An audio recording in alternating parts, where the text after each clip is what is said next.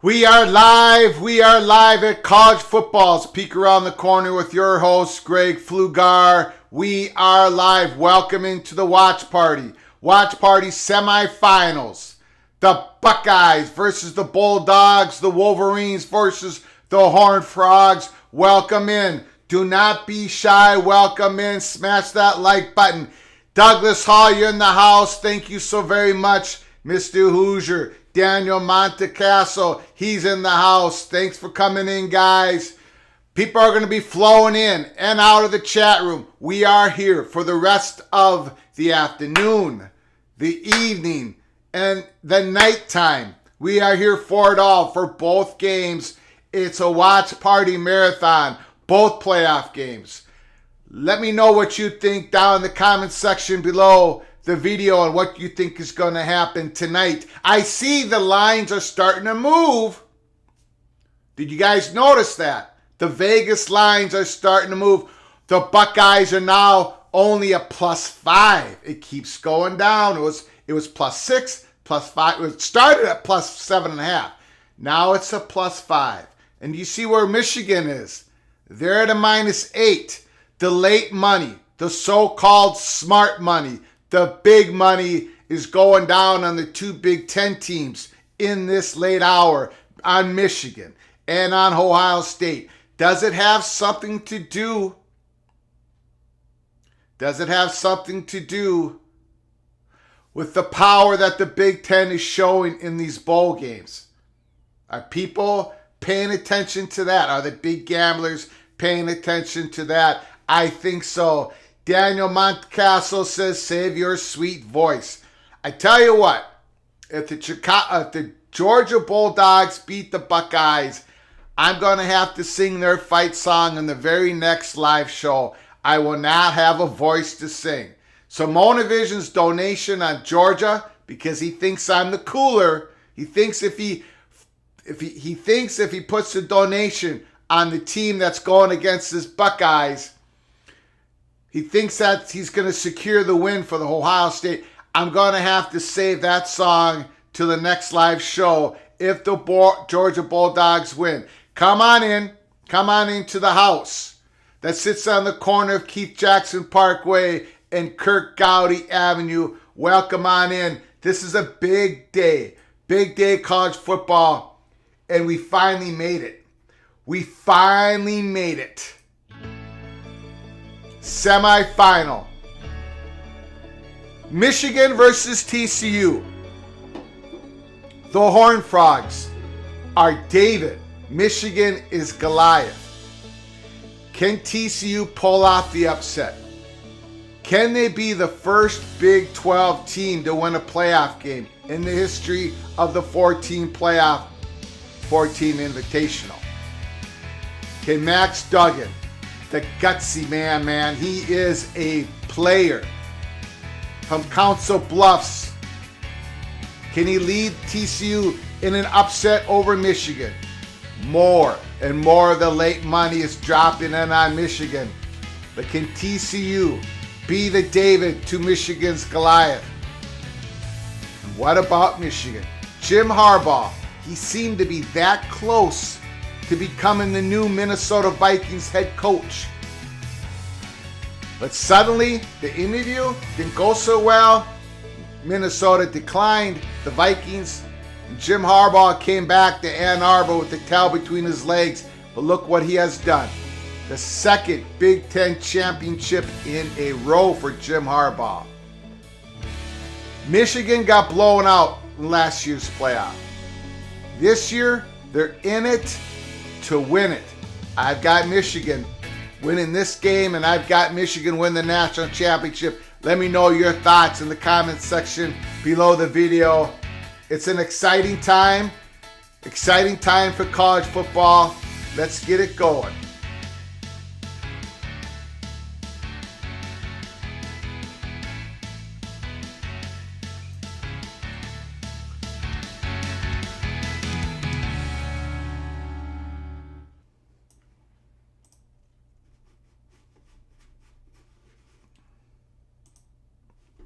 All right, I see Badger Ron is in the house. Badger Ron, you got your new quarterback.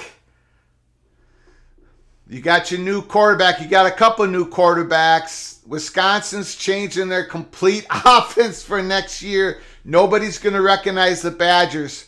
This is something that's going to be very... I tell you what, the Big Ten West suddenly has loaded up on quarterbacks for next season. And you see what the Big Ten West is doing once again in the bowl games. They're winning their bowl games. I tell you what, the Big Ten West gets picked on all season long until the bowl games start. And then suddenly on the message boards, on Twitter, on ESPN, and everywhere else, it's silence. Unless they're saying, well, the bowl games don't really mean much, da-da-da. I tell you what's wrong with the Big Ten West. Two things are wrong with the Big Ten West. None of those teams can beat the Buckeyes and the Wolverines, which 95% of all college teams can't. And number two, the Big Ten West has been pretty weak at the quarterback position. But everywhere else, they match up with every other division in every other conference, the middle of their conferences. Big Ten West, once again, showing out. Iowa defeats Kentucky 21-0. Both teams were missing a lot of their guys, but Iowa was better. Maryland was better. So, against North Carolina State. Badger Ron, belated Merry Christmas to you, Greg. Merry Christmas to you, sir. Daniel, I'm thinking Purdue could be tough out for LSU. Daniel, the remaining SEC games are all against the Big Ten. Yeah, I think Purdue, LSU's going to have to come and play. They're going to have to come and play or they're not going to beat Purdue. That's for sure. Daniel, the change based on money coming in. Ohio State shouldn't have been an underdog. It's a draw in my view. Ooh, Daniel's coming in with the Buckeyes. I've got Georgia winning this game. I've got Georgia winning this game because I am of the belief that the Buckeyes just can't go 60 minutes with Georgia. Not physically. There's something, I don't know if it's the makeup of the team, the roster, the line of scrimmage, how they recruited or how they've been developed, or the strength and conditioning. There's something off about the Buckeyes. There's something off about the Buckeyes. I saw them against the Wolverines, and at the end of the game, I think the same thing's going to happen against the Bulldogs. I don't think physically they're going to be able to hang. But we'll see. We'll see. Buckeyes have got a lot of talent, but so does the Bulldogs. That great defensive tackle, number 88, Jalen Carter. The Bulldogs are ready. They're the national champions. They got extreme confidence. Welcome in, everybody. I appreciate you coming in. Smash that like button if you haven't done so. Subscribe to our channel. If you subscribe to our channel, you get notified of our next shows coming up. And share the video with your family and friends. Kirk Herbstreit was on ESPN. And he talked about, I think maybe many of you have seen it on Twitter, but Kirk Herbstreit talked about how eventually here coming up, he said maybe before the 12-team playoff start in 2024, he said, it was today on ESPN, he said the players, they're going to get an association. The only way to solve all this is to get an association, to have a CBA, a collective bargaining agreement with the conferences or with some sort of governing body that represents the institutions. These players are going to get paid. I'm paraphrasing some of it. But this is the only way you're going to solve these problems. The main one is being tampering. That's killing the sport. It's a threat to kill the sport. Not players getting more compensation. That's not the threat, and that's not what us college football fans, us consumers, the people who love the sport, that is not what we're complaining about. We're complaining about the tampering and the uneven rules because some schools are actually following the rules, some are not. And you need that. You need rules. Kirk Herbstreit talked about it. You need rules. You have them in professional sports. You need them in college sports. It can't be the wild, wild west. Go back to episode number 1 of Peek Around the Corner. If you're new here, we talk about the new change in college sports. How it's all changing. It's more, all this consolidation. And it hasn't stopped. Kirk Herbstreit also said on ESPN, and I'm paraphrasing it, he said it today, that the SEC and the Big Ten are not done. They're just not done. They're not done with the total composition of what their conferences are going to look like going forward. They're just not done. Yes, the pause button has been pressed. The pause button has been pressed. And now with Kevin Warren probably leaving, you can see, everyone can acknowledge now, as we reported on October 12th, here at Peek Around the Corner, any more Big Ten expansion, that pause button has been pressed. Big Ten's going to have to find probably a new commissioner, but they're not done yet with the total composition of the Big Ten Conference for this generation of fans. We've talked about it. And also on December 26th, we had a very strange live show where we had some intel at Peek Around the Corner in regarding FSU, Money Perch, in ACC country. We're not done with that story. We haven't even told you that story yet. But hang with us here in the next few months. Things are cloak and dagger, cloak and dagger. That's our tagline here at Peek Around the Corner. Cloak and dagger. Okay, just so hang with us. Hang with us at Peek Around the Corner. Mr. Daniel, $50 super chat. Your generosity absolutely knows no bounds. Thank you, Daniel, for keeping the lights on here at Peek Around the Corner. Thank you, my good friend. That super chat is going to help us in this marathon today.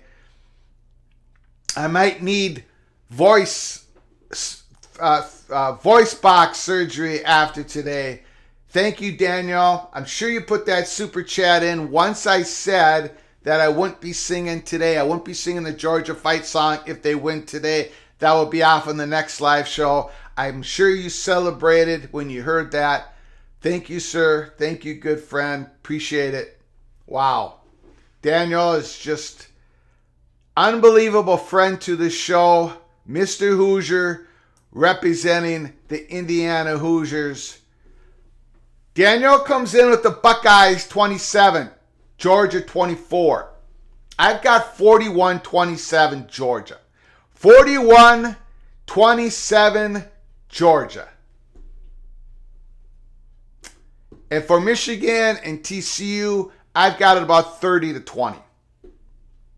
41-27 Georgia, 30-20 Michigan. Michigan and Georgia in the final. And I'm probably going to have Michigan win it all. We'll see about the injuries. Ohio State quarterback is a statue. C.J. Stroud, he can turn it upfield a little bit. Daniel, getting out of here early. I don't want to change the conversation. Keep it up, Greg. Thank you, good sir. Again, thank you for your donation, and more importantly, your friendship. If you get out early, Daniel, come back in. We're here all day, all night. So come back in.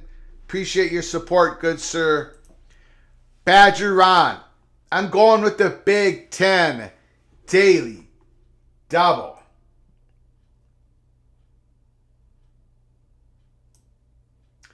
Big Ten Daily Double for Badger Ron. Again, December 31st. It's New Year's Eve. New Year's Eve.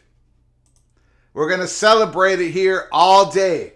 All day, all night at Peek Around the Corner. So settle in. Grab your favorite beverage, your bag of chips. We're going to watch 2 semifinal games. It's going to be lots of fun.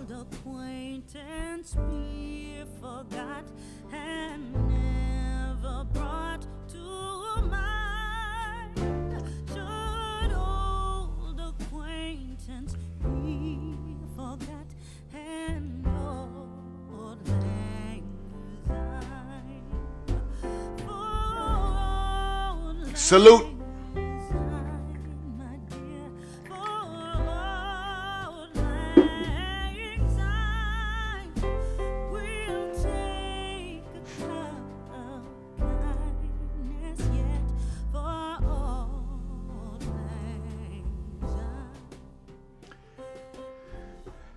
So what is ESPN? What are they? How are they handling the SEC? Alabama with a big win over Kansas State. Not too much of a shocker there. Although I thought Kansas State would put up a lot better than that. But once Alabama got rolling in that game, you could see the money was starting to get poured on Michigan against TCU. Not a lot of confidence. The confidence level on TCU's performance is dropping. So they're becoming more and more of a David versus Goliath situation. Big 12 has never won a playoff game. The Big 12 Conference has yet to win a playoff game. Can it be today? Can today be the day? If it is, it's got to be the Quentin Johnston show. Johnston, he's going to be, I think he's going to be drafted second, third round in the NFL draft. Big time receiver. There was a story that came out this week saying how should he go in the transfer portal? Should he go to Oklahoma? And his father said, basically gave him some advice and said, you know, why do you want to go someplace and relearn everything and learn your surroundings and, you know, basically learn a new playbook, whatever. Everybody knows how good you are. Why don't you stick it out here at TCU? And what happens? Another brilliant season for Quentin Johnston. and his TCU Horned Frogs are in the college football playoffs. A spectacular story. Max Duggan, you guys know how much I love him out of Council Bluffs. The Gophers, I've showed that tweet before. The Gophers, all the crystal balls came in on the Minnesotan Gophers to get Max Duggan. They were coming in left and right. And what happens? Right before it looks like he was going to commit to the Minnesota Golden Gophers, Max Duggan, Gary Patterson comes at the last moment and swipes him away from PJ Fleck. And look what he has done for TCU. He was injured he's been nicked up throughout his career, but you could tell, man, he has the athletic ability, he's got the arm, he's got the guts, he's got the courage, he can make plays downfield, he can roll out of the pocket. He lost his starting job going into this season because of an injury. He got it back at the beginning of the season, and look what he has done. Second place in the Heisman. He's going to get drafted in the NFL. Big-time player. I think Michigan's going to try to make it so he doesn't run out of the pocket. They're going to try to keep him in that pocket. When Duggan gets out, he gets loose, he can throw on the run. He's pretty accurate on the run. He was a track star at Council Bluffs. The kid can run, he can throw, he can do it all. And you know what?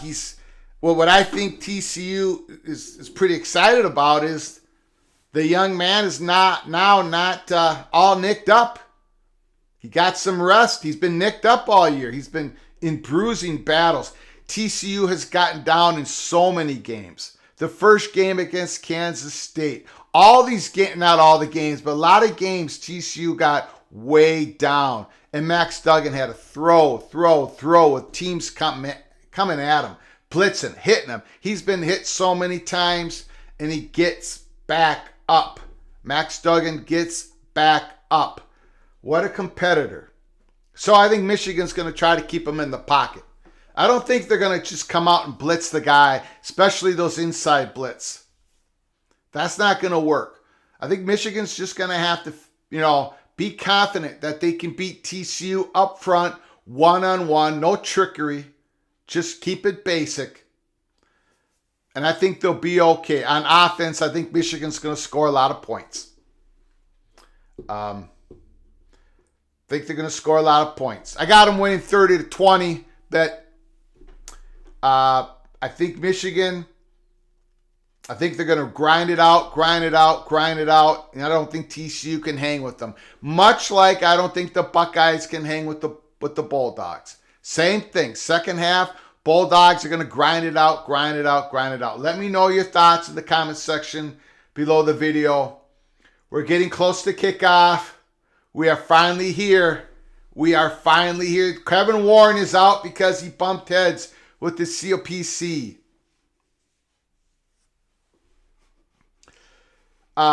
Daniel says, I'm saving it for the Rose Bowl victory next year. Indiana, our Indiana, practice it. Okay, I will.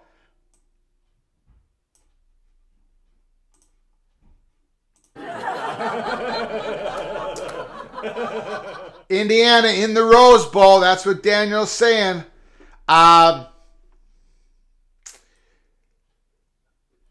Kevin Warren, he's out for, we think he's going to be out. We think he's going to be the new president of Chicago Bears.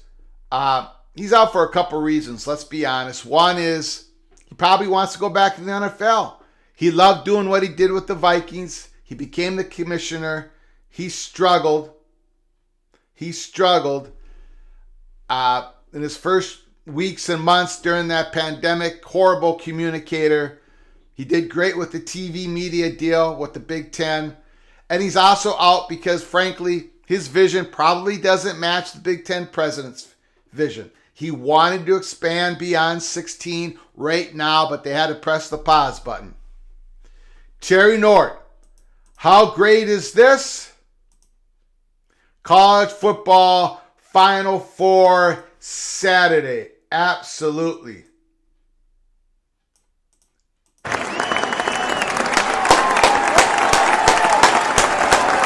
Let's go. Let's go. Let's go.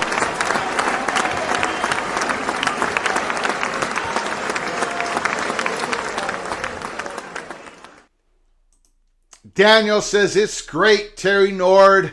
Yeah, it's absolutely fantastic. It finally got here. Gary, I don't think TCU. Nice to see you in the house, Gary. Appreciate it. And appreciate you, Terry Aloysius, Simulacious, Connotacious, Sacrilegious Nord is in the house as well. Appreciate you guys coming in.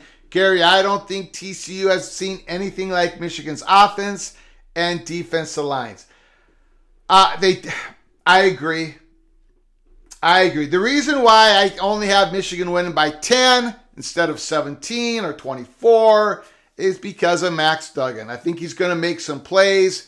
They're going to come close to covering the backdoor cover, things like that. But I think by the end of the game, we're going to know that Michigan was just too dominant on TCU.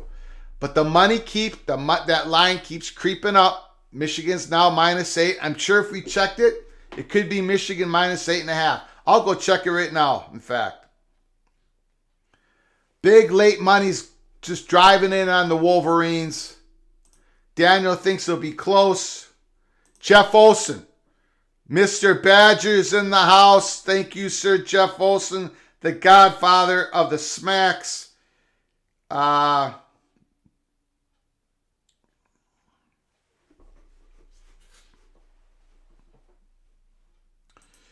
Douglas Hall, I hope the Big Ten president, lack of vision, doesn't come back to haunt them. Which is, I'm kind of holding off until when Kevin Warren, if he decides to leave to be the president of Chicago, once that happens, we'll make a hot board list for the new Big Ten commissioner. And at that time, we're going to be, we're going to know what type of vision the Big Ten presidents want when we know the hire. But after Kevin Warren makes that decision, we're going to get a commissioner hot board list coming up. I've heard a couple new names, but we'll release it once that becomes official. Warren is the new, once he becomes the new president of the Chicago Bears. Let's look at, Michigan's still -8. -8. Buckeyes are down to +5. The Trench Grinch is back in the house. What's good, everybody? Let's play 2. Yes, let's play 2 and hit that like button.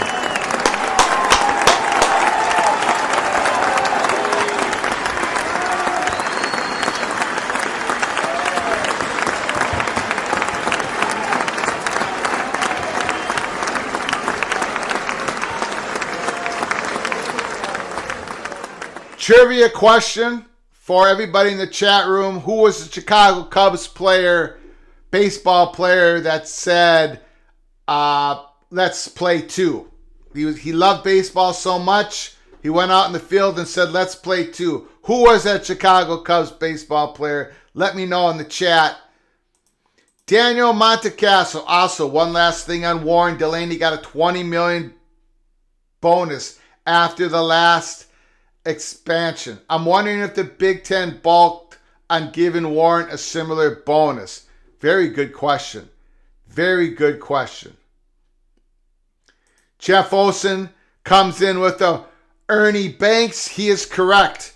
We also have Douglas Hall with an Ernie Banks. Jeff Olson just got it in before. Jeff Olson is a baseball MLB guru. So it's pretty much unfair to everybody else for me to give an MLB trivia question. But Douglas Hall came in a very close second. Douglas Hall with an Ernie Banks. Yes, Ernie Banks say let's play 2.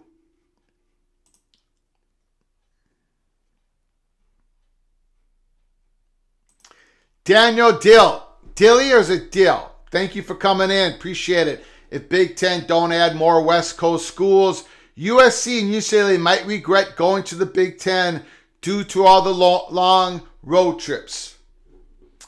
You guys know how I feel about it. I happen to agree with Kevin Warren. I think it's going to hurt them in the long run.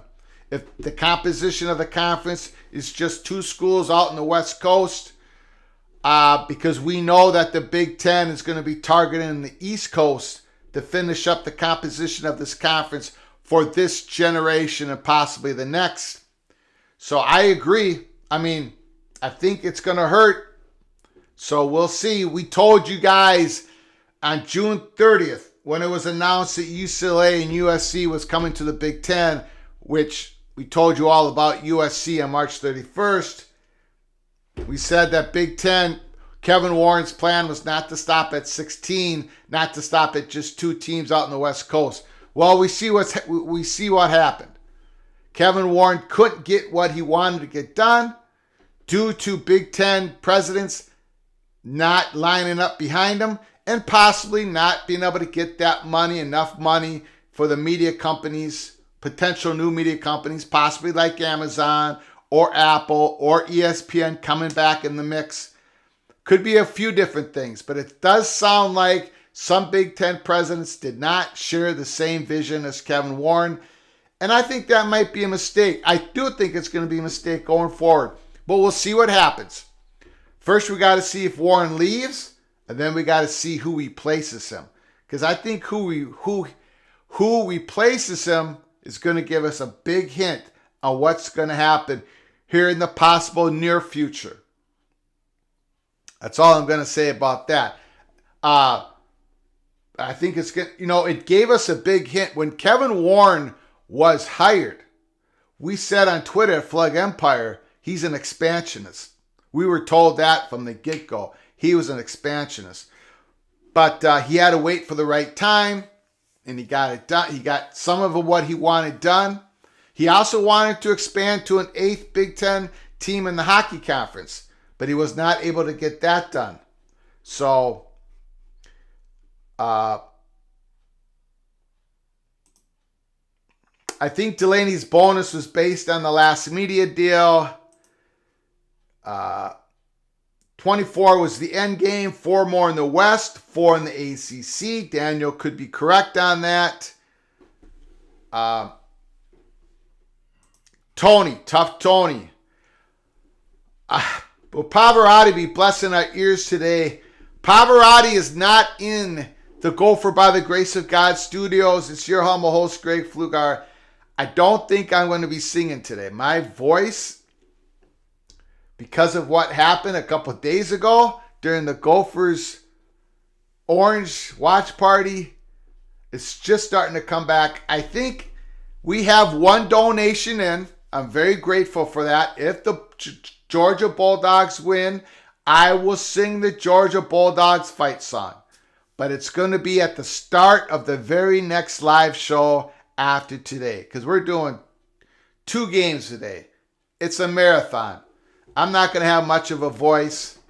Of course, I don't have much of a voice when I sing it fresh, but come on, guys, you got to give me a break. I will sing the Georgia Bulldogs fight song at the very beginning of the next live show. I will do it live if Georgia beats the Buckeyes. All right, how close are we here? The kickoff.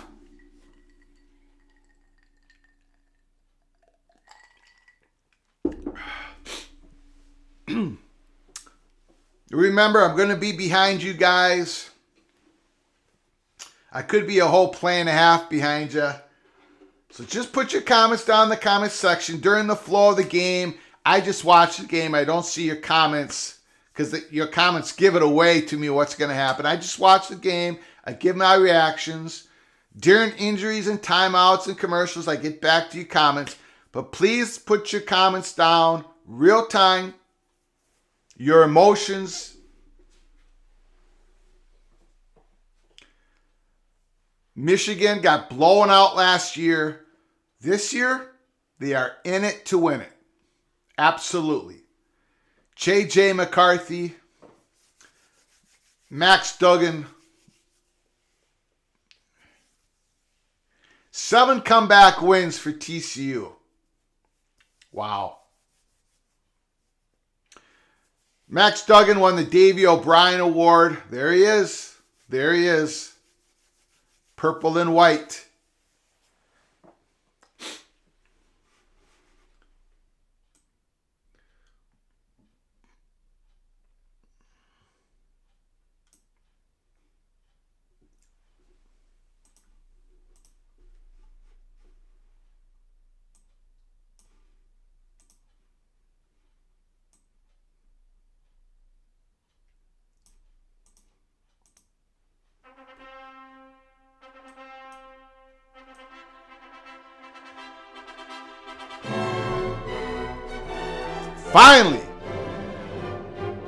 Finally, we are here. Semifinals.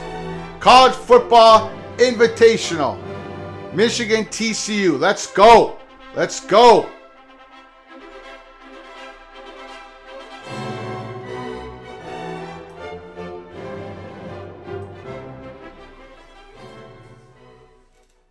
Jimmy Harbaugh.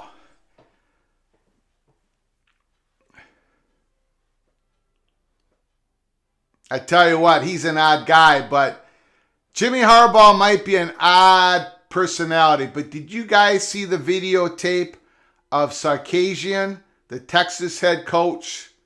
What he did before that bowl game to that one guy who was working the tunnels for Texas. He was pushing Sarkisian back with his hand.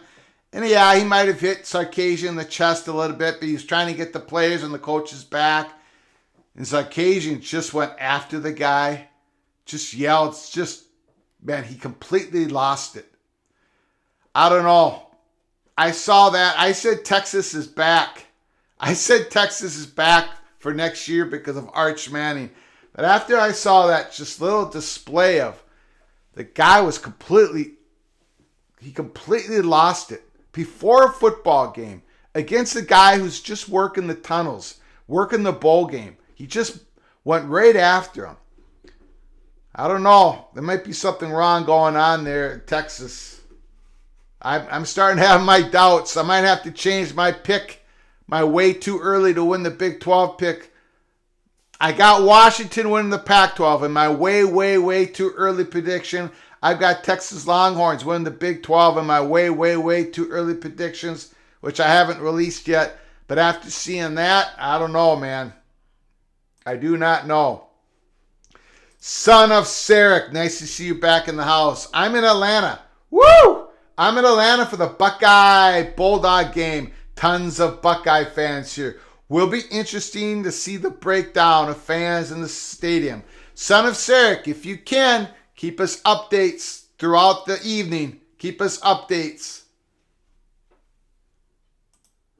Jeff Olson, that guy kept his distance there. I think you're talking about the guy with Jim Harbaugh right there. Yeah. Yeah, man, that was scary. Sarkisian. And that wasn't even a pressure. There was no pressure. That was a big bowl game and everything, but to absolutely lose it in that situation, I don't know. I'm scared. I'm scared for you Longhorn fans. I'm not sure Sarkisian is the right guy. Tony, Big Ten, 4-0. I wonder if you guys got any time, do a research on the last 6 years of bowl games and check out the Big Ten West bowl game record. It's phenomenal. It's absolutely phenomenal. Now, of course, Nebraska isn't part of that because they haven't been to a bowl game in 6 years. But check out the rest of the team's Big Ten West records in the last 6 years. Jeff Olson says, yeah, Jimmy stayed away, or the guy stayed away from Jimmy there. J.J. McCarthy, 20 touchdown passes, 3 interceptions. Duggan, 30 passes, touchdown passes, 4 interceptions.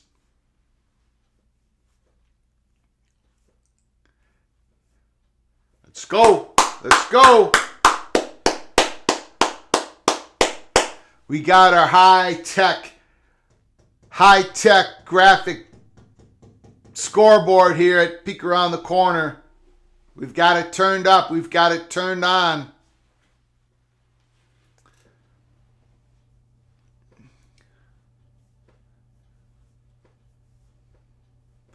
We're going to be here all day, so if you need to leave, go ahead, leave, come back, flow in and out of the chat. We're going to be here all afternoon, all evening.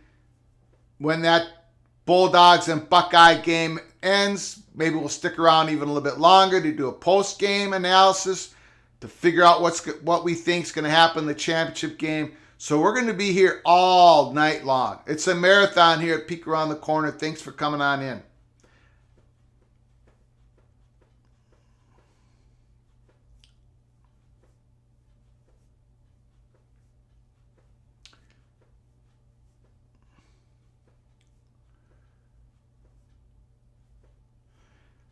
Is there anybody? Well, let me put it this way.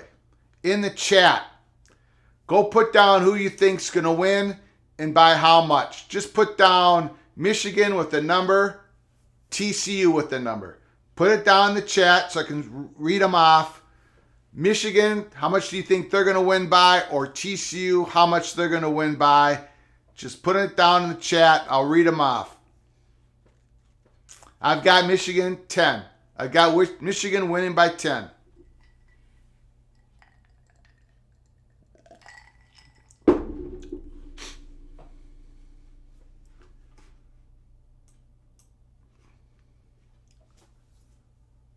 right, here we go. Here we go. Jimmy's dad, he's standing up. Jeff Olson's got Michigan by 14. Son of Sarek, Buckeye has Wolverines by 3. And we got it kicked off. Here we go. Let's go. Let's go.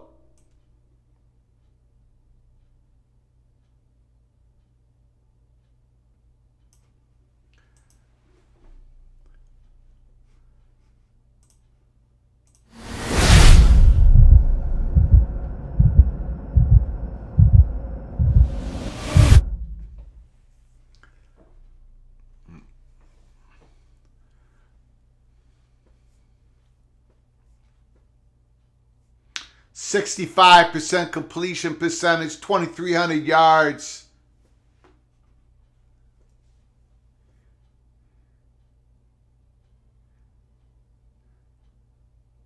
There's a big... He's gone! Oh! Wow! Donovan Edwards, all the way down to the 21-yard line of TCU. Right down the gut. Jeez, I gotta save my voice. First play of the first game, and I can tell I'm already stressing my cords out. Donovan Edwards. Holy smokes. That's not a good start for the Horned Frogs. Bam! Holy smokes. Down at the 21-yard line, 1st and 10, Michigan. J.J. McCarthy, Edwards behind him. TCU cannot let that happen. Ronnie Bell, looking for Ronnie Bell. Cornelius. Oh, incomplete. Going to Loveland. He's going to be a heck of a player next year. I think he's a freshman this year. Or a redshirt freshman. Colston Loveland, tight end.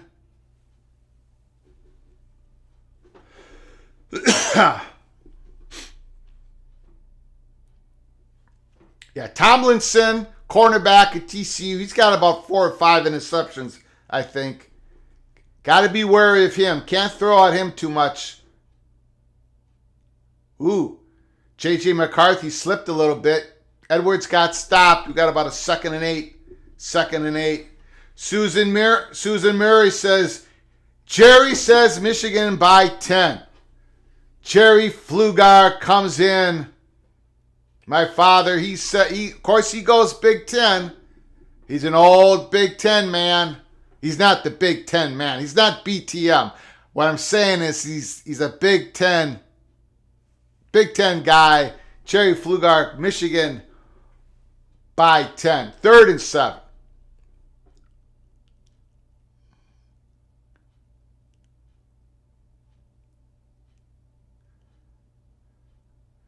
Ooh, he's got first down. Good pass. Crossing pass. But he's injured. Looks like we got an injury. First down. Michigan. Red zone.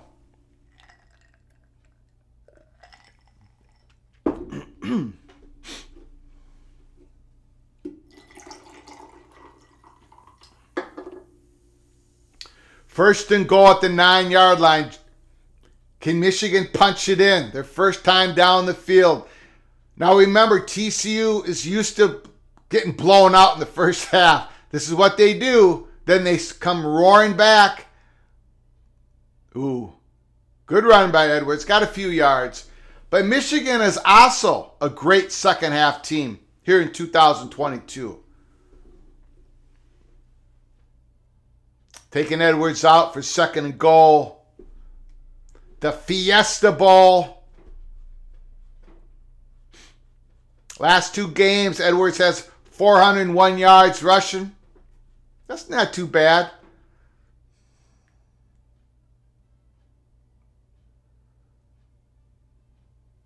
Couple more yards.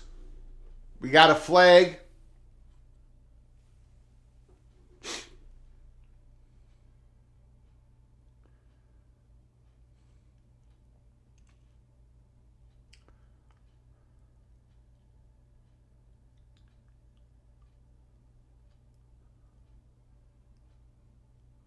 Jim Harbaugh's telling his players, don't move, don't move. False start, don't move, he's telling his players on the bench. We got a second and goal, 11-yard line. Look for Ronnie Bell. Look for Ronnie Bell, number 8. No. Okay, so this is what Michigan's doing. They're just, these are dive plays. That's what they did in the first play where Donovan Edwards got a big 60-some yard run. They must see something there. They're keeping TCU honest. They must think they can. Michigan must think they can beat TCU right down the middle. Not respecting their tackles that much. 3rd down and goal. J.J. McCarthy got 3 down low, 1 up high, 4 receiver. They're flushing J.J. out. They're rushed. Got to get rid of it, young man. Got to get rid of it. Holy smokes. What a scramble by J.J., but he's out at the 2-yard line. Woo! 4th and 2. What does Jimmy do now? What does Jim Harbaugh do now? He was scrambling. That's what JJ gives you, by the way. That Cade McNamara did not give Michigan last year. Cade McNamara had a great season last year. Don't get me wrong. Now he's going to the Iowa Hawkeyes for next year. That's going to be fun to watch, to see what happens. 4th down and 2. Jimmy Harbaugh's going for it. Looks like he's going to call a timeout. He called the timeout. 4th and 2. Woo! Good first drive by Michigan. But TCU's got a chance to stop them.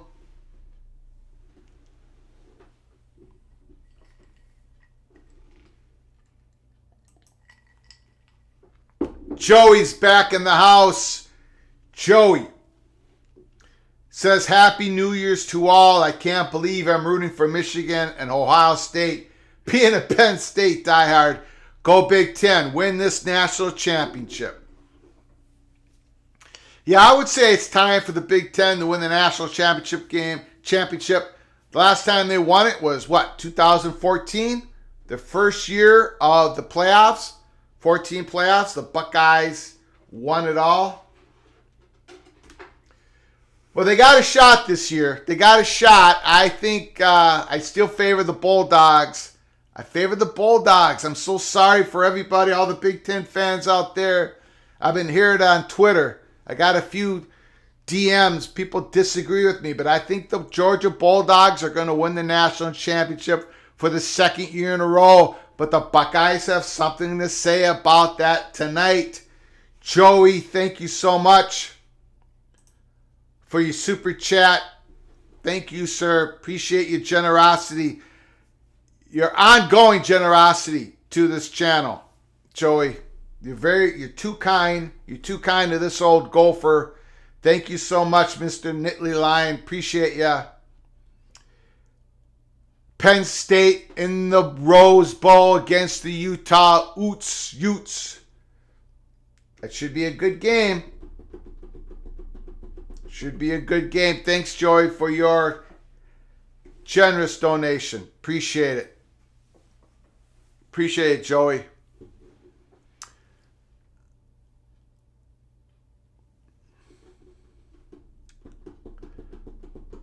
Again, we are here all day long.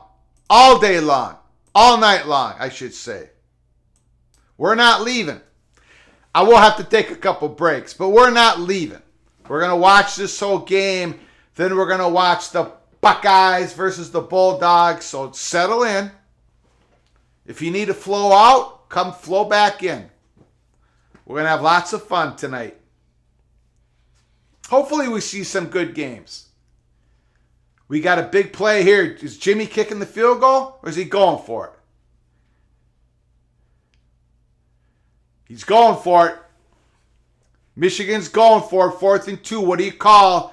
Probably a play action and dump it to one of your tight ends deep over the middle. That's my pick.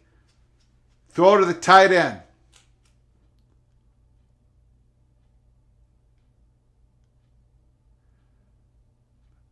I don't know what they're doing. Are they lined up correctly or is it just all fakery? Holy smokes, that did not work. TCU shut that down. Michigan went with the trickery. Wow, I don't know about that. Woo! Horned Frog fans, we're pretty excited. Michigan gets no points.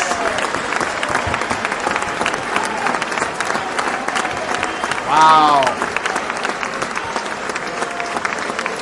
So, first play of the game, Donovan Edwards. Blast right down the gut, right down the middle. It was just a dive play, just boom. And he runs for 60-some yards. Then Michigan can't cap off the drive. They went to some trickeration. They couldn't even line up right. The whole thing was a mess. And that was after a timeout call. Woo! All right, we got drama already in the Fiesta Bowl. Play action pass. Dugan. Is that Johnston? Going for Johnston? Incomplete. 2nd and 10. TCU's going to have to get a first down here. Got to make Michigan pay a little bit. Got to get a first down. Can't be punting that deep. Son of Sarek. What was that nonsense call? They didn't need trickeration to get down there, but they went for it on 4th down, and that did not work. That got blown up. Is that Miller? Miller takes the ball. He's a tough running back. Great season, over 6 yards per rush. He is legit. Number 33, Miller. Kendra Miller. Third down and short. That was a good run for 2nd yards. Badger Ron, Jimbo Fisher having trouble finding an OC. Given the current situation at TMU, no one in the right mind should take that position. Not unless Jimbo Fisher gives up not only offensive play calling, but giving up controlling the offensive structure, the game plan. He's got to completely get out of the offensive side of the ball. Ooh, big time defensive play. Woo! Wow. I mean, Michigan's got, they don't have those 2 great defensive ends that they had last year. Johnson with the breakup. But they have an excellent defense this year. Still an excellent defense. Wow, big time play. Gary, best offensive line in the country, and that's the play you call. Good point. They won the award again, 2nd year in a row for the best offensive line in all of college football. Your Michigan Wolverines. Let's see what happens here on this next drive. Their running plays, they weren't off tackle. They weren't sweep plays. They didn't do any jet sweeps. They didn't do any power sweeps. They didn't even go off tackle. They just went dive. They went to nose. They went right at the nose guard. They went right at DT0, DT0 or 1, whatever you want to call it. They just went right down the gut on every single one of the running plays that I can remember. So they're going to, I think they want to challenge those TCU defensive tackles.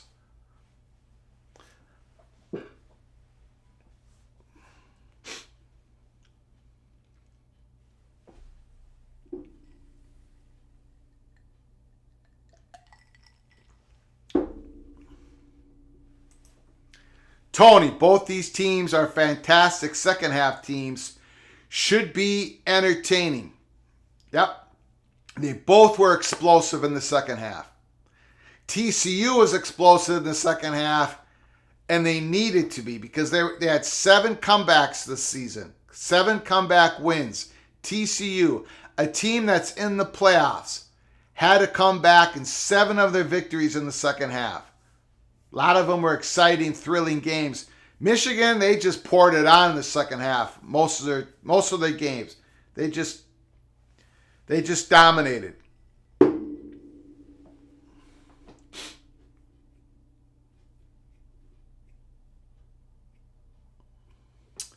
0-0. Haven't need to change our high-tech scoreboard yet. A peek around the corner.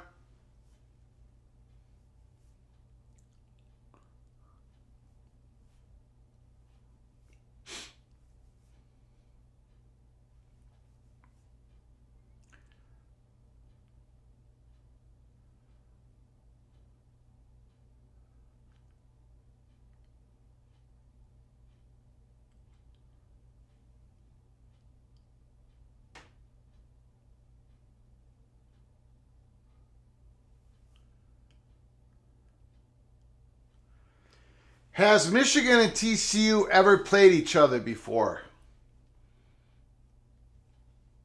Check that right now, real quick.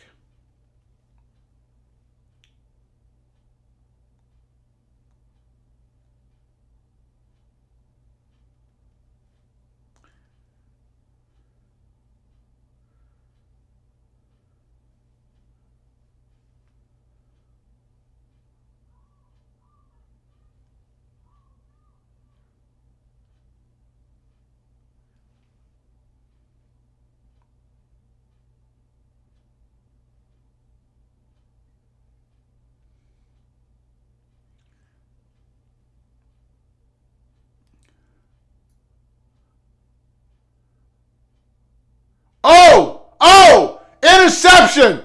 Pick 6! Touchdown! TCU! Wow! Touchdown TCU! Pick 6, number 26! Woo! J.J. McCarthy gets picked off. Michigan fans are stunned. A stunning moment in Game 1 of Fiesta Bowl. Was he late with the pass? Oh, that was just behind him. That was behind him. Got to get it on the outside, J.J. McCarthy. With only 4 interceptions this year. No, 3 interceptions this year. Versus 20 touchdowns. Throws his 4th one. TCU gets the lead. Holy smokes.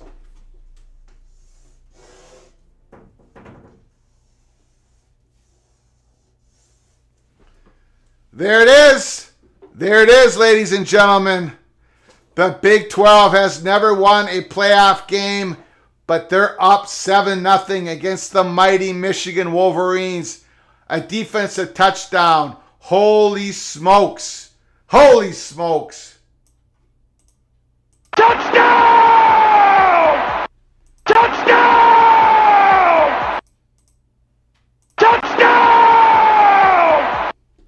Woo! All right, not a good start for Michigan. They go down the field, big long gain. They get to the 2-yard line. They try some trickeration, which is not what Michigan's been doing. They've just been bludgeoning teams down in the red zone, scoring a lot of points. They get stopped. Then J.J. McCarthy throws up not a very good pass. That was on J.J. McCarthy there. That wasn't on the receiver. The receiver tried to come back. That throw was behind him.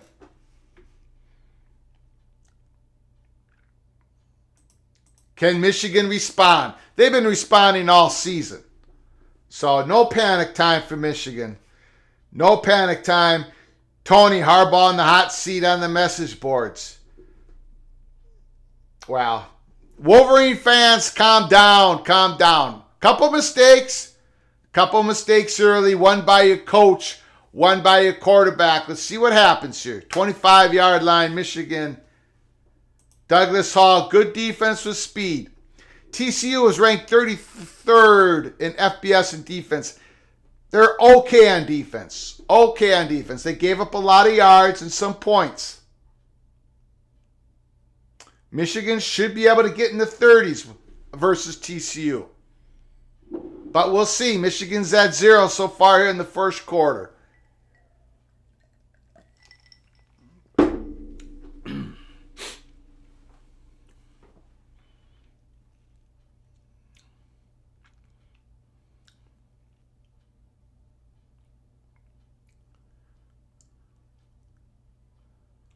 Second and 8. They gotta give JJ a nice, easy completion right now. Get him back. Get his feet back under him after that big pick six. Okay, we got a 3rd and 5. Michigan's 3rd and 5 at the 30-yard line. I think it's pretty crucial. JJ makes a good play here. Man, that was big. Pick six, TCU. Wow.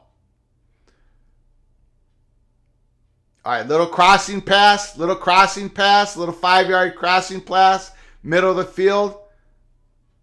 JJ does a good job on those. Although TCU might be in a zone, that's hard to make those crossing pass completions. Yeah, they're in a zone.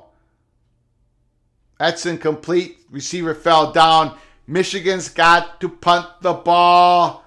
Woo!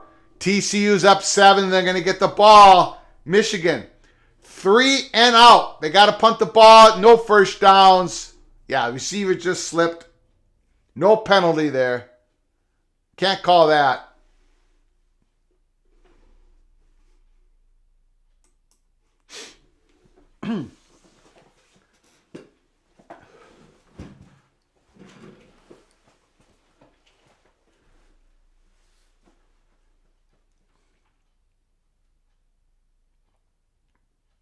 Woo! That was almost blocked.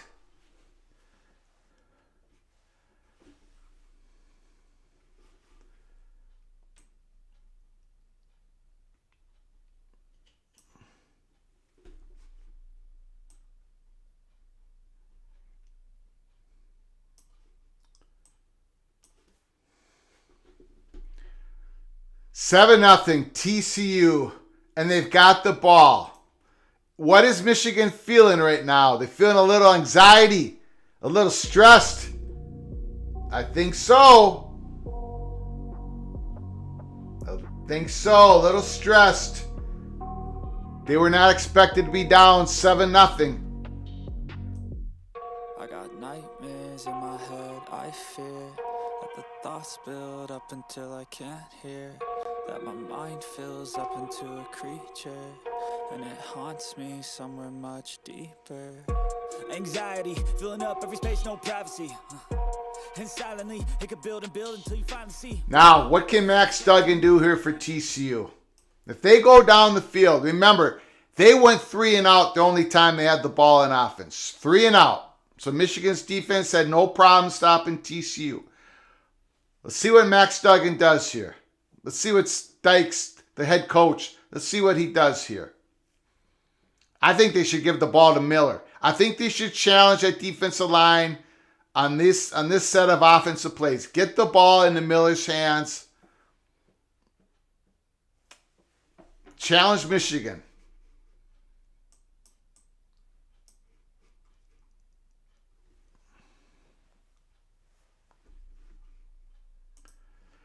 Susan Murray, Dad wants to know where you came up with that word, trickeration. Dad, trickeration, that word came from the great, legendary Oakland Raiders head coach, John Madden, who defeated the Minnesota Vikings in the 4th Vikings Super Bowl loss. And then John Madden became a legendary announcer. I think John Madden came up with the word trickeration. Or, let me know in the chat room who came up with the trickeration. It might have been the old Kansas City Chiefs coach, now that I think about it.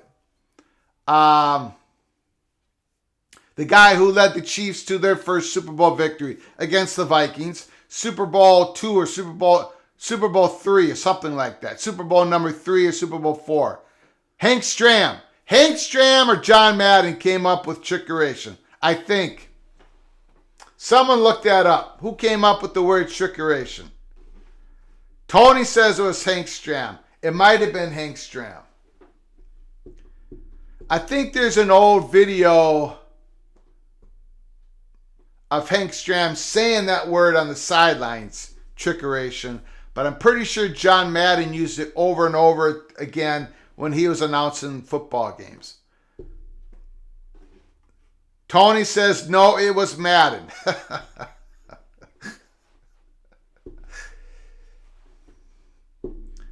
Okay, here we go. It was one of those two guys, Dad. I don't know who it was. There we go. See, give the ball to Miller. Good play call. Good play call. Sonny Dykes, the head coach of TCU, is listening to Greg Pflugar peek around the corner. Give that ball to 33. Just got to challenge Michigan right now. Challenge him with the running game. And then pop him with the passing game.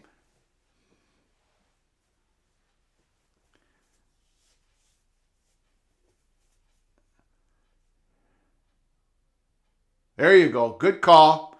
Good call. Michigan wants to tee off right now. They want to tee off on the quarterback, throw a couple running plays in there, slow that defensive line down. We got a 2nd and 8. This is a big drive for TCU. If they can come down, take some time off, and put some more points on the board, get a field goal or something, this is big. TCU has not been a first half team this year. So if they can build on their lead here in the first half, that is big. Max Duggan, shotgun. See there?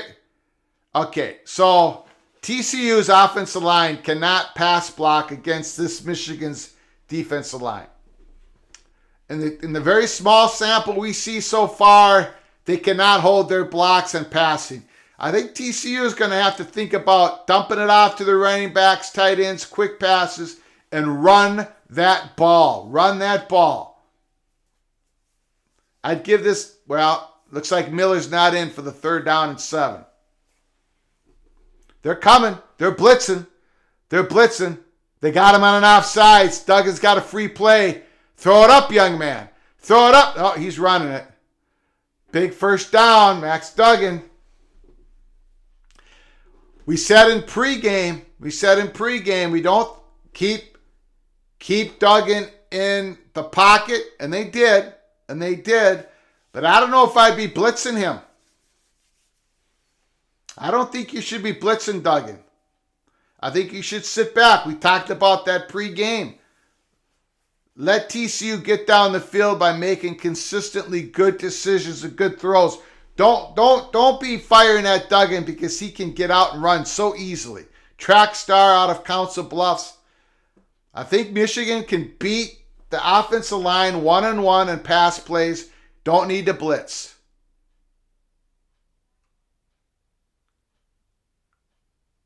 Ooh, that's a big throw. That's a big throw. Here comes TCU. Here comes TCU. The fans are drinking up the beers. Oh, wide open. He was wide open. Michigan's. Okay. All right. We got about a 2nd and 4. Tony Hankstram. Matriculation down the field. That's what Hankstram said. Maybe it was Madden that said trickeration. That's a great question, Dad. We don't have the answer for you here at Peek Around the Corner, unfortunately. But we're going to go with John Madden. 2nd and 6. Inside handoff. We're going to have a 3rd and 2 at Michigan's 17-yard line.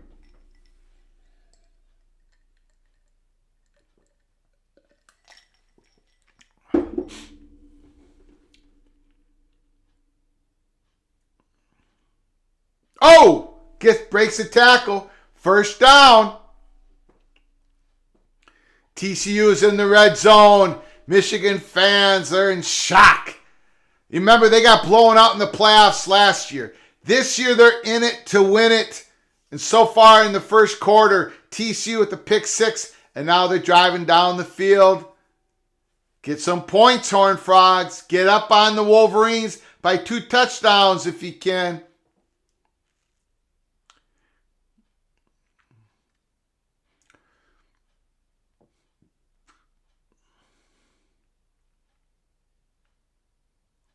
Good tackle. Good tackle. Second and goal. Oh, no, I'm sorry.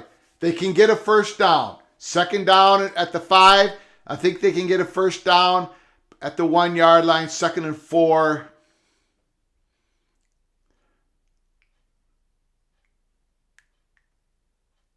Michigan's defense in the red zone, 3rd in the country. I would run a quarterback draw. Quarterback draw, that's my call. See if Max Duggan can use his legs and get in the end zone. 2nd and 4. He took it. He kept it. He kept it. It was not a draw, though. We got a third down, about a half a yard. Michigan's in a tough spot.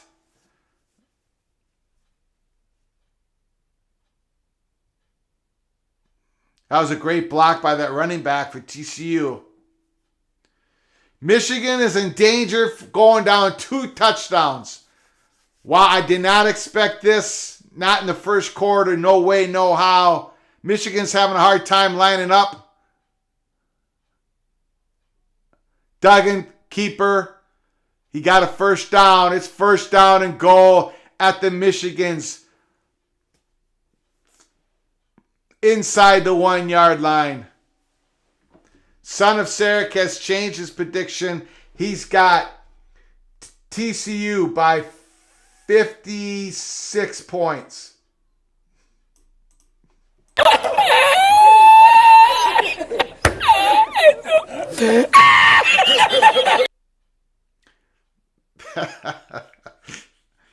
First and goal.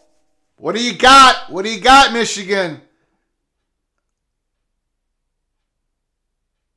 Duggan, touchdown, touchdown, TCU. Touchdown! Touchdown! Touchdown! The Michigan fans are in shock. The fans are upset. Ooh, that guy shaking his head. Holy smokes.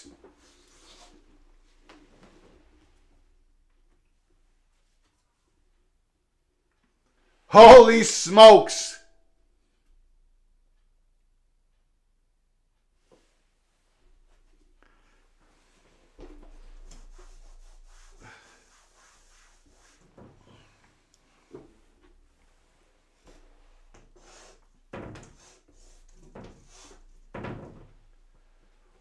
$14-0 TCU. Wow. This is the very last thing I expected. David is beating Goliath 14-0.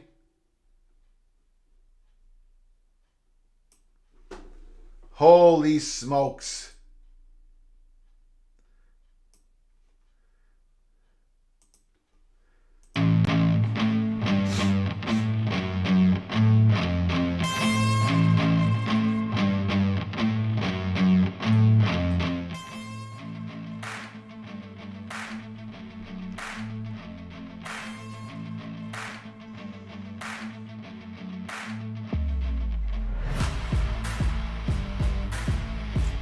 TCU 14-0. Michigan's going to have to make a comeback. They're going to have to get going right now. Steve Moser, those Michigan fan camera shots are priceless. Absolutely. Michigan in it to win it. But TCU is looking for respect. Douglas Hall. Joey, wow. TCU definitely has the better quarterback. Lots of game left.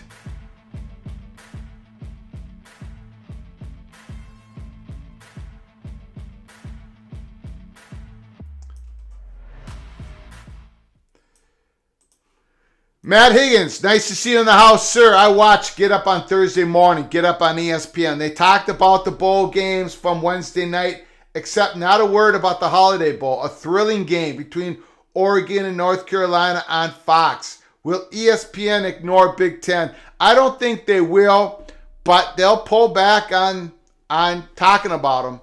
I mean, it's not going to be like it is now or it was before. ESPN will be talking a lot less about the Big Ten. They're not going to completely ignore them. There's just no way they're going to do that. ESPN is going to want Big Ten country to watch sports content on ESPN, college football, so they can't completely ignore Big Ten. But they're definitely going to talk about them less than ever before. All right.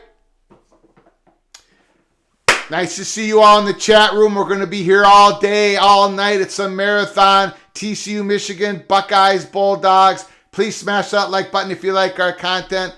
Subscribe to our channel if you haven't done so. Share the video with the family and friends. Appreciate all of you coming in. Michigan is down, shockingly down 14-0. Now remember, Michigan has been a second half team all year, but so has TCU. So has TCU. There's been a little bit of a couple of these decisions by Jim Harbaugh. Probably not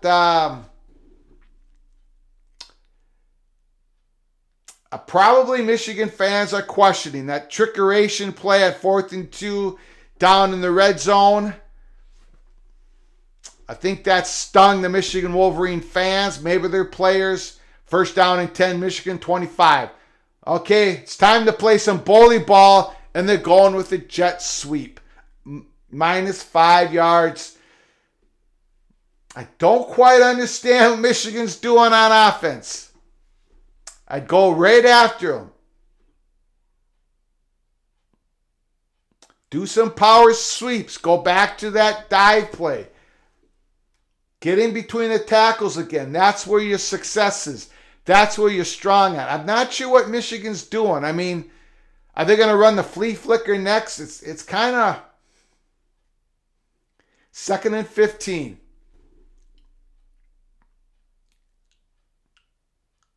There we go. There's a bullet.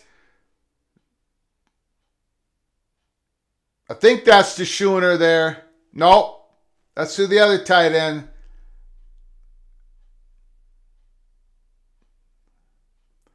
Yeah, Shoemaker.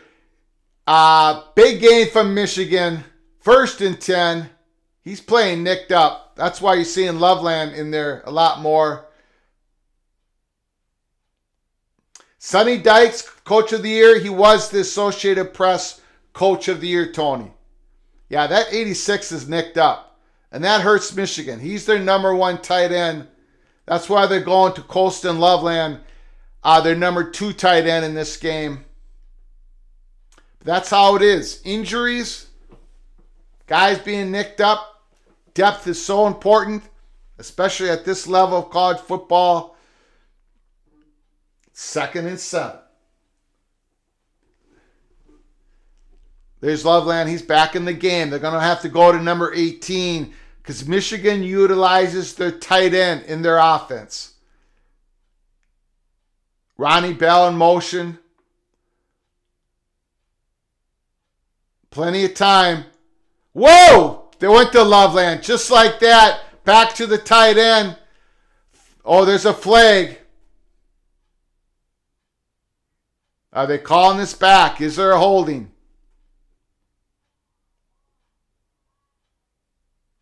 Holding on the defense. Holding on TCU. Michigan's got the ball now. Back, TCU's 29-yard line. They haven't been able. Michigan has not been able to get it to Cornelius Johnson or to Ronnie Bell. They're basically going to their tight ends, which is fine. That's a big part of Michigan's offense. That number 18, Loveland, he is going to be big run by Edwards. 6 yards, first down. That number 18 is going to be a monster next year. An absolute monster from the Michigan Wolverines.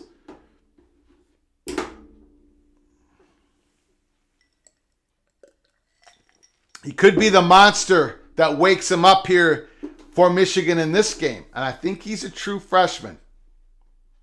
All right, end of the first quarter. Tony, that was the most Iowa game ever. Congrats on the win, though. Iowa Hawkeyes, they defeat the Kentucky Wildcats 21-0. So here I am watching the Gophers against Syracuse in the watch party a couple days ago. I've been praying for a Gophers pick six with their defense all year long. The last pick six the Gophers had in a football game was in 2019. So I'm praying for it. And it happens. Pick six Gophers. That helps them tremendously to defeat the Syracuse Orangemen. Finally, Gophers get points on defense. I'm celebrating. I know how it feels to be an Iowa Hawkeye fan for once. And what does Iowa do today? They don't get just one pick six. They get two pick six. Unbelievable. I mean, that defense scored 12 points today for the Iowa Hawkeyes. And they win 21-0 against the Kentucky Wildcats. Congratulations to Iowa, Maryland, Gophers, Wisconsin. I guess I got to congratulate the evil Badgers. But I think what other Power 5 conference is above 500 in the bowl games this year besides the Big Ten? SEC's not. Big 12's not. I think maybe the ACC is above 500. I think the ACC's above 500. The Clemson-Tennessee game. Clemson kept making mistake after mistake after mistake after mistake. They couldn't pull that out. I know there was comments on Twitter from some national reporters and stuff saying, I'm paraphrasing the tweet, but it came out like, just a reminder, Clemson would have been ranked number 3 in the expansion playoffs. How it's going to happen going forward in 2025, if you'd have taken those rules to this year, Clemson would have been number 3 team in the nation. And my tweet was, so what? Or something like, I have no problem with that scenario. I have got no problems. I love the 12-team playoffs. I love the fact that there's going to be 3 tiers of incentives. I love the fact that if you're one of the top 4 ranked conference champions, you get a first-round bye. If you're seeded 5 through 8, you get a first game at home, first-round game at home. If you get 9 through 12, you get to go to the playoffs.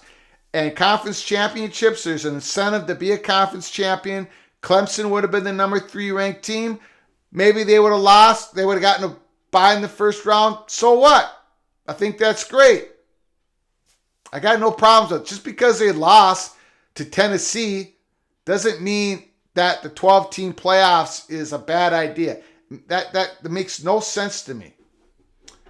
I'm very much against the purist on that issue. 12-team expanded playoffs is going to be so much fun. 4 weeks, 3 weeks, 2 weeks, head into the final part of the season. And then in the playoffs, it's going to be outstanding. Steve Moser. ACC's had a few bowl games against G5 teams. Also, good point, Steve. Gary, something looks wrong with Clemson. It does. It does. They had problems. Klubnik, they're having issues. They had issues with DJ Angale. They have problems with their second-string quarterback. Okay, Michigan. Donovan Edwards got taken down there.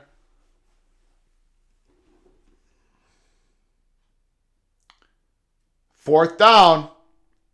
Moody in for the field goal. He's pretty much automatic. So I'm going to go ahead and put this 3 points up. Because Moody is automatic. Number 13 for Michigan. I'm going to put it up.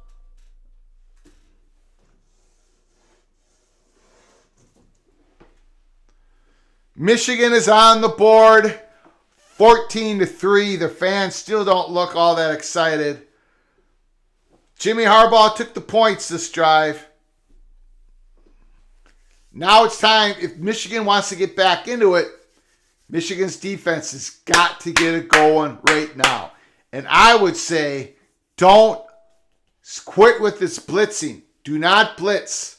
You can beat them mano a mano. You can beat them man on man up on that line of scrimmage. Don't send your guys. Don't send them. Because then Duggan's just going to get flushed out, and then you're going to have one-on-one coverage. Keep those guys back. Play TCU even up. No trickeration on defense. No trickeration on offense. That's what I would say to Jim Harbaugh, if he was listening to me, which he's not. Tony, take the points.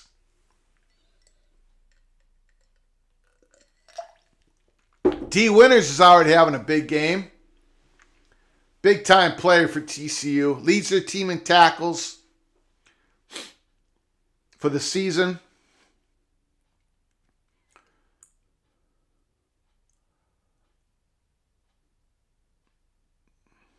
All right. TCU's got the 27-yard line, first down and 10. Georgia, Ohio State, starting at 8 o'clock Eastern, 7 o'clock Central. And we're going to be here for it. Peek around the corner.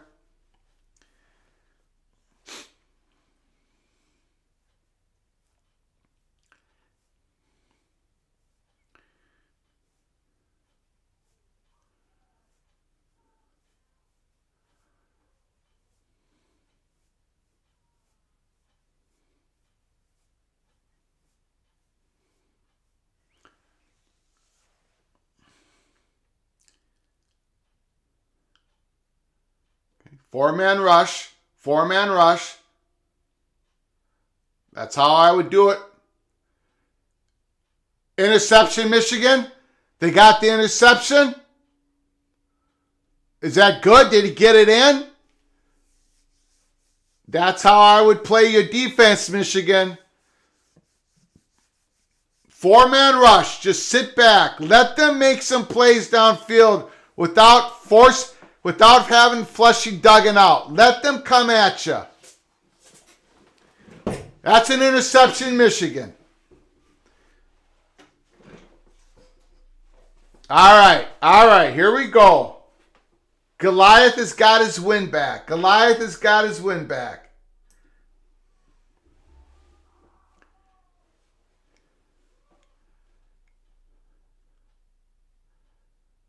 If I was Michigan right now, after an interception, I'd probably throw the bomb. Throw the long pass. Long post. Play action pass. There he is. They're throwing it. There it is. That's the play. A long post. Hey, someone. Hey. There's some communication between you guys are relaying my communication to Jim Harbaugh. Something's going on. They've got this room bugged. The Michigan Wolverines have got the Gophers, by the grace of God, studios bugged. They did the play that I called. Touchdown. Nelson, 14. Holy smokes. That's how you do it, Michigan. I'm sorry, Wilson, 14. That's how you do it. Great call, Greg. Flugard genius. Ah, shucks, you guys are being way too kind. But keep bringing the compliments because you know I'm going to be wrong for most of the night. Big play, Michigan. Ooh, I got to change the scoreboard.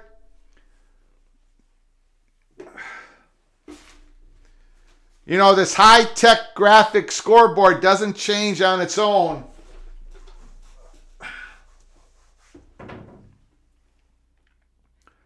Oh, that's not a touchdown. That's going to be at the half-yard line. Tony, Warren bugged you on July 1st. If Kevin Warren in the Big Ten bugged me, it was April 1st at 1:30 in the morning, because that's when they started following me on Twitter. And I won't get into it. But if the Big Ten did bug me, it wasn't July 1st. It was March 31st, the evening of March 31st or April 1st. But they didn't bug me. They didn't bug me. At least I don't think they bugged me. Michigan, 1st and goal. All right, no trickeration. Forget the trickeration. On defense and on offense.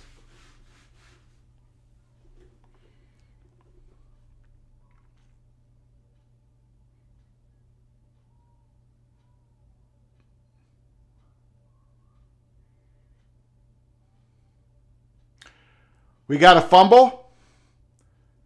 Did we have a fumble? Does TCU have the football? TCU's got the football. And we got a flag. What's going on? First down, TCU. Michigan lost the ball. Holy smokes.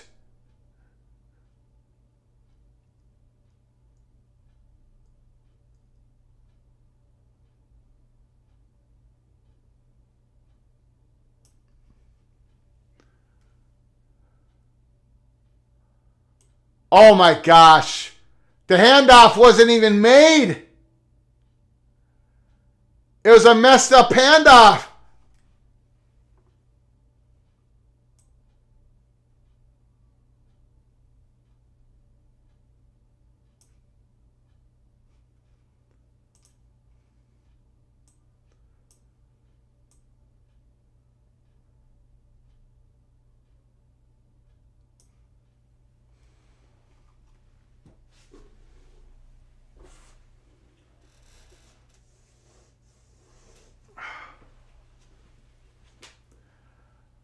Miller, he got outside.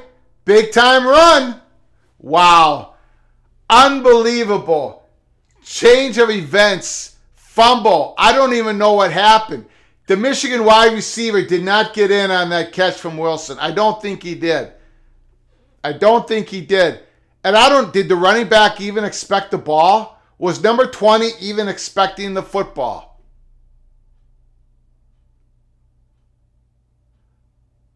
Put down your comments. I don't know what they're saying.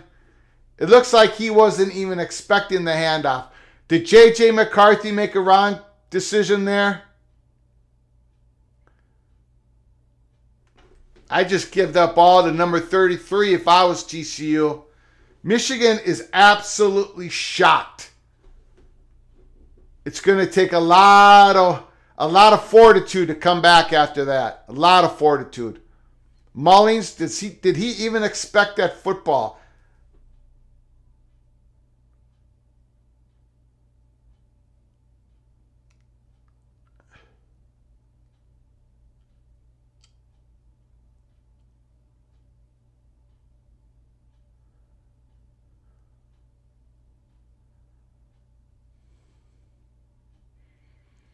Incomplete. I don't think that was interference. I saw the TCU guy push off on that long pass.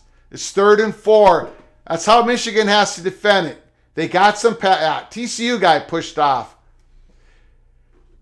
That's how Michigan has to defend TCU. They cannot be blitzing. Just play them even up because they got pressure again. Just that 4-man line. Michigan does not have to blitz. And it looks like they're blitzing here on this play. They're they're blitzing. I don't understand it. Incomplete. TCU's going to have to punt it. Can Michigan come back down? Jeff Olson makes a very good point. I think wide receiver didn't have control of the ball until he was in the end zone. On catch, didn't control right away.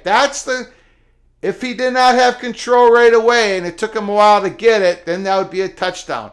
I would love to see that with a different camera angle. However, let's be honest. Either way, first down and goal at the half-yard line, number 3, Michigan's got to score. They can't be fumbling it on a missed handoff where I don't think the running back was expecting it.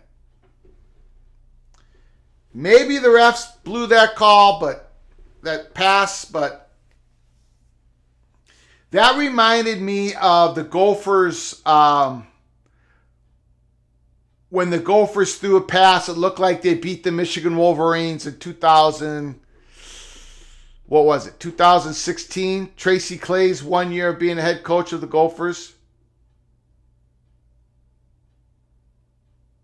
Yeah, I don't know, man. That's close.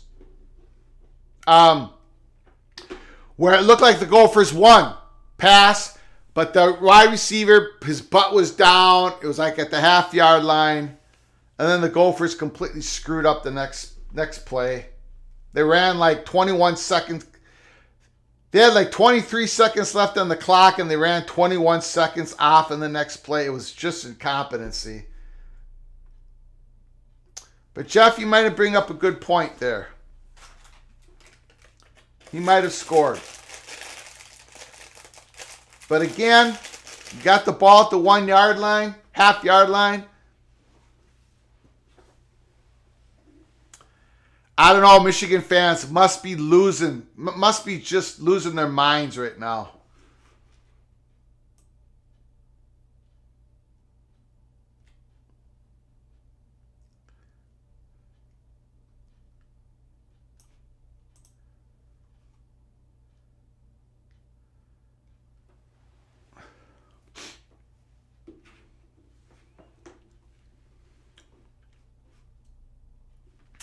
Again, for you just joining us, we're going to be here all afternoon, all evening. After this game, we're going to stay on this.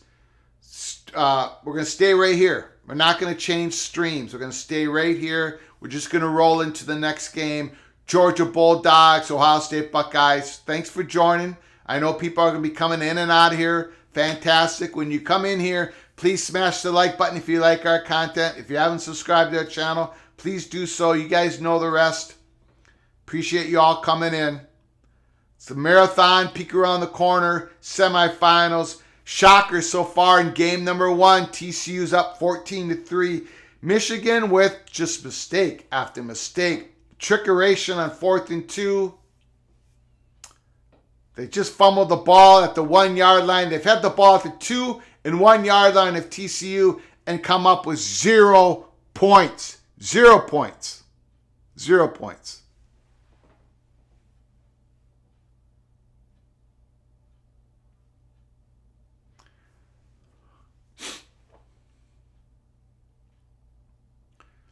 First down gain.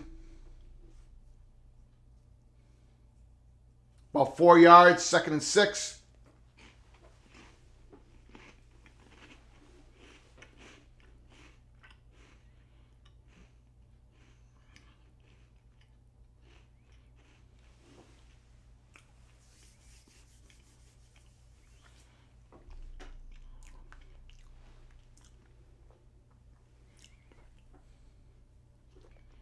JJ rolling out. First down, Michigan. Of course, he lost the ball, but it went out of bounds. Michigan, the ball's the program. The ball's the program. Got to take care of the football.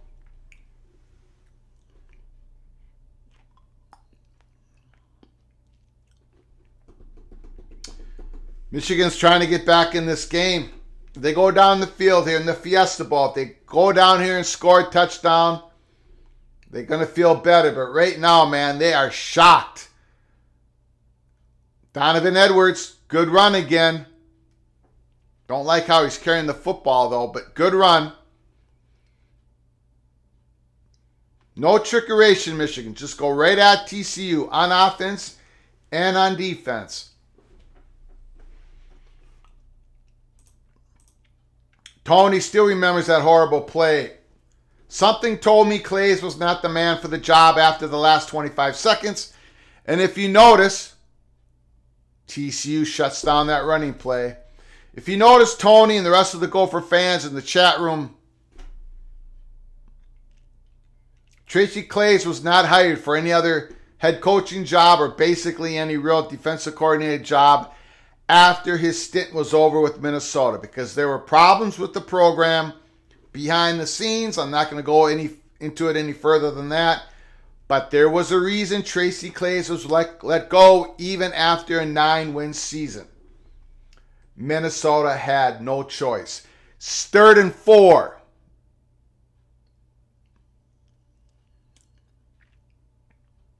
JJ, bad pass. Bad pass. It was a bad pass. Way behind Ronnie Bell again. That pick 6 was a pass that was way behind. And I believe it was Ronnie Bell. They're not on the same page. Yeah. Either Ronnie Bell either he should have stopped and held his spot or JJ just threw it behind him.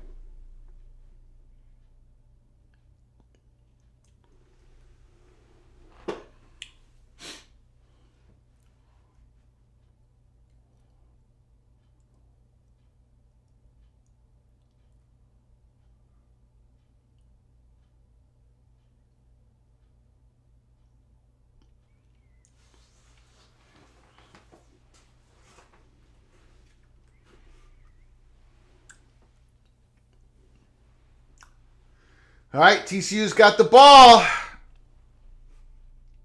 About 9 minutes to go, first half, 14-3. Again, just to keep you all in the mood. Just to keep you all in the mood. It's New Year's Eve.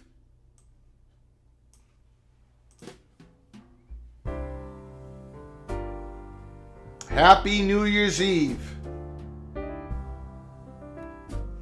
We're going to be here all night long.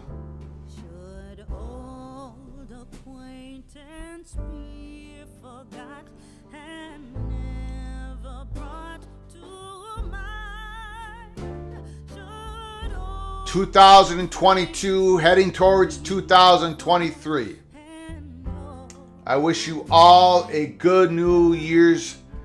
And I hope 2023 gives you what you and your family want and need, your loved ones.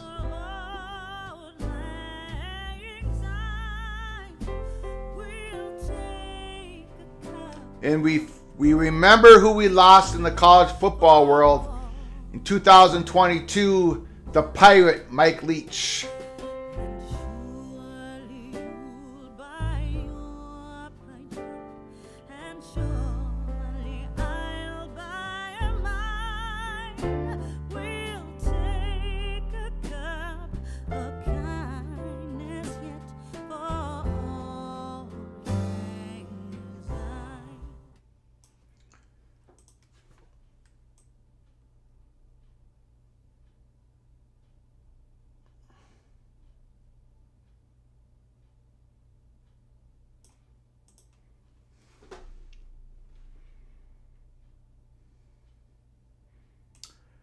Jeff Olson, last pass may have gotten knocked down if on target. Threw into a throwing lane wide a little off target. That possibly could be. Douglas Hall, beware of year 2023. I also want to congratulate, this is off topic. This is a college football YouTube channel. If you go outside of your lane too much, YouTube channel will slap you down a little bit. But we got to congratulate the Idaho Moscow Police and the FBI and the Pennsylvania SWAT team for taking down the alleged murderer of those Idaho 4 students. Thank goodness. I think they got their guy, allegedly. So congratulations. Congratulations to the police.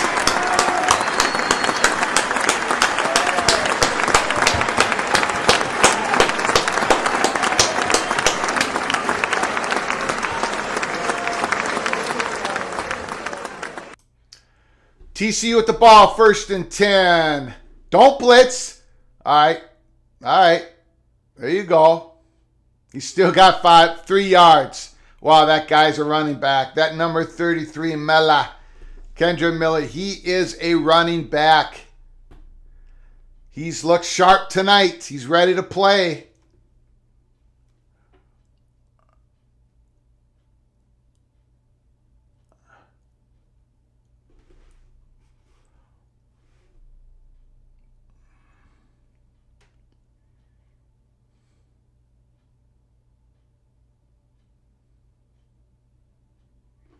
Good pass, Duggan, first down.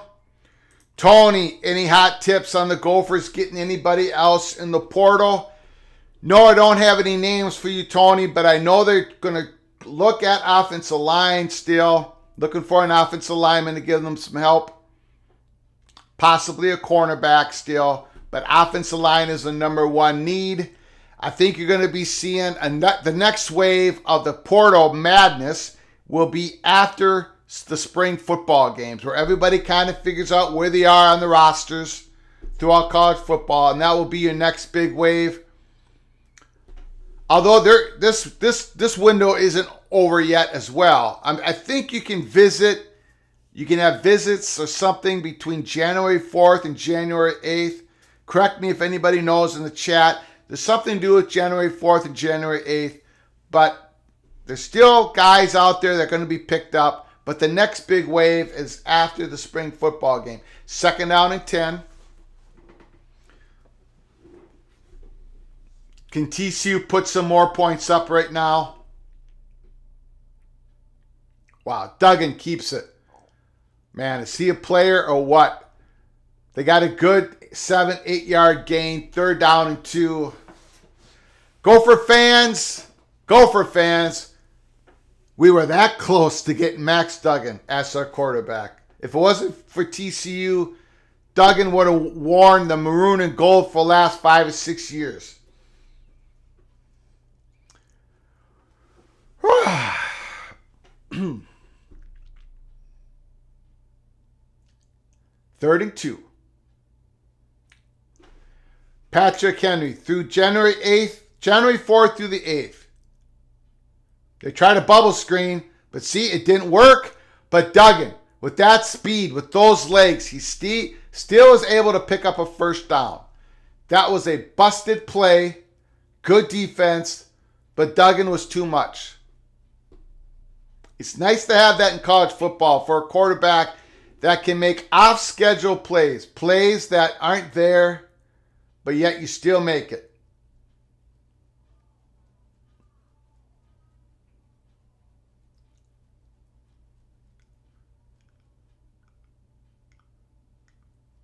That's why you can't go and blitz this guy. You got to beat him by just playing your basic defense, beat TCU up front. You cannot be blitzing Duggan. He makes too many big plays. They're blitzing him. I don't understand that. That's just terrible. Terrible coaching. I don't know what Michigan's doing. They're sending a corner blitz and they don't have the safety to cover the receiver that the corner just blitzed. Hey, this is not good. On their best, that's an NFL 2nd round, 3rd round draft pick, by the way. That's terrible. Something is wrong. Something is seriously wrong with the Michigan coaching here in the first half. You send a corner blitz, you don't have the safety coming around. Look at that. Unbelievable. Okay. I'm telling you, you can hear the sounds from Ann Arbor all the way here in Maple Grove, Minnesota. The screaming, the fans, they're blitzing again. They want it. Something is going on here. This game plan was terrible. Absolutely terrible. You're doing it. Michigan's game plan, offensively and defensively, but especially defensively, this is miserable. Why are they sending all these guys that play them? You got your interception when you played back. You can't be sending guys at Max Duggan. Now that little bit of an injury there, Kendra Miller is nicked up. We might have to get back to that later in the game. If their 33 is out, that's going to hurt TCU. Max Duggan back to pass. Incomplete, 2nd and goal. Boy, you send a corner blitz, the guy that's guarding TCU's best offensive player besides Max Duggan, their great wide receiver Quentin Johnston, and you don't have and the safety doesn't know the play call and doesn't swing around and cover him, or maybe the cornerback who blitz got the wrong signals. But either way, Michigan not ready to play. The coaching staff, woo!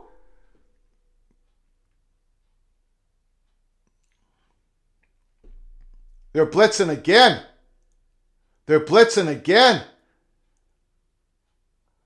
Touchdown TCU. What are you... I got to save my voice. What are you doing? You're doing the exact opposite of what you should be. Pre-game, before this game started, we said Michigan can't blitz. Just sit back. You don't blitz Max Duggan. And what are they doing? They're sending everybody. This is terrible. Jim Harbaugh, this is unconscionable, the game plan that you guys set up for this game. I got to change the scoreboard. Wow. The coach of the year, Sonny Dykes, has got to be scratching his head and saying, what is Michigan doing? They're not even trying to play us man-to-man. They're not man versus man. They're going to trickeration on defense. You didn't need to do that. Holy smokes.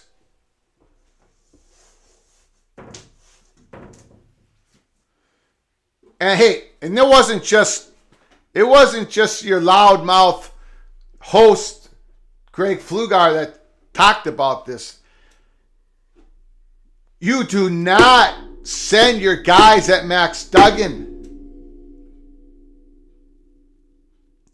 Make him go 75 yards down the field, making good decisions, throwing it against a 7-man secondary and a 4-man front.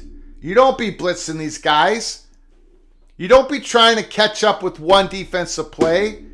You play solid, basic defense against TCU. Max Duggan is not...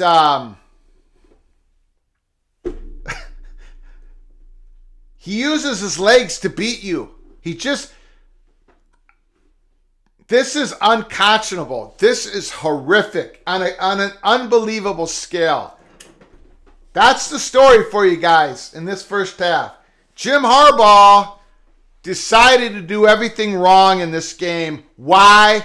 I do not know. Put your comments down in the comment section below the video.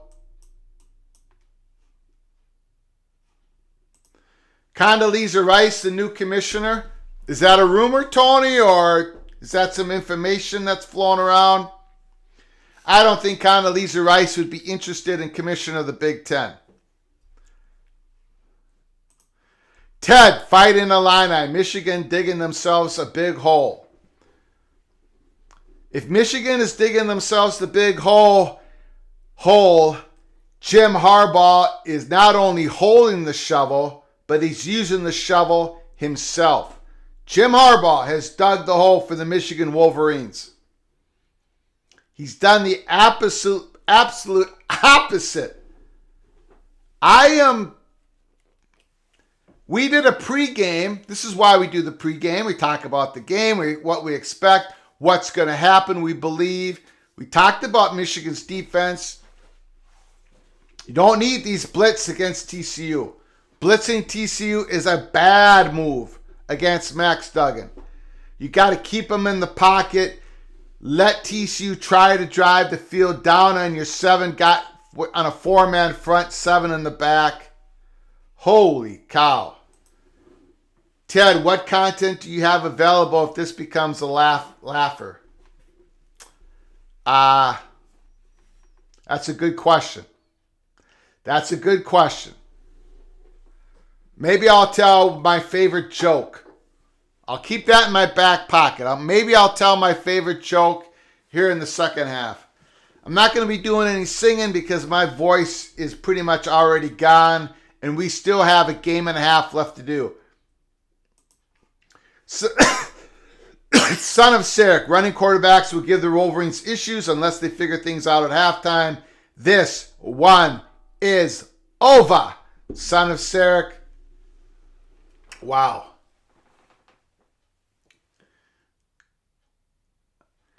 TCU crushes down Donovan Edwards. No yards in the first down carry. Second down and 10.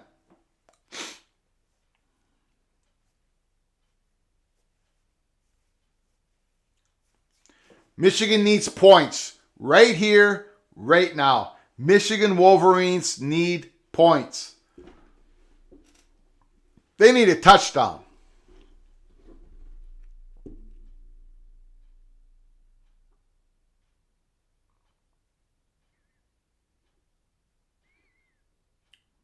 All right. Again, pass completion to Loveland. They're really good tight end, number 18. He's going to explode on the national scene next year. Number 18, Loveland.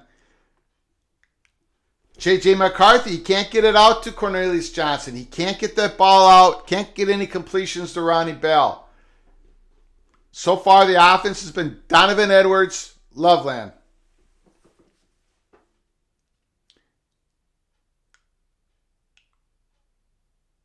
Donovan breaks it wide. He got a good 7 yards. Good run.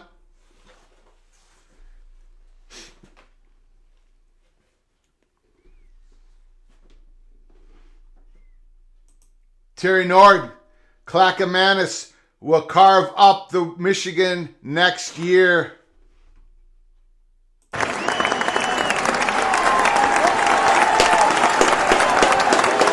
The Greek rifle.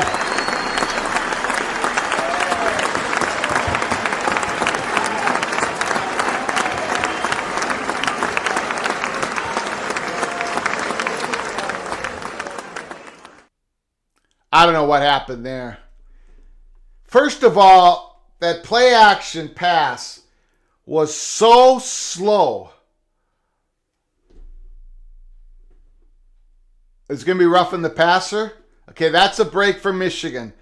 That execution on that play action pass, something went wrong there again. You remember they had trouble with the handoff at the 1 yard line, roughing the passer. That I tell you, I don't know what Michigan's doing. Oh, that's not roughing the passer. What is that? That's not roughing the passer.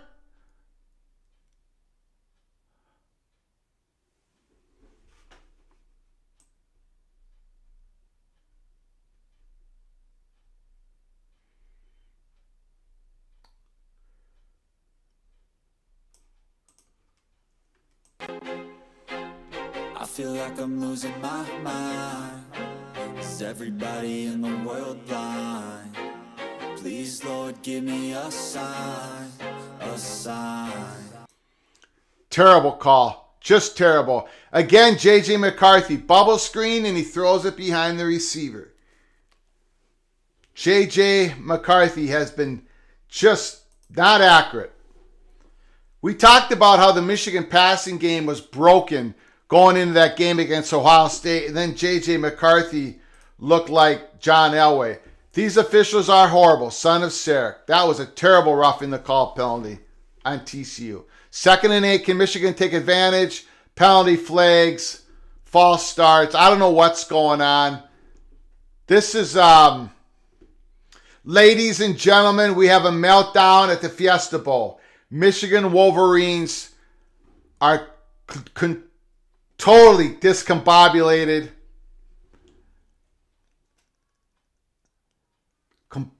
Absolutely the wrong game plan on defense. This is atrocious in every way.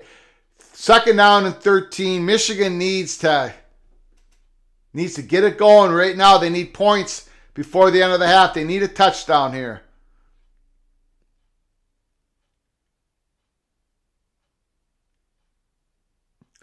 Sack.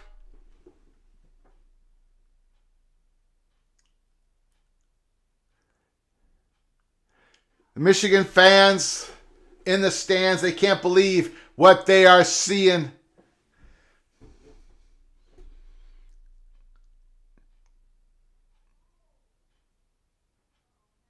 When TCU blitz, they get there. When Michigan blitzing against Max Duggan was a terrible decision by the Michigan Wolverines coaching staff.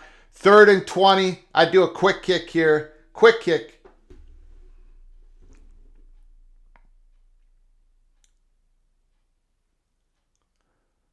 Good defensive play. Tips it away again. He's going to his tight end, Loveland. J.J. McCarthy does not feel either of those receivers are not getting open. Ronnie Bell and Cornelius Johnson, or J.J. McCarthy doesn't feel confident in throwing to them because all of his throws to them have basically been horrible.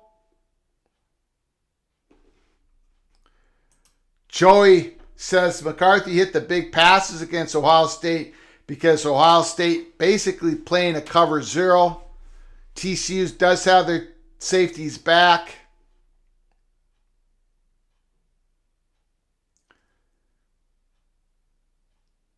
This has been a big mismatch in the first half.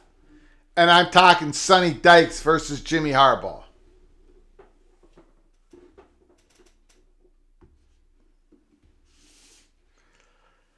All right, we got less than 2 minutes to go in the first half. During the first half, I'm going to take a break, but I'll be back. So please come back for the second half if you got any time.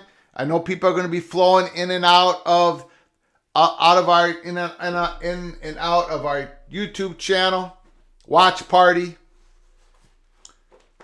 But please come back if you have any time. I'm going to be taking a little break at halftime. It's a marathon here. Peek around the corner. The first half of the first game didn't go how I expected it at all. 21-3 TCU. Tony, is Harbaugh going to be looking for an NFL job again in a few weeks? Well, the Indianapolis Colts president, owner, I think they want Jimmy Harbaugh. We'll see what happens there. But yeah, this is not good. This is terrible. I can't imagine what the Michigan fans are saying in the message boards. This should not be happening. Last year, that was fine. They get blown out against Georgia. That was fine. But to play like this, to have those type of schemes against TCU, that's not fine at all. I mean, Michigan's defensive schemes is like playing, if they thought they were playing against Tanner Morgan, who can't avoid a one-man rush. Quarterbacks who don't make plays with their legs. You know, there's like games and games and games, tapes of Max Duggan avoiding blitzes and making big plays for TCU. I mean, it's all over the place. You don't blitz Max Duggan. That was the simple part of the scheme and the game plan. That's the simple part. And yet, they got down, and what did they do? Panic? So they're throwing everybody at Max Duggan? Makes no sense. I'm going to lose my voice before this first game's over. Max Duggan's got the ball, TCU 15-yard line, a minute and 33. Do they try to get more points here? God. You know what? They sent someone again on that play, on that running play. What's going on? What's going on?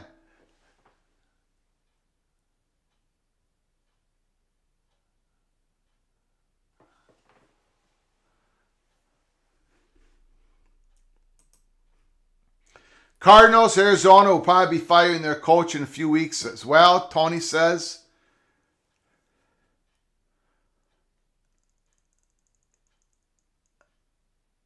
There we go. See, Michigan did not send anybody on that play. Michigan should only send their 4 guys on every passing play and just try to cover up as best you can in the secondary with 7 guys. That's your defense. It's almost like Michigan's trying to make up for the whole half with 1 play. You can't do that.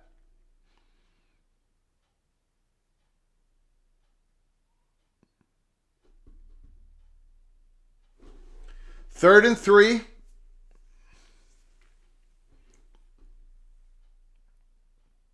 They're sending everybody, and they got him this time.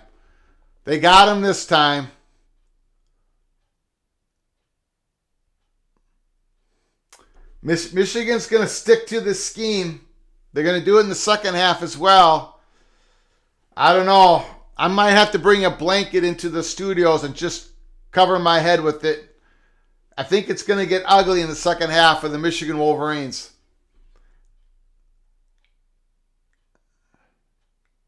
But they stopped that drive. 4th down.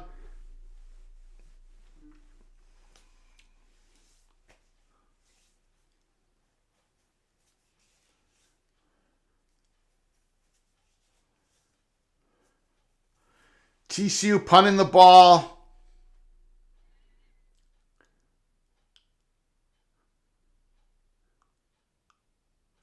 47 seconds to go. Michigan's got 1 timeout. What do? Do they sit on it, or do they try to get some points here?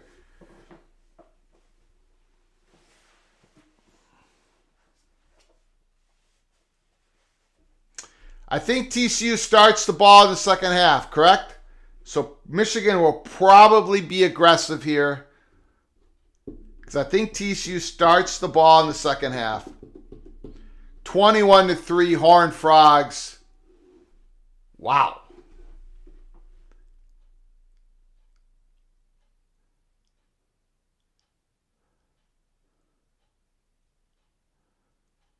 Wow. Tomlinson, man, he's making play after play after play in the secondary for TCU. He knocked down another pass. 2nd and 10.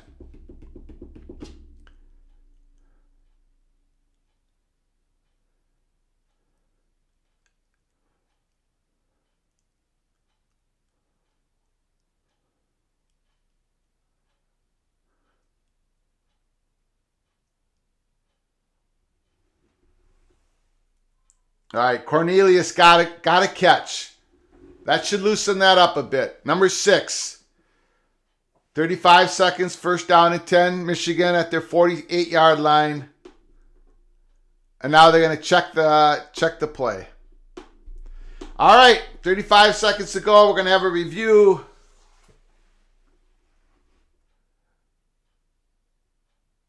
And he got it. This review should take about 20 seconds. Tony says huge Michigan comeback. They were playing possum in the first half. We'll see about that, Tony.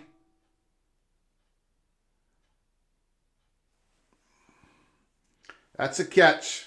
That's a catch.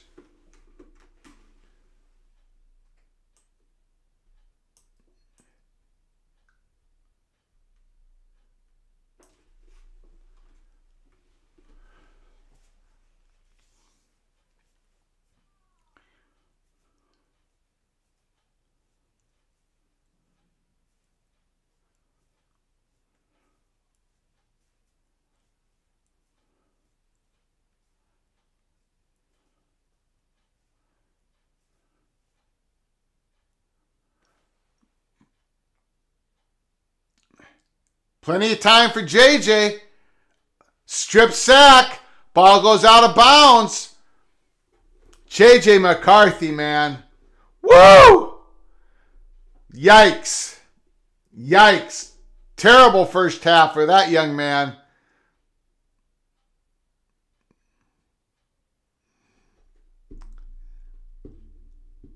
Wow. Wow, wow, wow. That kid is struggling, just like he did for 4 weeks before that Ohio State Buckeyes game. I don't know what's going on. Michigan's in trouble, ladies and gentlemen. The Michigan Wolverines are in trouble in the second half. They are getting beaten like a Renton mule. This is not good.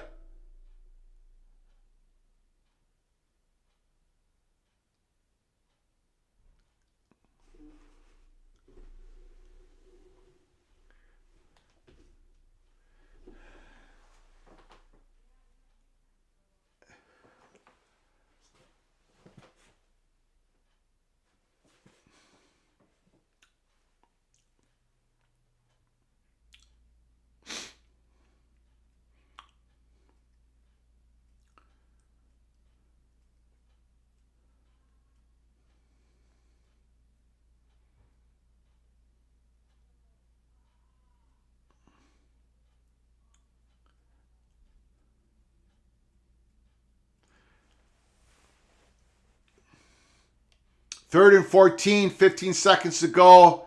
Michigan without any timeouts. He's heaving it up. Incomplete. They threw a flag on that. Probably pass interference. I think some of these Michigan fans have been drinking for quite a long time today.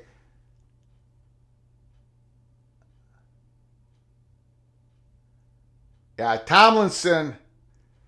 I think they're going to throw it on Tomlinson. He just ran back and just hammered that guy. Then he looked for the ball. 5 seconds to go. Now in college, that's just a 15-yard penalty. That's not the ball at the 3-yard line. So Michigan's got, what are they doing? They're kicking a 60-yard field goal? They're kicking a 58-yard field goal?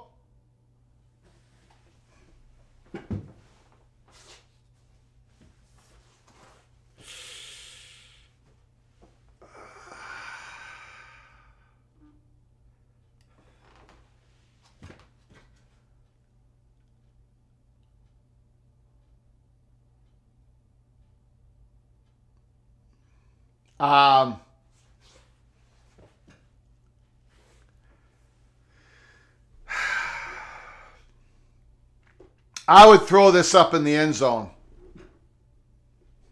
I'm sorry, I would do a Hail Mary. I'd roll J.J. McCarthy out and just throw it up in the end zone. I do not think this is a good decision. I am not sure Jim Harbaugh has made a good decision in this first half. Moody's a great kicker.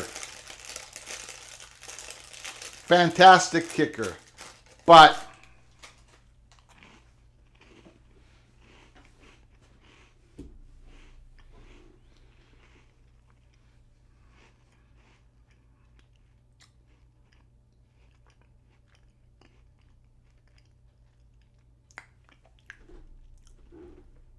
here we go.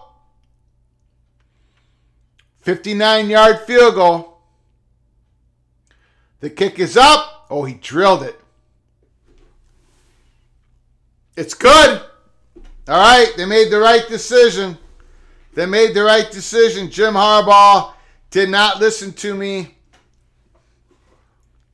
Michigan gets another 3 on the board. That gives them a big 6.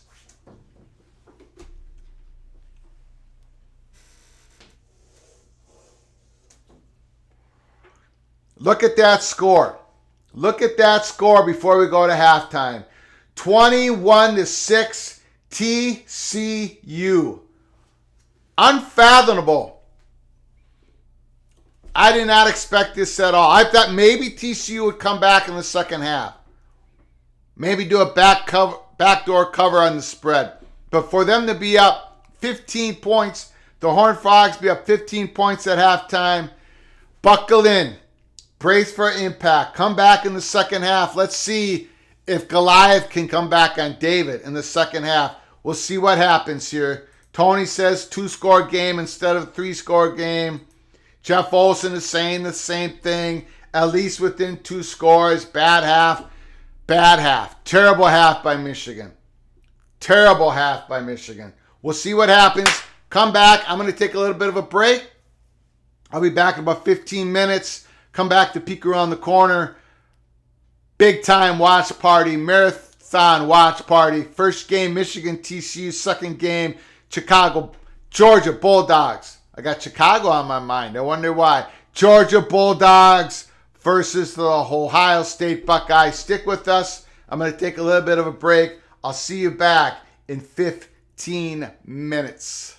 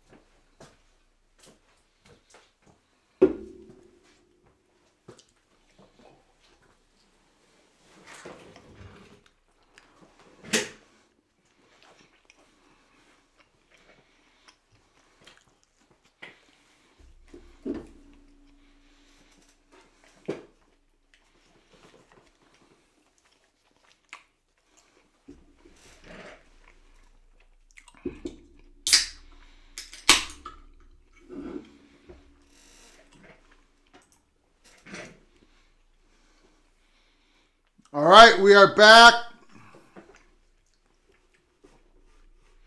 Holy smokes. Bob Husley's in the house. Bob Husley's in the house. People in Ohio are going, woo! In 4 hours, people in Michigan will be going, woo. Bob Husley, clap, clap, clap, clap, overrated. Clap, clap, clap, clap, overrated. Bob Husley, TCU who? Bob Husley, mess with the frogs and you get the horns. Thanks, Greg. This is fun.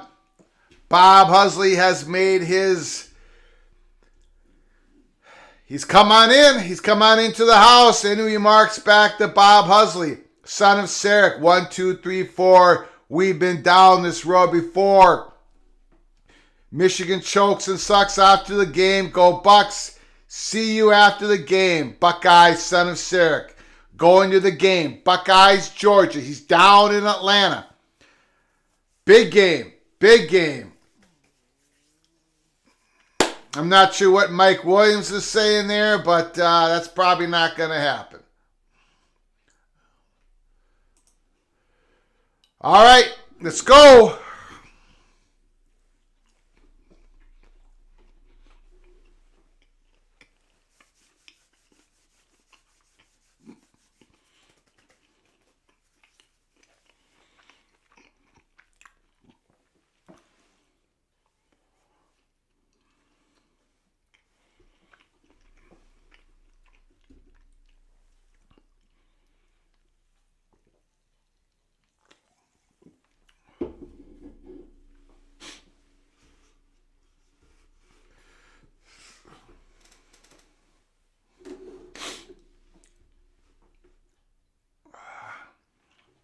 All right, guys, what happens? Guys and gals, what does happen?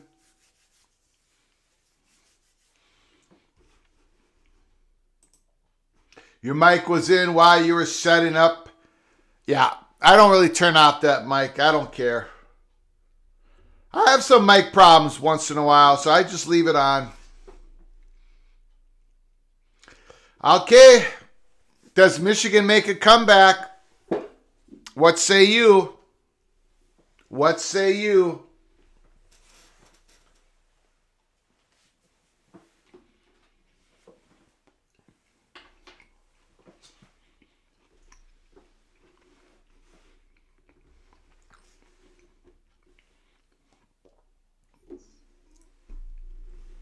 It sure does look like Michigan's defense, the scheme was to put as much pressure on Max Duggan as possible.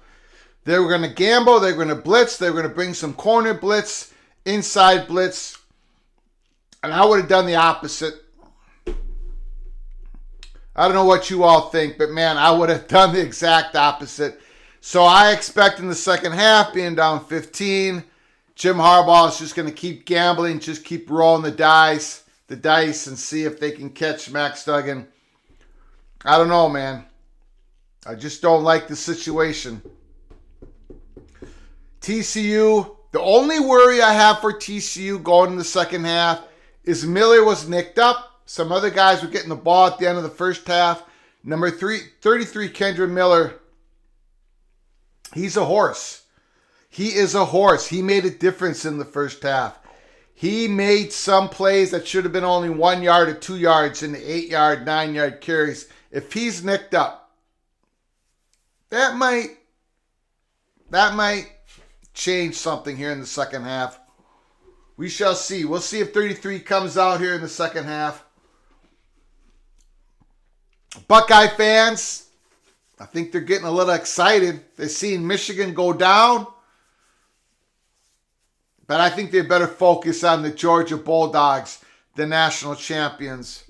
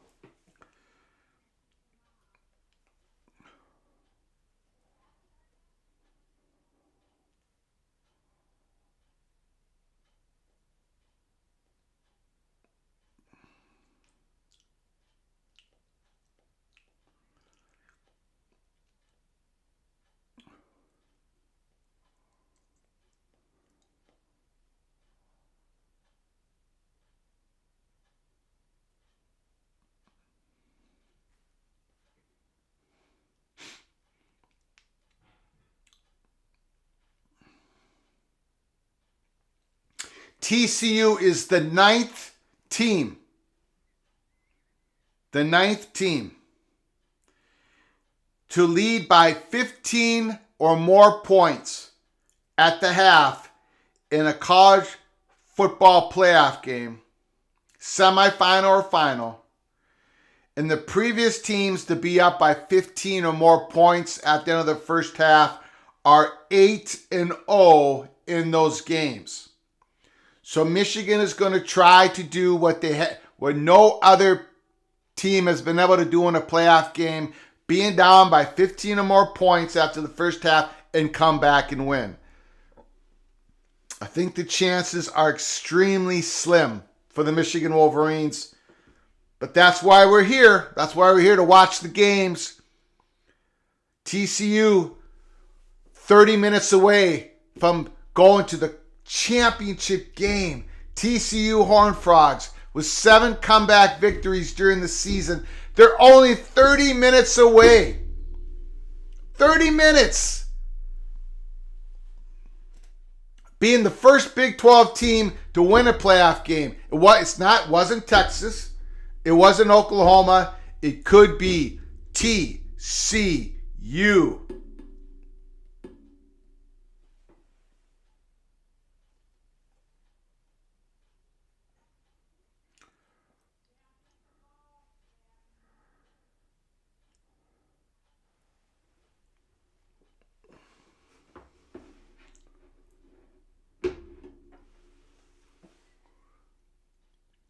All right.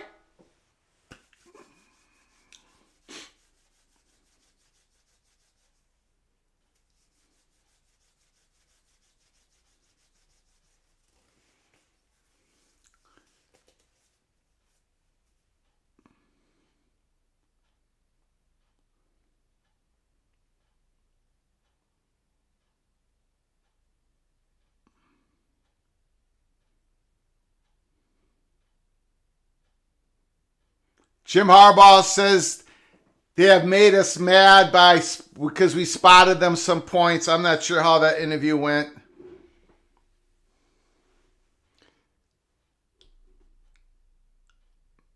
There goes Duggan. Big time run. Look at that. 15, 14 yards. Quarterback draw. The difference in quarterback play in this game is pretty startling between Max Duggan and J.J. McCarthy.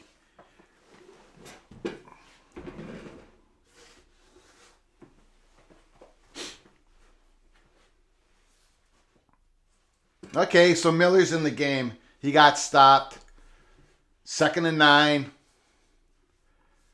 So he's playing. He seems to be okay. That's good news for the TCU Horned Frogs. Not just about this game, but if they go to the championship game, they need that guy. They got him in a sleeve, though. I don't think he had that leg sleeve to start the game, did he? Kendra Miller, the right leg?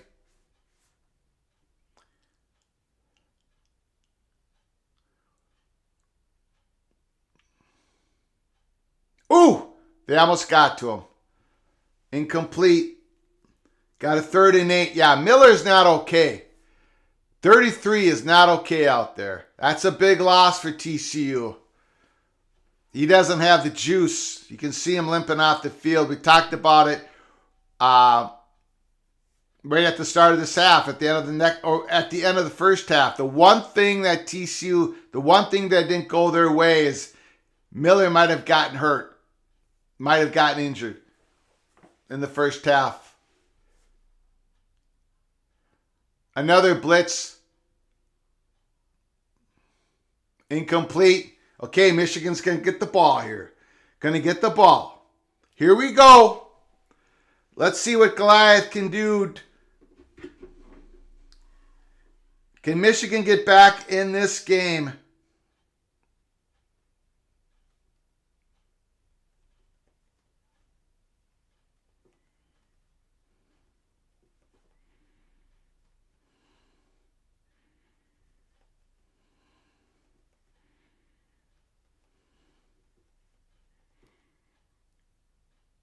Oh, TCU got in the way. That's a penalty.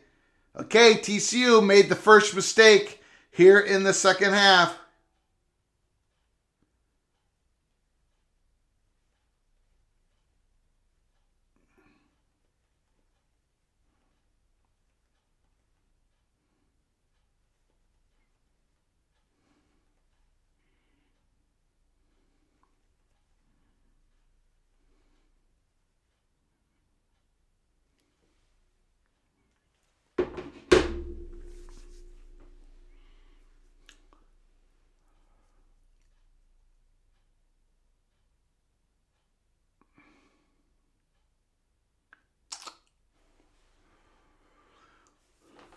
First and 10.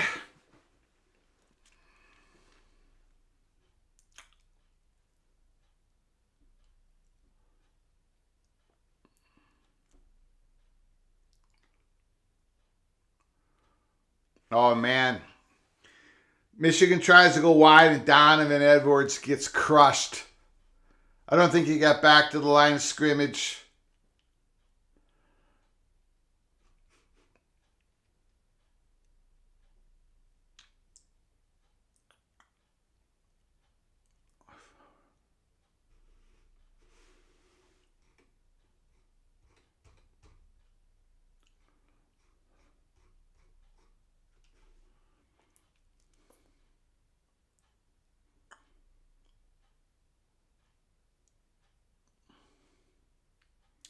There we go. JJ to Wilson, first down. TCU's about the 50-yard line. All right. Michigan needs a touchdown on this drive. Need a touchdown.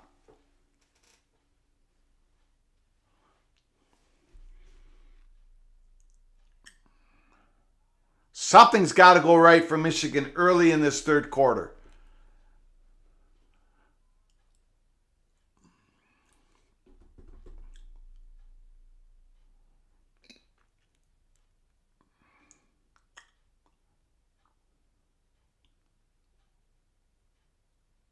Play action. Oh, what a throw. Ronnie Bell, I think that's Bell, down at the TCU's 5-yard line. Here comes the Wolverines. Here they come. They got to punch it in this time. They've got to punch it in this time.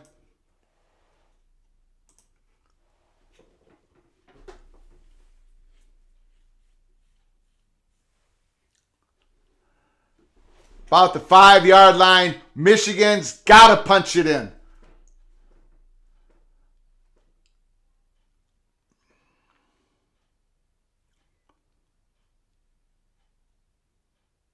Hand out to Donovan. About a couple yards. Second and goal at the 4.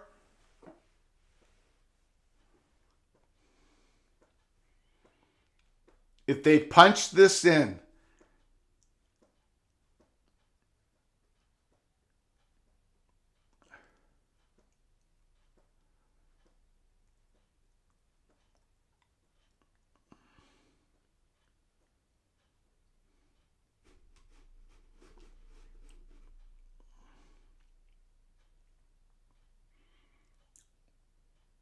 two guys in the backfield.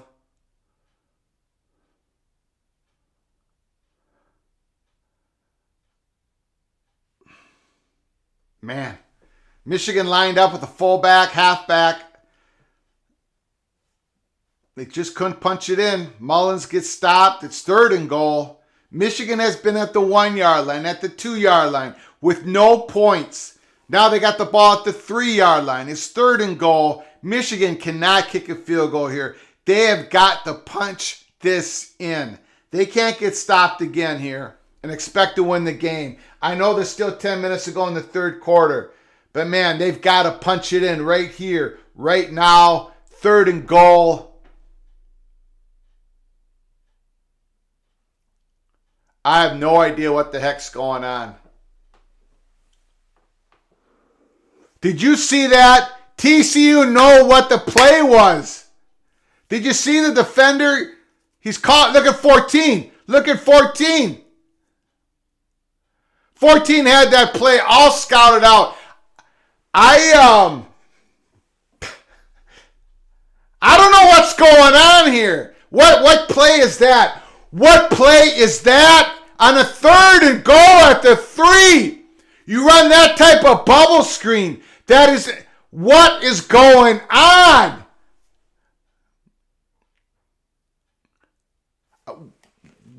What is going on? This play calling from Michigan. Someone settle me down. Who? Get the receiver in the end zone.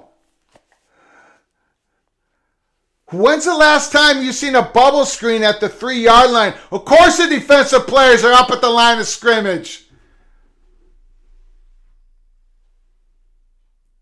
What is going on? Absolutely, Badger Ron. Absolutely. 100%. Bo right now is rolling in his grave. Bo Schembechler is rolling in his grave. What have you ever seen? I mean, that is unbelievable. And TCU snuffed it out. Defensive back 14. Well, exactly. Gary, Mr. Nittany Lion, where are the 3 tight end sets? What is this finesse trickeration stuff going on? That's another trickeration play. You don't throw a bubble screen at the 3-yard line. TCU is in press coverage. Their deep backs are in press coverage at the line of scrimmage. If you call that play and you see TCU line up like that, you call a timeout and then you chew out your offensive coordinator. What is going on? Okay, I got to change the scoreboard. I haven't seen...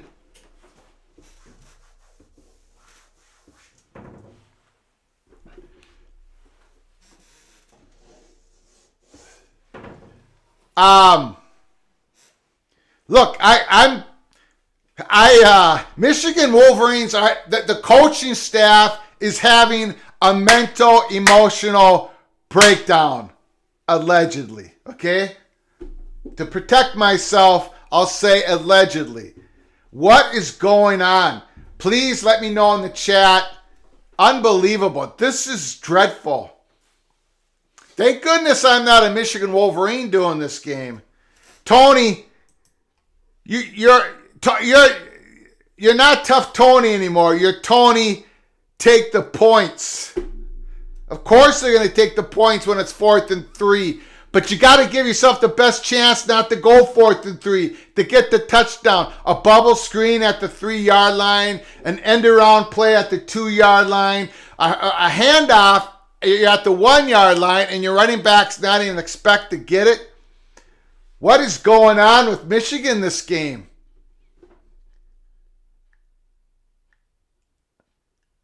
Somebody in the chat, let me know what's going on with Michigan. This is dreadful. What kind of play call is that? TCU, man, that number 14 is going, come on, come back. And then 14 just drilled that wide receiver. What's going on? Jim Harbaugh, you're talking to JJ and Ronnie Bell. It's not their execution. It's your god-awful play calling. All right, we say it like it is here at Peek Around the Corner. Michigan, 284 yards total offense. TCU, 217 yards total offense. I'm not sure what...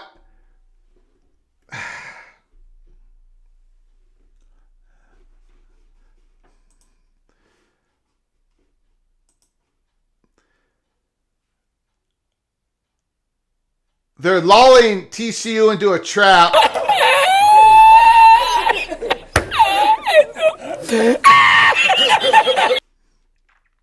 Jeff Olson, they knew what the play that was coming, absolutely. Corin Byerly, nice to see you in the house. Michigan overlooked TCU. That is what happened. I don't know if the players overlooked them, but man, the coaching staff, these play calls are just unbelievable. I mean, Michigan's going in, they're playing this game like they think they can't win one-on-one matchups. On the line of scrimmage, on the outside. That's how they're playing this game. That's how they've coached them up this game. Michigan's schemes were going to try to win this game with trickeration when all season long they went to 13-0.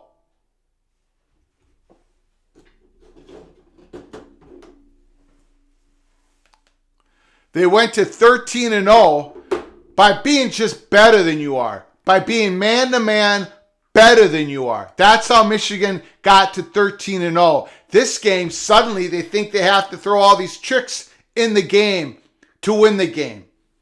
It's incredible. It's incredible what we're watching right now, this coaching staff for Michigan. Incomplete pass by Max Duggan. That's basically his about second bad pass of the game. Guy was wide open. He had some time. That's his best receiver. That was not a good throw. But once again,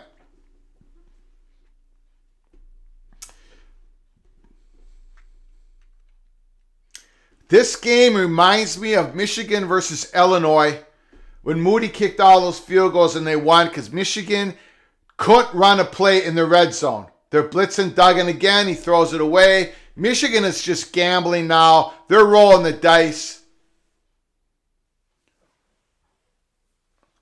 They should call intentional grounding because he did not get out of the pocket.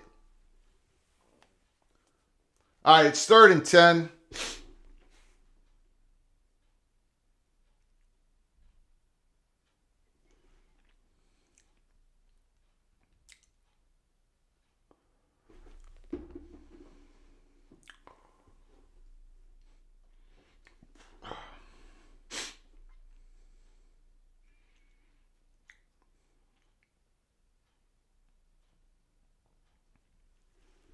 TCU calls a timeout. TCU calls a timeout.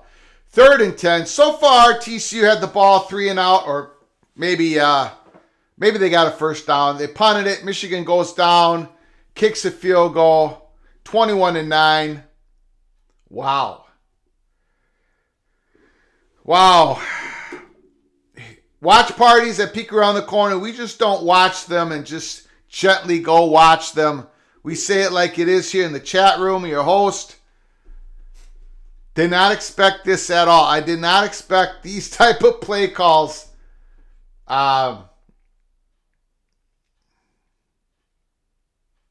This is a weird game, folks. This is really, really weird.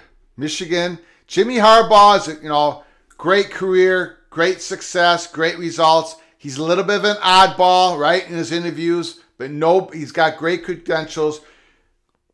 No one can deny that. But man, his oddity might have carried into this game. This is a very unusual coached game from the Michigan Wolverines standpoint.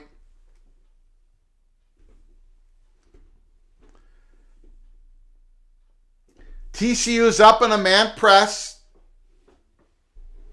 3rd and 3. And they run a bubble screen. TCU had the numbers over there. 14 called that guy over there. Michigan should have called a timeout. They shouldn't have even called that play. The first time they had the ball down to 2-yard line, they did a couple end run reverses, trickeration. Michigan must not think they can beat TCU man on man. And if that's the case, then Michigan should not be your national champions.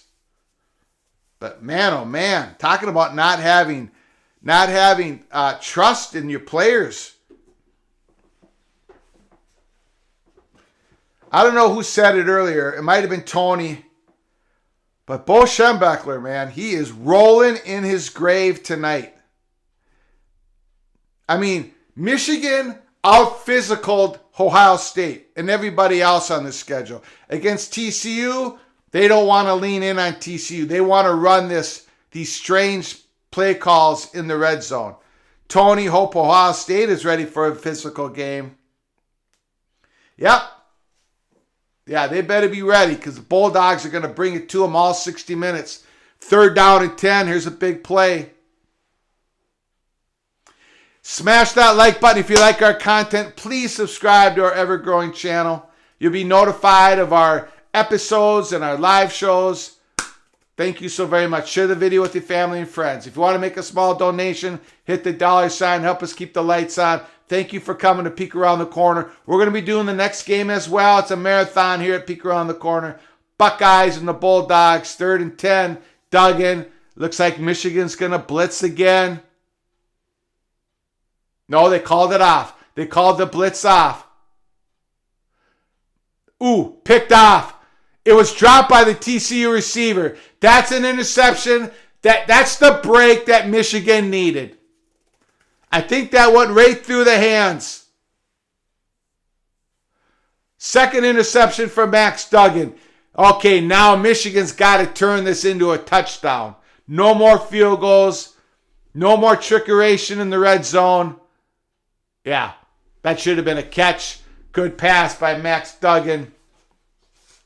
It was right there. Didn't use his hands, went off his chest.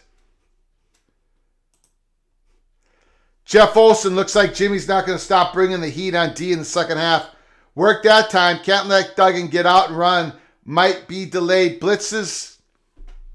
Here we go. Michigan's got to score a touchdown on this drive. Donovan. Oh, he got smacked. Tomlinson again. What a game number 1 is having. Holy smokes. Led the team in interceptions. He's had a couple pass breakups this game. He had 1 pass interference, but it didn't hurt it didn't hurt them much, I don't think. It might have caused a field goal. That's right, for Michigan at the end of the half. But he's playing an incredible game. 2nd and 7. Donovan again. First down. They're running left on TCU. They're running left. It looks like Michigan might have found something. Going left.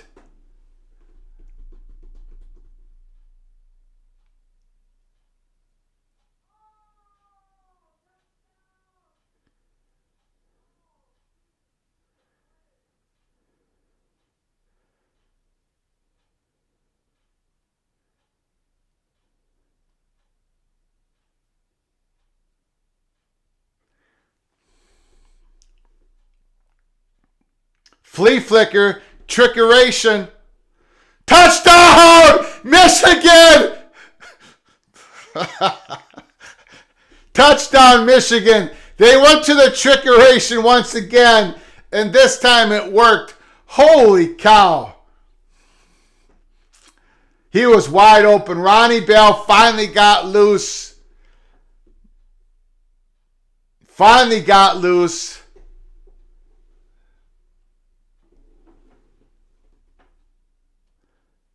That was somewhat of a jumbo package for Michigan. Only 2 wide receivers in the formation.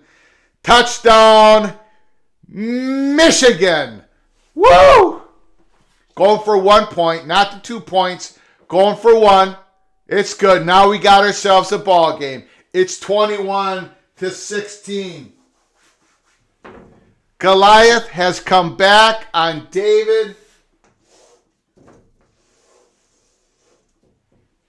21-16.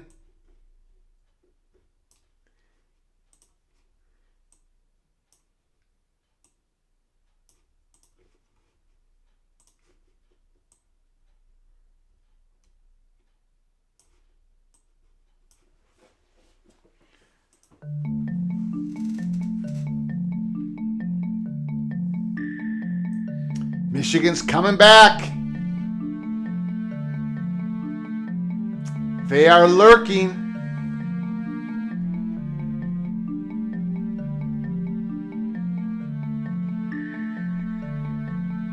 TCU. Now for the first time, the TCU Horned Frogs face adversity. They're still up, but for how long?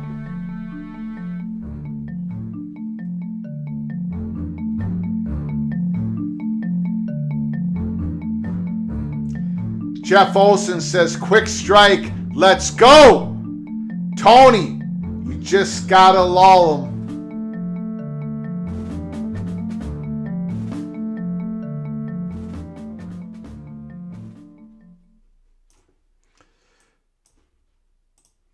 And the Michigan fans, after scoring their first touchdown this game, having the ball in the red zone, time after time after time, Michigan finally scores, and they're out in the streets.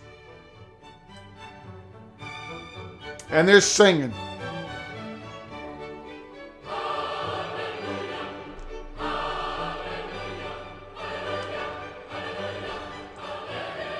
Michigan is back in it.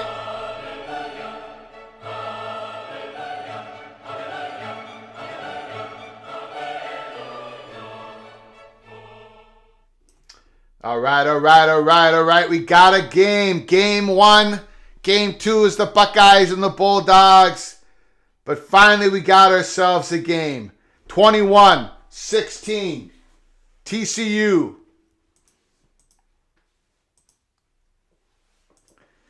Gary says TCU can't go 3 and out on this set of downs. No, they can't. And I think TCU should probably start rolling out Max Duggan. Roll him out. Let him get an option of using his legs or his arm. He's staying in that pocket. So far in the second half, he's been stuck in that pocket. Let him move his legs. Let him run the ball. I like that quarterback draw on first down. Do that again. Get him going. Get his legs going. But Michigan's gambling right now. They're still gambling on defense.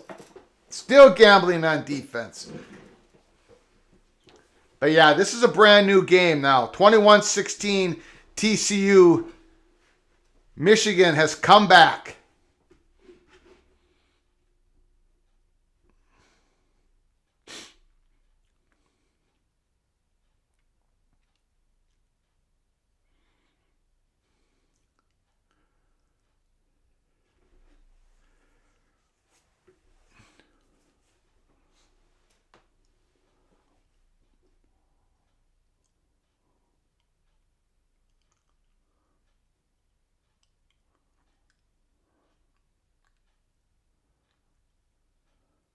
Oh, wow. Man, Ronnie Bell was wide open on that flea flicker.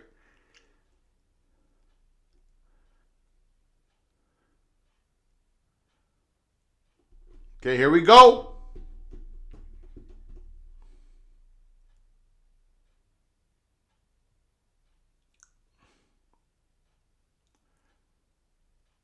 Oh, Max Duggan. Beautiful throw to Johnston. They gave him just enough time. Michigan blitzed again. They're blitzing like crazy this game. Max Duggan, what a throw. If you notice, 33 Kendra Miller is not in the game for TCU. Their 1,300-yard rusher, over 6 yards a carry. Big time running back, but look at number 3. He's got no problems. Down to the Michigan 13-yard line. TCU, first adversity of the game. Bam! They're already at the 13-yard line in Michigan. Holy smokes. That number 1, that Johnston, TCU receiver, second or third round draft pick in this spring's NFL draft. Big time player. TCU is responding. 21-16 TCU at Michigan's. Michigan needs to make a play right here.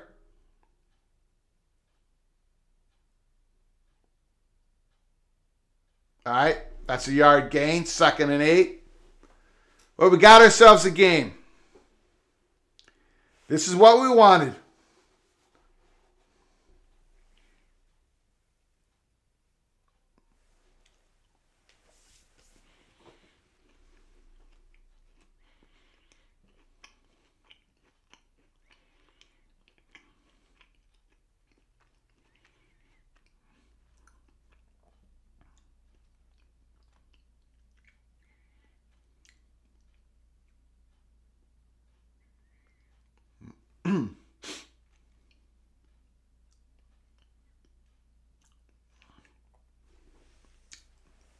Nice gain. It's 3rd and 1, TCU.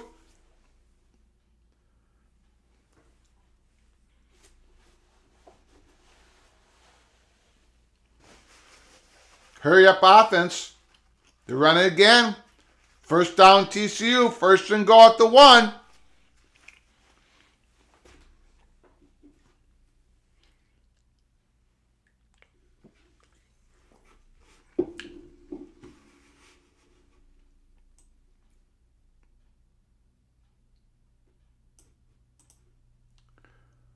Touchdown!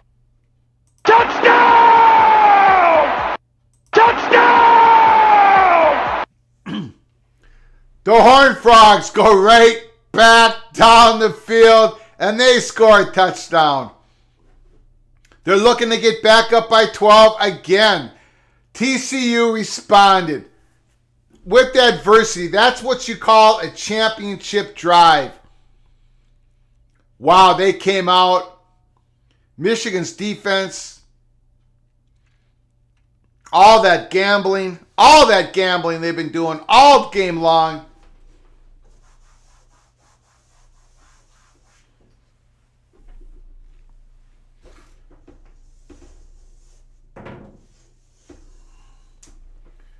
(28-16) TCU. Wow. Wow, wow, wow, wow.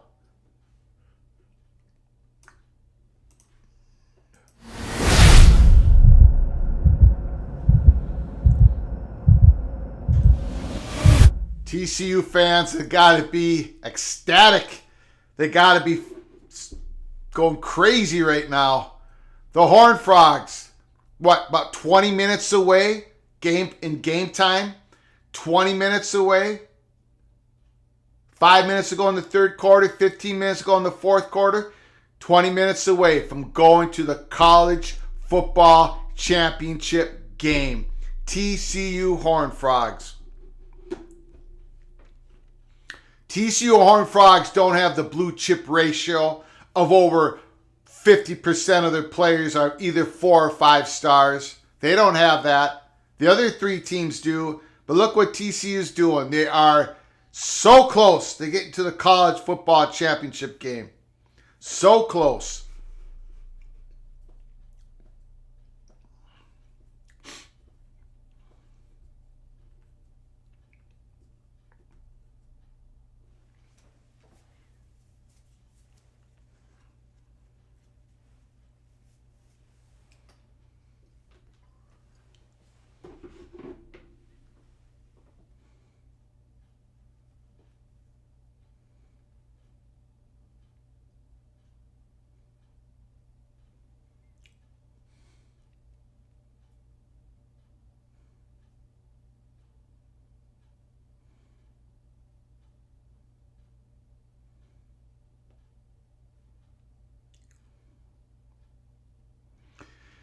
If you notice, TCU has no problem hammering the ball in from the 1 or 2 yard line. You see what they did when they got in the red zone? They ran it all in. Michigan is acting like they can't do it. And either way, if they can't do it, or if they're acting like they can't do it when they can do it, either way, man, that's the difference of the game. And that surprises me. Really, it does. I don't know what happened to Michigan. I'm not sure what happened to their plan. They're scheming for this game. They're going all out they're gambling on almost every defensive play. On every possession of TCU, Michigan is just gambling. Just throwing everybody at the blitz. That's not how you defend TCU. And on offense, Michigan's going to trickeration over and over again. It worked on the flea flicker. Of course, when you have room out there from the 45-yard line, it worked. But all this other stuff hasn't. Michigan needs to come right down the field and score another touchdown. The pressure is on J.J. McCarthy. Here's the return. They get back to the 21-yard line. It just seems like Michigan started gambling early and often in this game.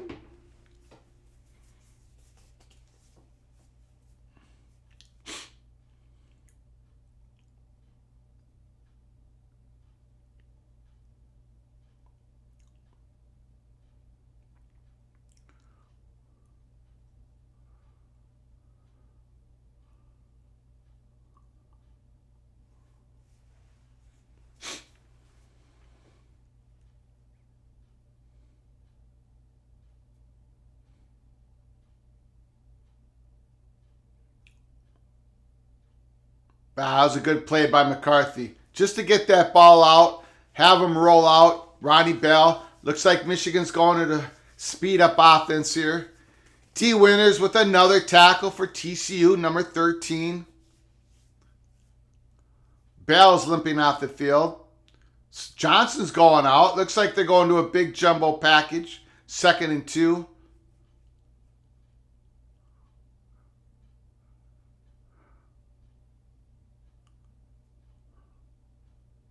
Man. I don't know. Michigan is not winning this game, man versus man. Up at Luke Schumacher, the senior tight end, he's out. Looked like a shoulder injury.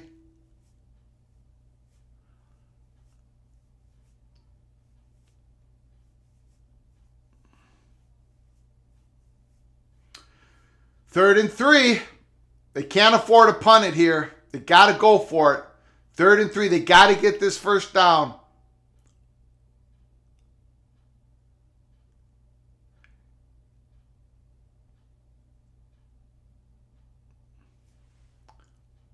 Pick six. Pick six. Pick six. Second one of this game.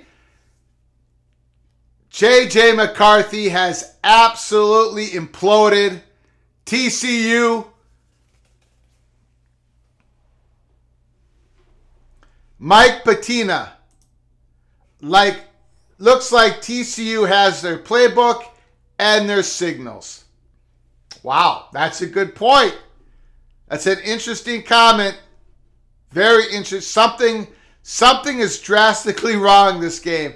J.J. McCarthy has been off. Don't question about it. Miss extra point. Bad snap. 34-16 TCU. See you next year, Michigan, from Joey DeGallo. Badger Ron, stick a fork in this one. I would have never... There's D. Winters. Unbelievable football player. Been talking about him all game long. The leading tackler of the season. I mean, there it is.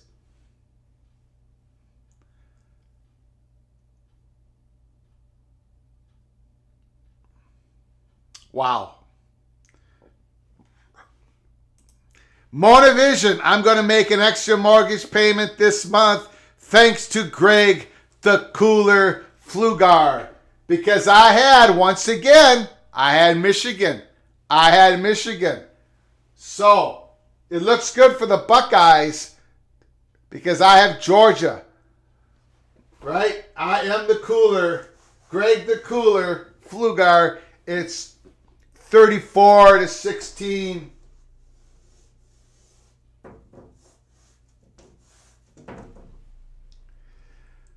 Congratulations to TCU. Really. Got to tip your cap to the Horned Frogs. Yeah, we can talk about this, the strange decision-making in Michigan. The defensive scheme. That's not what you do against Max Duggan. All that gambling. Not what you do against Max Duggan. Not at all. But an offense, all that trickeration, they couldn't move it. Wow. A spectacular night for the TCU Horned Frogs, Dallas-Fort Worth area, TCU University. A great night. They're going to the college football championship game unless Michigan can pull off a miracle right now. J.J. McCarthy double pumping, overthrowing Donovan Edwards. The young man is struggling. This was his first year as a starter. He started out great this year, but then J.J. McCarthy, the 4 games prior to the Ohio State Buckeye game, 4 games, Michigan's offense, the passing offense, was broken. Of course, I declare that, and then J.J. McCarthy had a great game against the Buckeyes.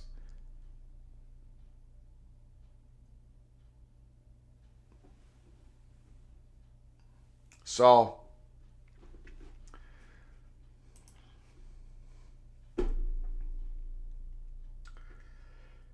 is it going to be TCU versus Ohio State, or TCU versus the reigning defending undisputed national champions Georgia Bulldogs? Looks like they got pass interference on TCU. Ronnie Bell got dragged down. 1st and 10, Michigan.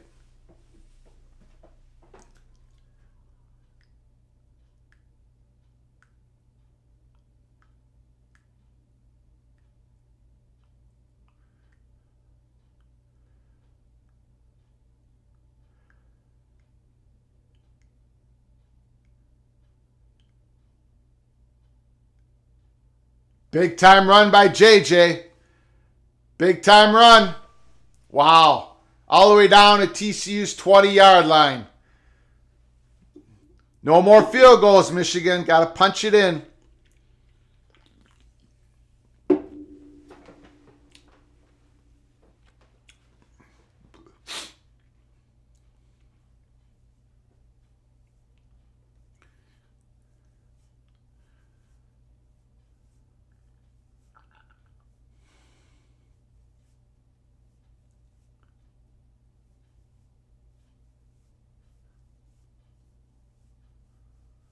First down and 10, 20-yard line. Oh, JJ cuts it back. Touchdown, Michigan. Wow. Touchdown! Touchdown! Touchdown! JJ McCarthy with a cutback. A brilliant cutback. Touchdown. Woo! Terry Nord coming in hot. McCarthy looks like the former second baseman Steve Sachs, who was unable to make the routine throws to first base. But at least his legs work. Michigan with the big touchdown.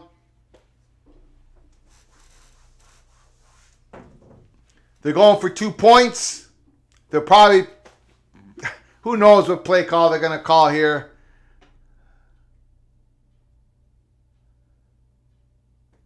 They didn't make it. Michigan can't do anything inside the 5-yard line. That's the story of the game. Besides J.J. McCarthy's pick 6, they can't do anything inside the 5-yard line. 34-22. College football, baby. We love it. We love it. We love it. This is the reason why crazy things happen all the time. Woo! All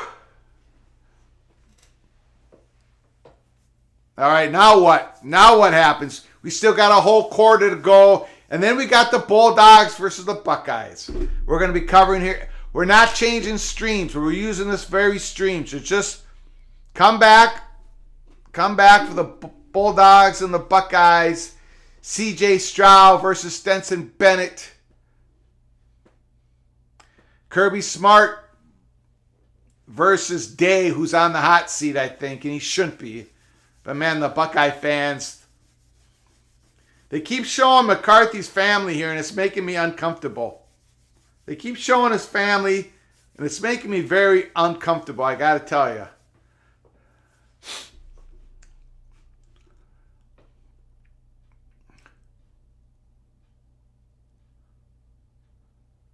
So, Michigan needs a turnover. They've gotten a couple interceptions. They need a turnover here. They need to get the ball and get a quick score.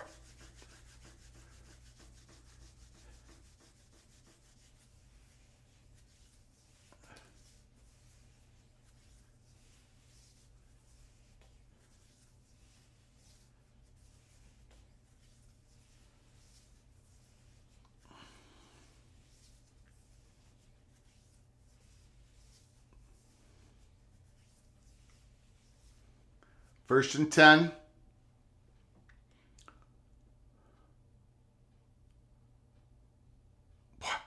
Wow, he almost broke that. Michigan is gambling so much at the defensive line that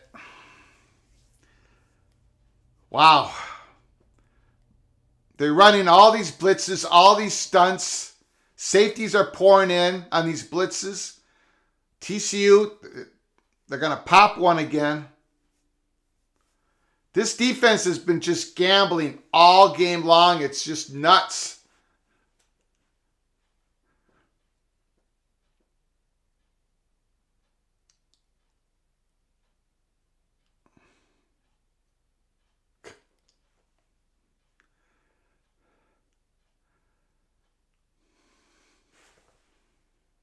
I don't know. I mean,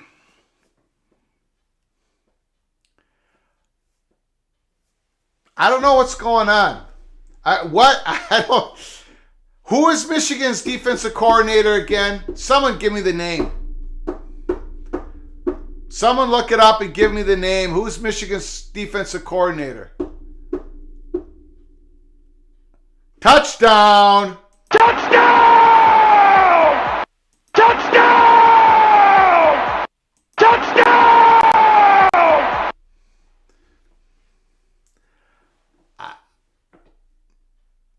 I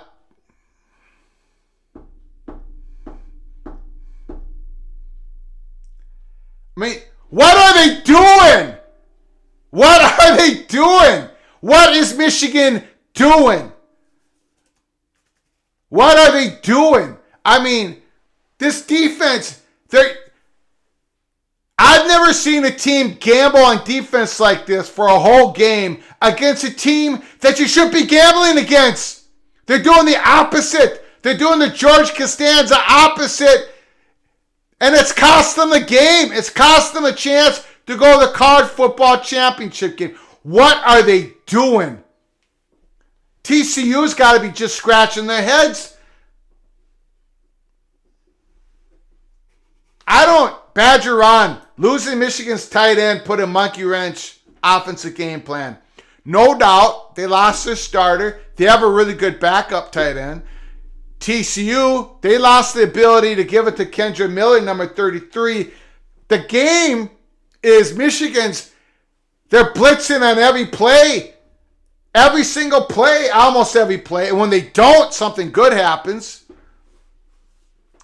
This has been a monumental coaching malpractice. This is coaching malpractice from the Michigan Wolverines. I got to put the...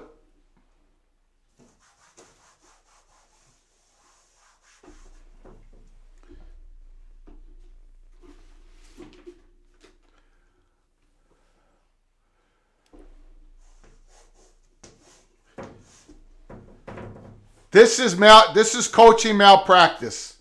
This is coaching malpractice. Douglas Harbaugh getting out coached. Hate to say it again, the Big Ten is getting embarrassed.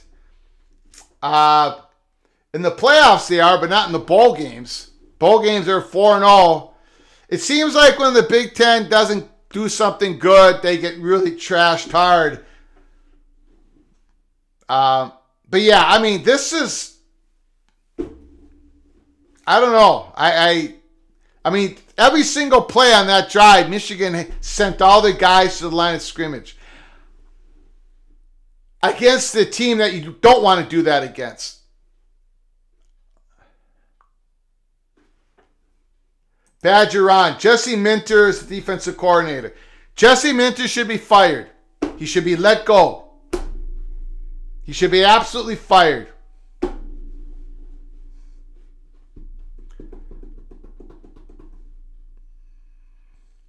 I'm trying to come up with a comparison here.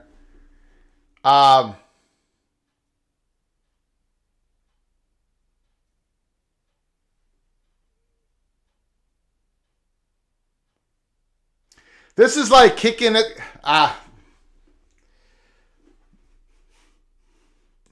Adrian Rodriguez, let's go Frogs. Let's go Frogs.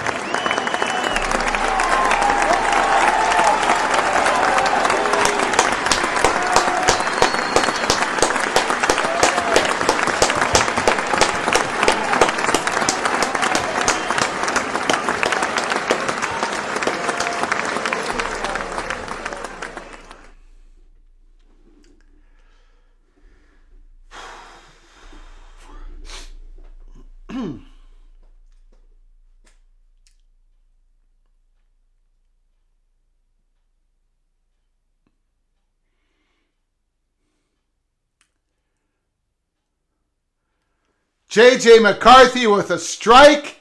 Touchdown, Ronnie Bell. Once again, touchdown. Touchdown! Touchdown! Touchdown!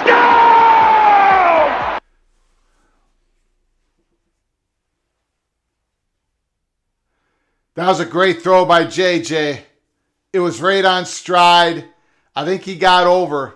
When the knees went down, I think that ball was over the end line. Oh, maybe not. Maybe not. It looks like he might be a half a yard short.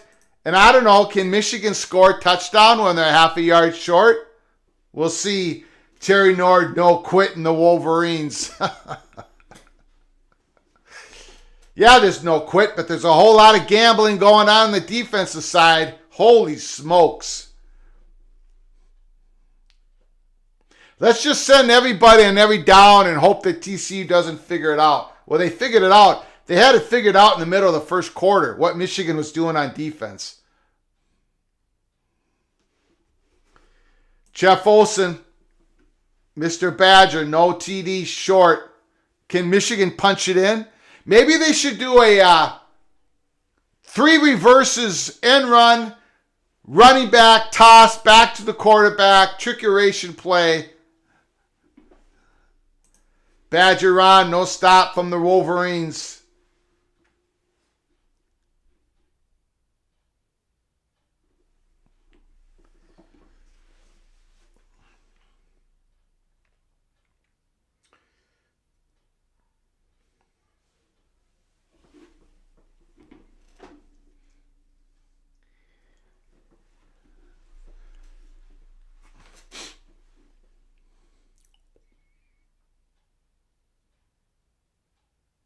All right, so can Michigan punch it in? Can Michigan punch it in? Gary, the most points Michigan gave up all year was 27 to Maryland. Only gave up 23 to the Buckeyes. All right, Michigan, punch it in.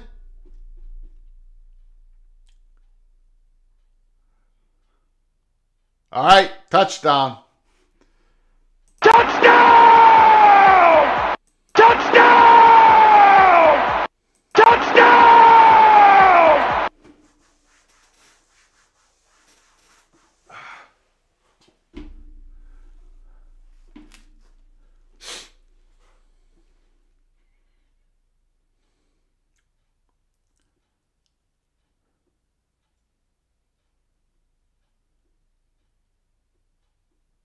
They're going for 2 points again.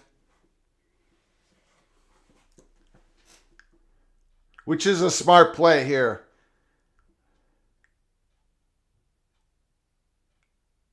There we go. JJ puts it in. 41 to 30.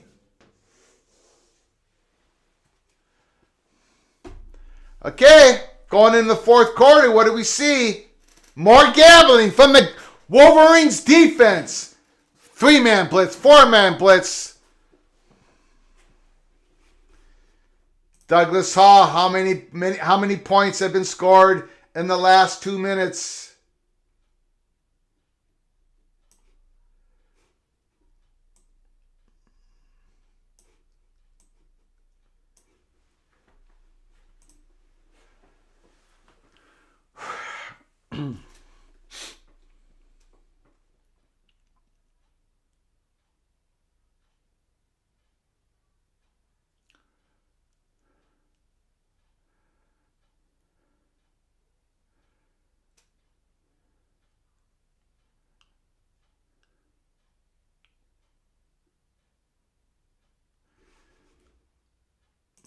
Badger Ron, you got to know when to roll them, when to fold them. I already sang that song at Peek Around the Corner. The Gambler by Kenny Rogers. We got a donation and I had to sing that song. Here we go. 3 seconds to go. We're going to head in the fourth quarter. TCU up by 11. Back and forth, back and forth, back and forth. 41 to 30. It looks like the defenses have no answers. TCU, no answer. Michigan, they're willing to gamble on every play, going all out on blitzes against Max Duggan, which is unconscionable, but that's what they're going to do, seems like, for the rest of the game. We'll see what happens.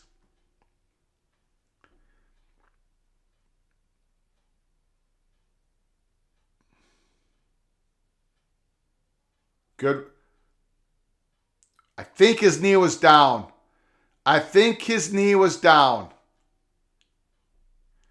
They're giving it to him, but I think his knee was down, right?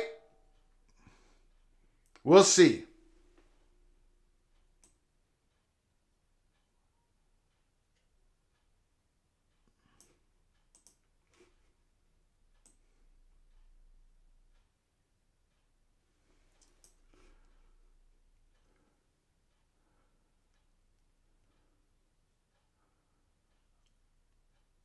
What do you think, guys? What do you think? Let me know in the chat. I think his knee was down.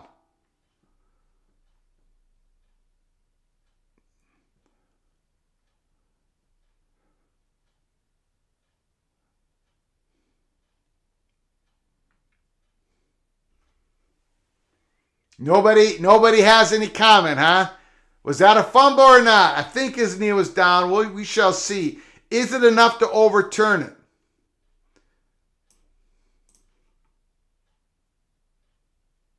Daniel says it was coming out. It was coming out before the knee hit the ground. All right. Be sure to smash that like button. If you like our content, subscribe to our channel. Share the video with your family and friends. It's New Year's Eve. It's the semifinals.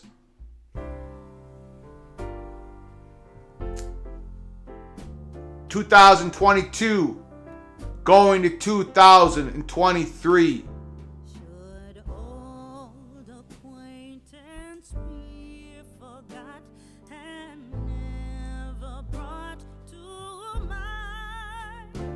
Should old Jeff Olson acquaintance says, ball out. I think I need to see it again. I would like to see it again. Douglas Hall says in the last 4 minutes and 4:25, 34 points scored if math is correct. Adrian Rodriguez says very close. I hope you all keep safe out there New Year's Eve night. No drinking and driving. You all take care of each other.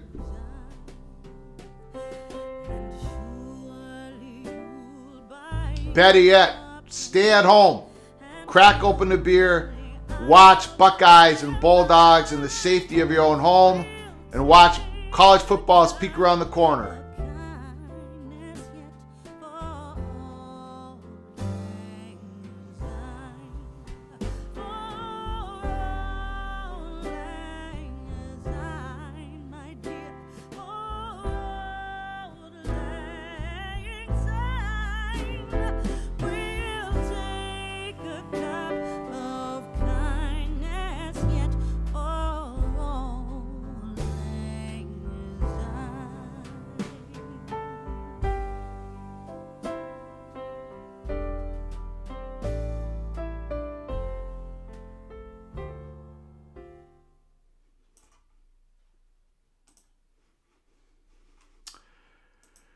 Badger Ron, I will stay home and crack open many.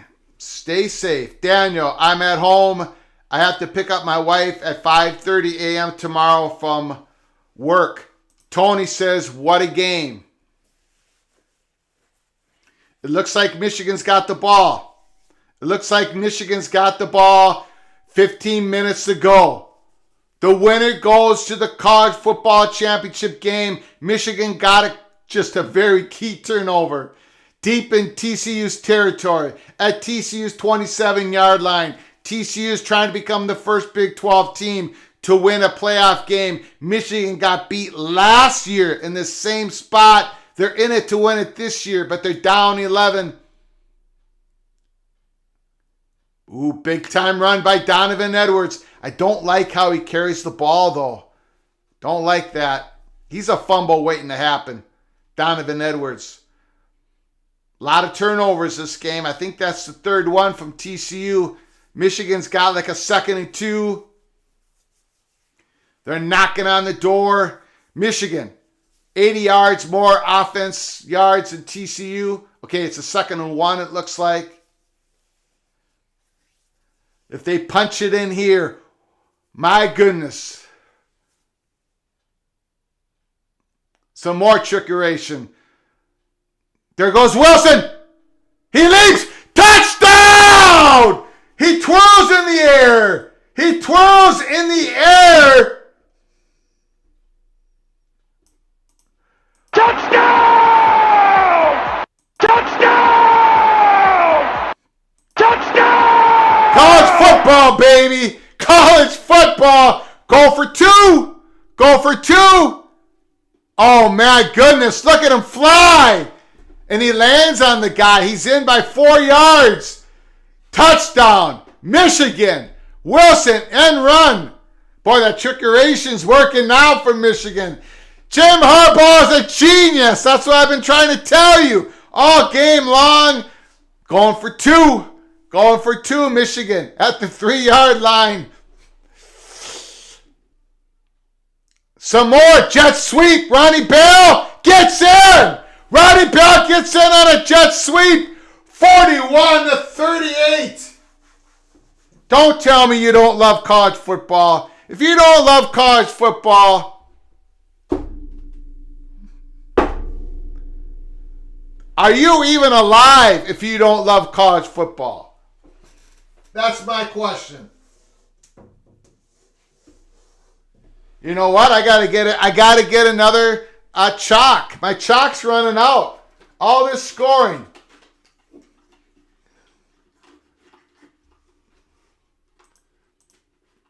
Daniel, damn good game here. Jeff, oh my. Oh my. Daniel, LOL. Greg, I don't know why you're LOLing. I always said Jim Harbaugh, genius this game. All that trickeration. Brilliant. Absolutely brilliant. Joey DeGallio. What are we witnessing? I'm not sure what we're witnessing. But I have to change chalk.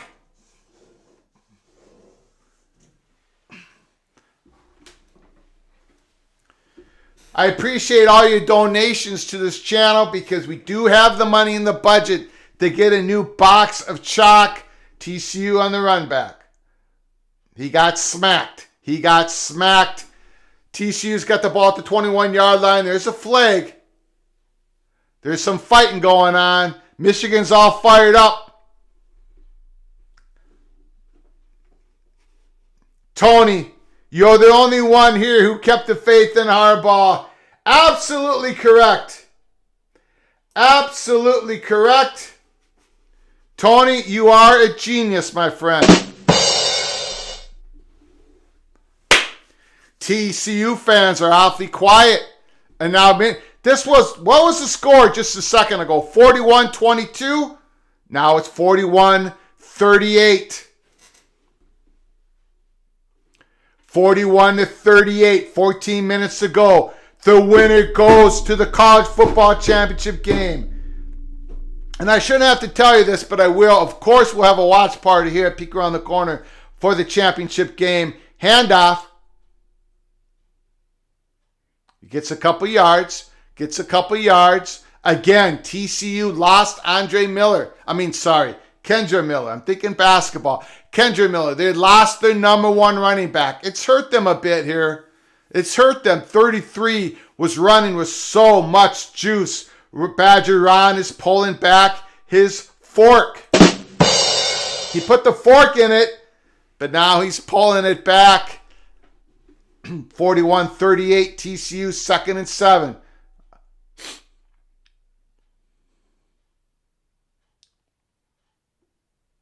Got deflected at the line of scrimmage. Again, Michigan, when they don't send all these blitzes, they do good. They got a hand in the air. They had 6 guys back there. Again, don't gamble, Michigan. Don't gamble. Where is the championship game played this year? I can't think of it. Let them know. Let them know in the chat where this championship game's being played. Oh, now they're blitzing. Now they're blitzing.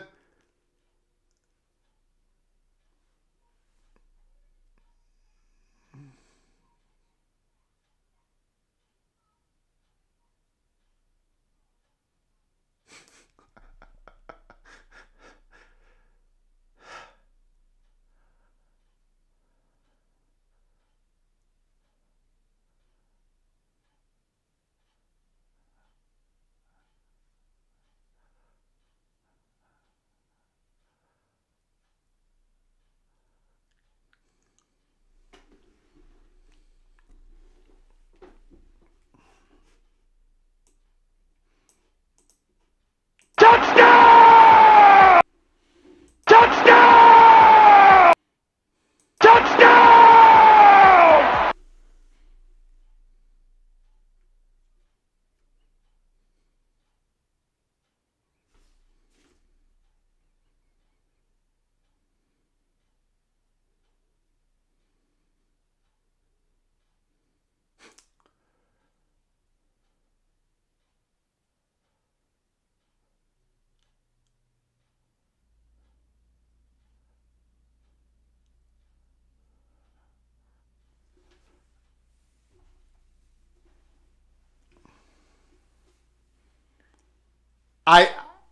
After this game, in the press conference, if the press doesn't ask Jim Harbaugh the questions, and whoever that mentor defensive coordinator, what were you doing on defense, gambling on almost every single play when TCU kept torching you every time you blitzed? Why did you keep doing it?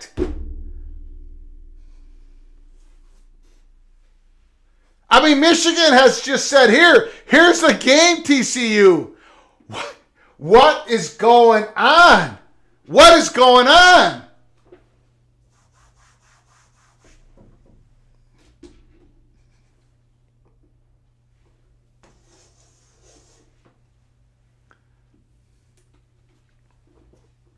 What are they saying on Twitter? Honestly, what are they saying? Is this like 3rd and 7? You just knocked down a pass.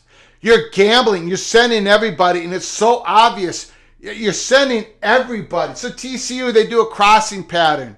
They're trying to break it loose. They've been breaking it loose on you all game long. It's almost like Michigan came into this game thinking that they were the 21-point underdog, and they needed just to throw all caution to the wind. And they don't have a decent defense. They need to gamble to make big plays. Let's go, let's go, let's go. What was Michigan ranked in the defense this year? Top 5? 13-0? Big Ten championship?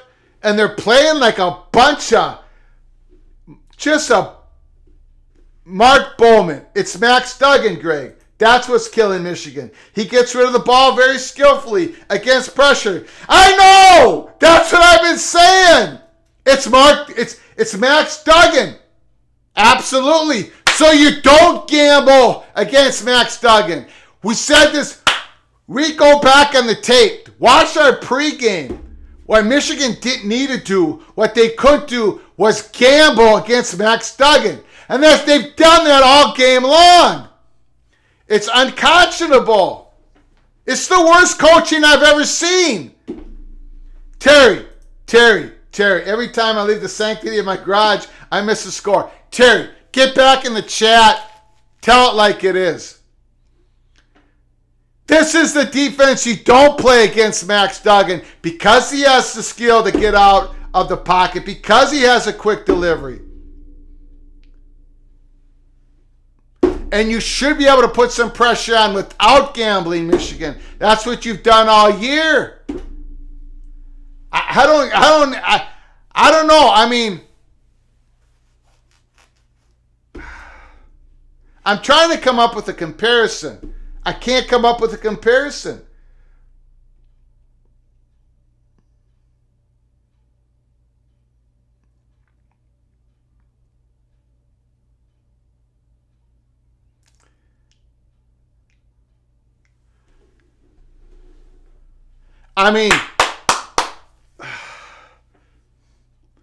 hats off to TCU, but you couldn't have asked for a better defensive scheme to go up against you in this semifinal game.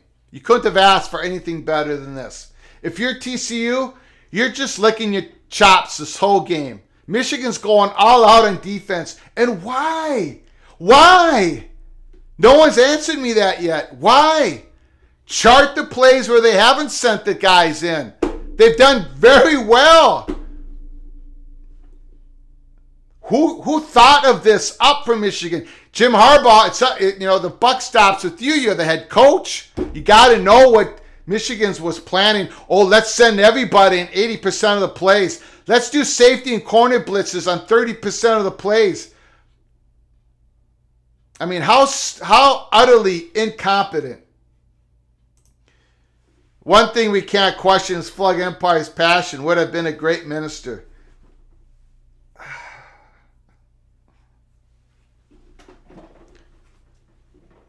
I think people should start questioning the loyalty. I better not say it.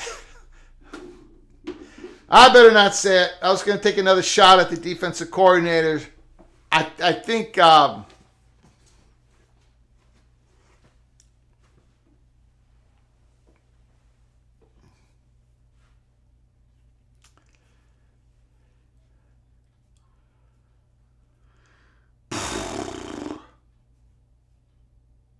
third and 16. Jim Harbaugh, man, you're standing there. What are you thinking? What are you thinking right now? Tony, championship games in Houston.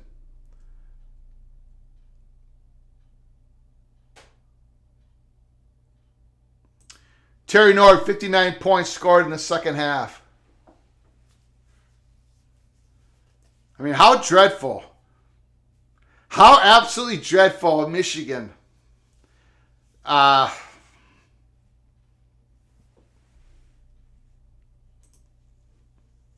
I'm not going to say it. Terry Nord says say it. I'm not going to say it.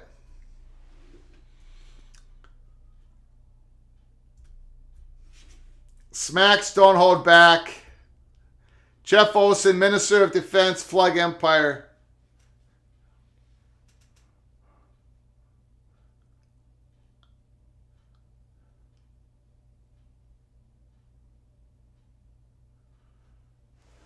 Wow, TCU runs it all the way back, deep into Michigan's territory. Now you just lay it on these guys. Lay it on them, Horned Frogs. Lay it on them. Badger Ron, Michigan Twitter, total DC rip. As it should be. As it should be. This is, I know I keep saying this. People are about to leave the chat room. I don't blame you, but this is truly one of the most incompetent coaching decisions I've ever seen. I think it is. I've ever seen in college football. You went right into TCU's wheelhouse and you kept saying, please, can I have another? Please, can I have another? TCU at the ball at the 16-yard line.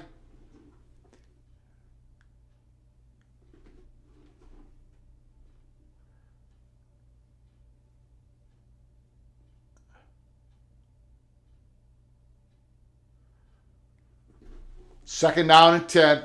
Or spot second down and 9.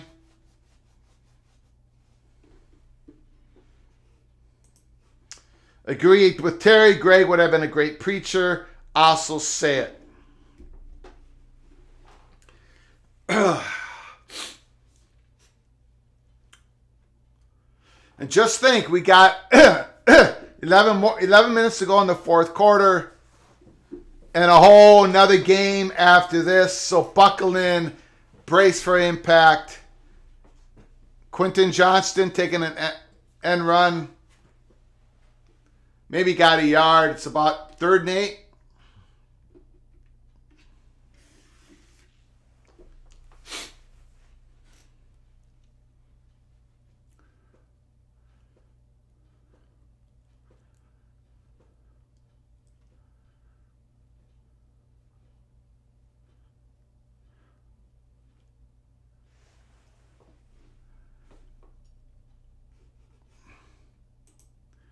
Terry, I can't stop thinking about Duggan wearing maroon and gold. If Max Duggan would have been wearing maroon and gold, Michigan would not be playing this type of defense. Yes, I am bitter. I'm absolutely bitter. Max Duggan was a golden gopher. He had all the crystal balls. 247 Steve Wilfong, the best national recruiting analyst out there, he gave a crystal ball to Max Duggan. Terry Nord would tell you. I called Terry Nord every single day. Max Duggan from Council Bluffs. He's going to be a player in college football. He's going to be magnificent. And we had him. And Gary Patterson came in the last moment, last second offer. Duggan decided to go down to TCU campus. His father fell in love with Gary Patterson. The rest is history. And Michigan tonight is playing their defense like they were going against Tanner Morgan, not Max Duggan.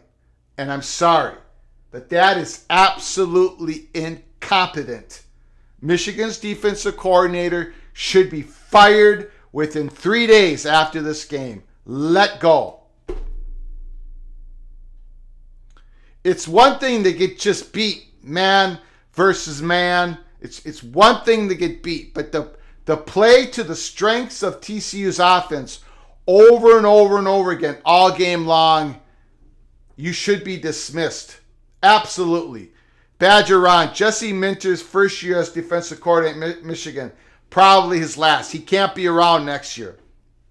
This is terrible. And Jim Harbaugh has a lot to answer for too. Field goal attempt from TCU. Put it in the board.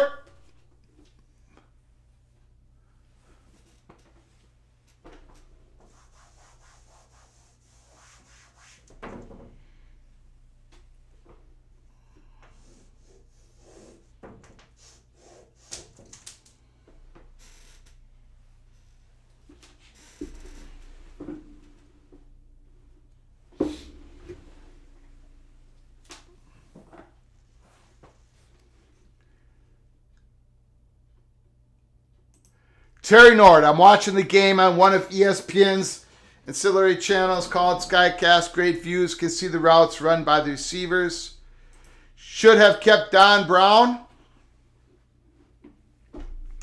I don't know. I think Don Brown and Jim Harbaugh had seen enough of each other. Terry Nord, I think Michigan will win this game.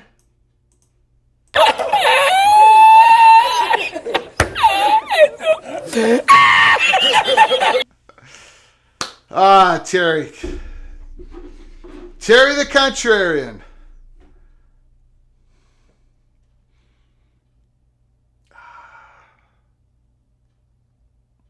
I'm speechless. And that's the first time I think in my life I am speechless.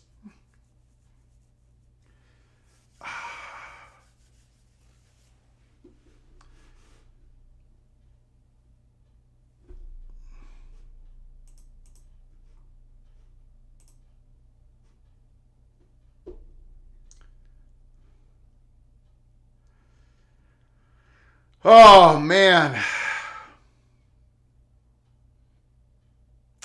Of all the ways I thought this game would go, I did not think of this.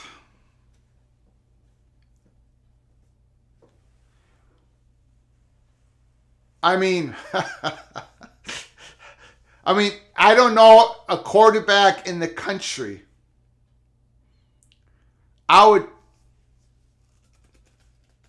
Maybe Caleb Williams.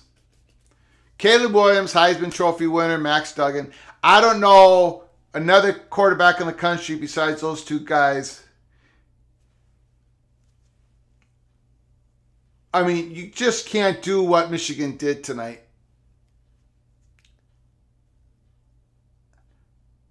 I mean, that's how Max Duggan makes his plays. Michigan was a fraud all year, weak non-conference, barely beat Illinois, being exposed. They did have a weak non-conference, but I don't think Michigan's a fraud. And Again, we get back to what a Big Ten team loses. Suddenly all the Big Ten teams are no good. We don't do that with other conferences. Don't quite understand that. But that seems to be always the storyline. TCU, great story, great talent. But I just think Michigan just did everything possibly wrong on defense that they could have done in this game. And plus they had the ball at the 1 yard, 2 yard, 3 yard line and didn't score in this game. But that defense, I don't think Michigan's a fraud. They would beat just about everybody in college football this year. They handled Ohio State.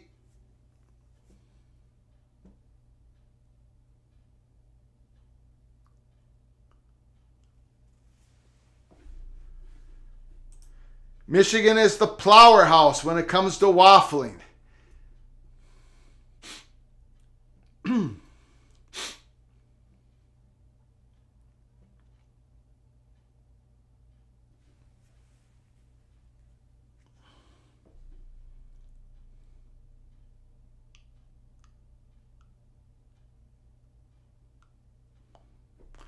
J.J. McCarthy throws it out of bounds, 2nd and 10. Michigan cannot afford not to put up a touchdown on this drive. Minnesota needs to win the jug. That's what Tony said.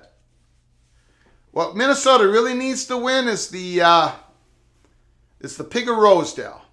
Got to win it next year. Of course, I've been saying that for the last 6 years. That's the game Minnesota has to win next year. JJ. Loveland drops the pass. 3rd and 10.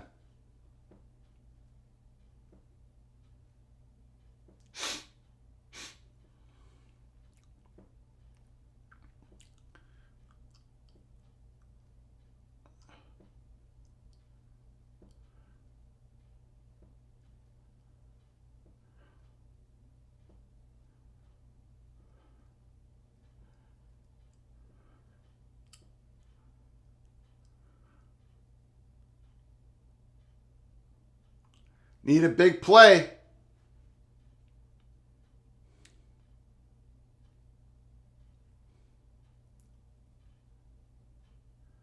You know, the one thing JJ doesn't do good enough is he doesn't get back in the pocket, set his feet, and pull the trigger. He always seems to have to hold the ball. You know, he never does that. Hut, goes back, set, throw. He always seems to be hesitating. He's going to have to get better at that to be an NFL quarterback. Got to make that timely throw.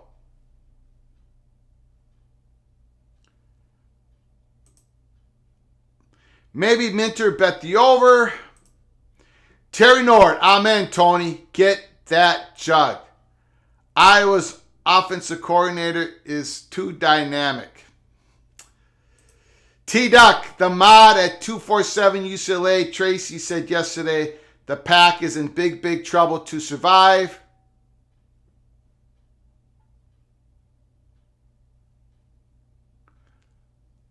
Well, that ended up as a good punt for Michigan. I saw what he wrote, T-Duck, but thanks for bringing that in the chat.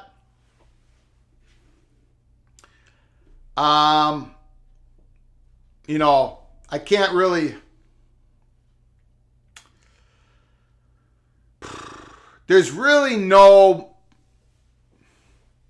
really should be no more holdup for the Pac-12 to sign that new media contract unless Oregon and Washington are basically keep saying no because they don't want to sign a grant of rights, or they're not getting the money they thought they was going to get from Amazon. There should be no more delay. They should be signing that at least by the middle of January. And if they don't, then then they're in big, big trouble. But the favorite,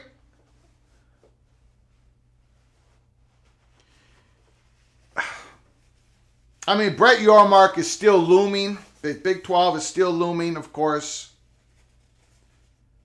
I don't know. I didn't read anything in Tracy's post. I think he's a staff member at UCLA. 247. I didn't read anything in that was any really different than we've said at Peek Around the Corner. But maybe I'm missing something. Michigan must create a turnover.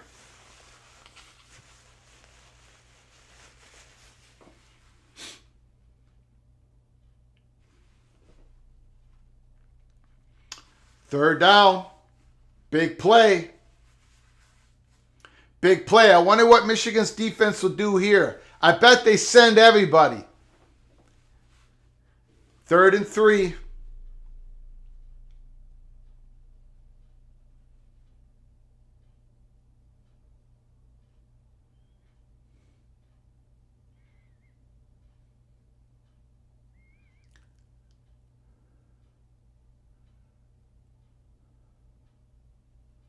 Oh, big defensive play.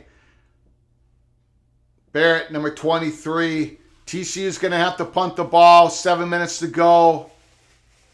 This is it. Michigan's got to score a touchdown on this drive and somehow get the ball back again.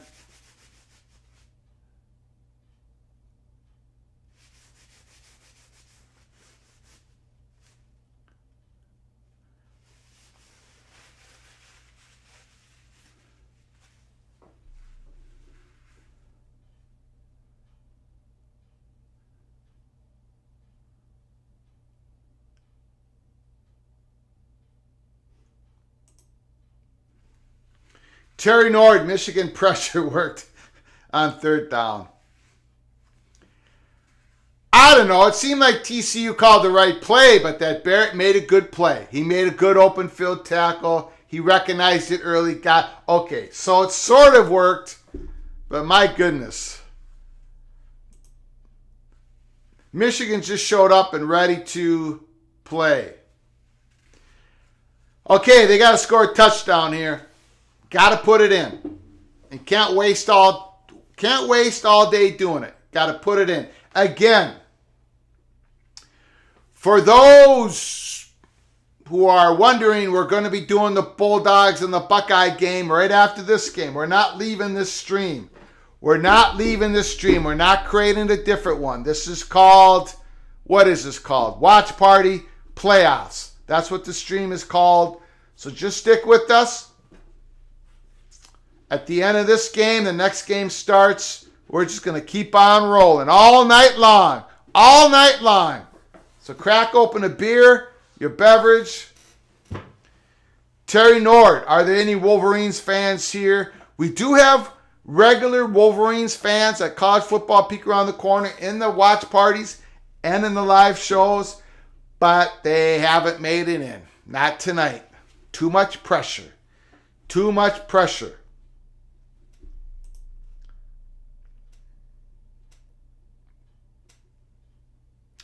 Tony, if the Pac doesn't get the money they want, wouldn't it be in the best interest to drag their feet and keep the Pac schools in limbo? The problem with all that is the Big 12 wants a couple of Pac-12 schools, and with a vacuum, someone's going to feel that vacuum. So George Kliavkoff has to get a deal done, get it signed, or something is going to happen. Something is going to happen. There's a lot of things out there that December 26th thing that we couldn't talk about. So just stay with us at Peek Around the Corner here into the springtime. And we'll eventually tell you what December 26th was supposed to be all about on our live show. So stay with us. Stay with us, please. Give us a couple more months on that particular story. The Florida State Money Tree and a few other ACC school story. Michigan's got to score a touchdown here.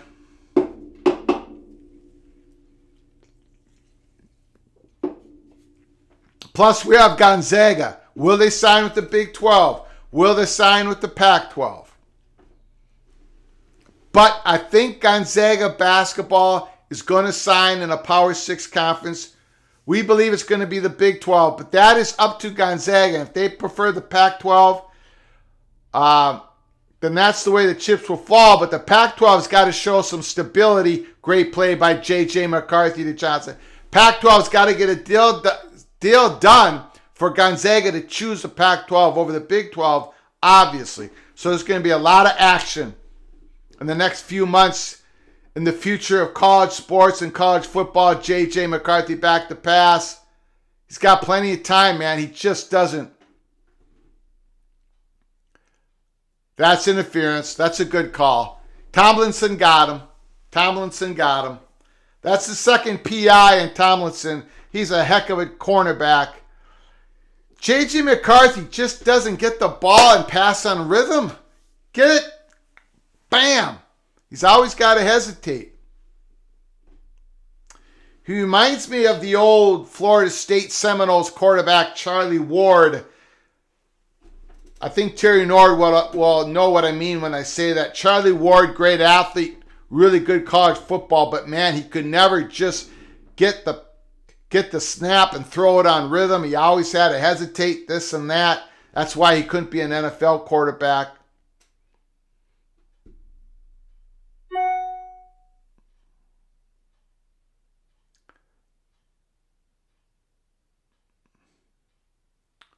Well, that was a good run by Donovan. To get those 5 yards, that was a good run. It's 2nd down and 5. 6 minutes to go. Can the Wolverines get a touchdown here to climb within 6 points? Donovan Edwards, 116 yards, 5.5 yards per carry. Tony, California, Stanford, both have bad basketball teams to go with their bad football teams. Hope the Big Ten stays away. I think the Big Ten's going to stay away from the Pacific Coast for right now, for sure. When it looks like you're going to lose Kevin Warren, I think those Pacific Coast teams have lost an ally inside the Big Ten. 3rd down and 4.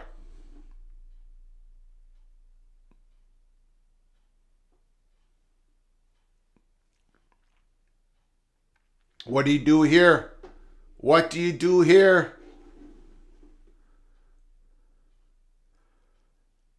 Got to roll out JJ. Roll him out. If he's going to hesitate on every throw in the pocket, roll him out. Ooh, big strong run by Donovan. 1st down. 1st down by Donovan Edwards. Less than 6 minutes to go. 4th quarter. 51-38 TCU. Good quick pass by JJ. That's what I'm looking for. 7-yard gain, Ronnie Bell. It's a 2nd and 3 situation. Michigan's got to score. Tick, tick, tick, tick, tick. Tick, tick, tick, tick, tick. It's a 3rd and 4, 3rd and 5. Michigan, they get in the red zone and they collapse.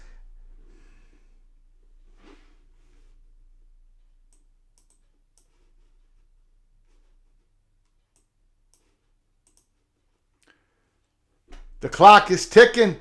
Tick, tick, tick, tick, tick, tick, tick. Michigan wasting time.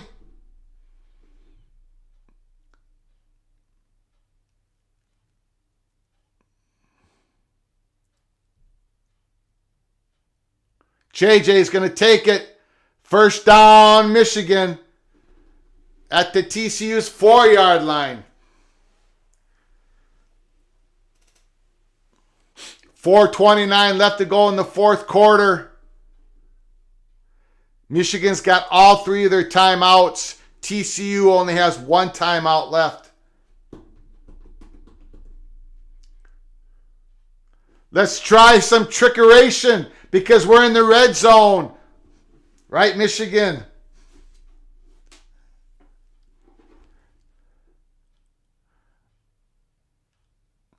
Boy, they got the jumbo package here. Look for the tight end in the end zone.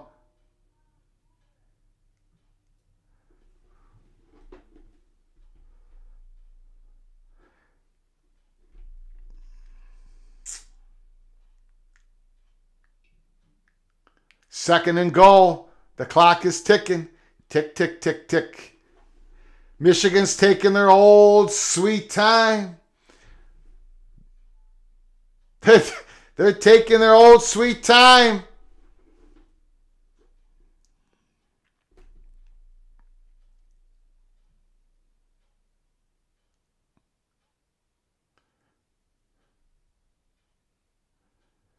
Touchdown to Wilson. Touchdown! Touchdown! Touchdown! Roman Wilson, J.J. McCarthy, Michigan. If they get the extra point, they're within 6 points.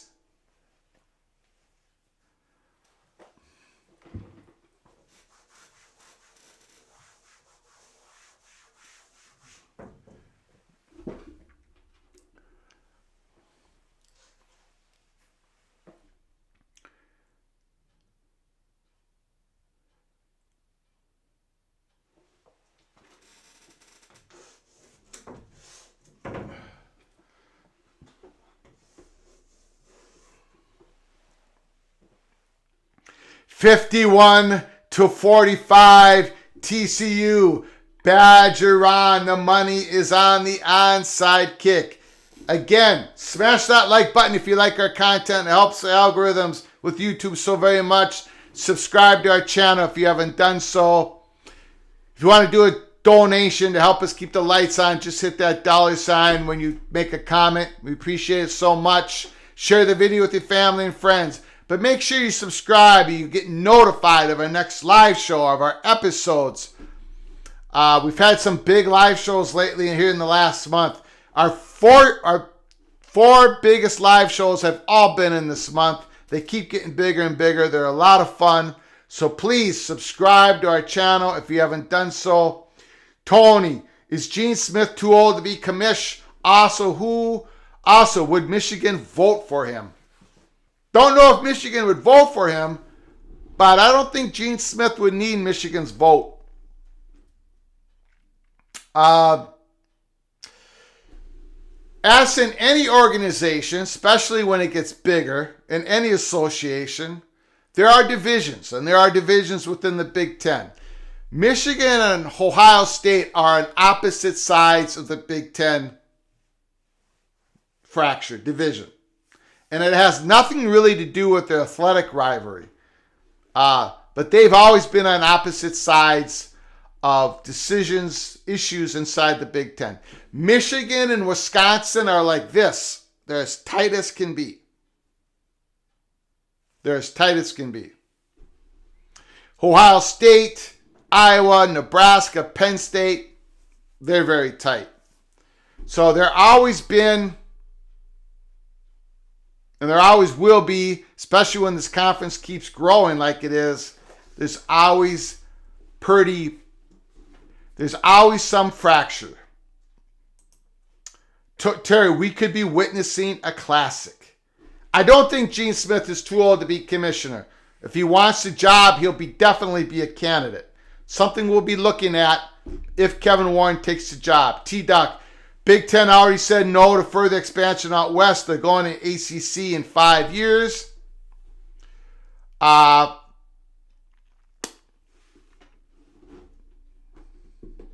They said no more further expansion at this time. That's as far as I'm going to take it right now, T-Duck.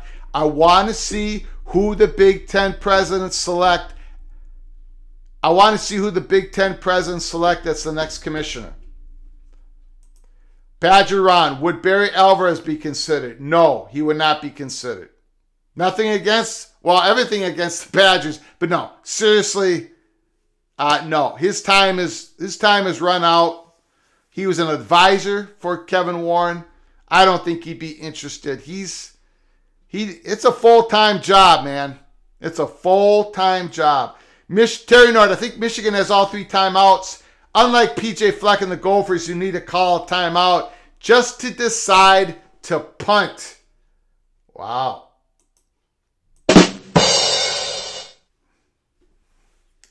Okay, here we go.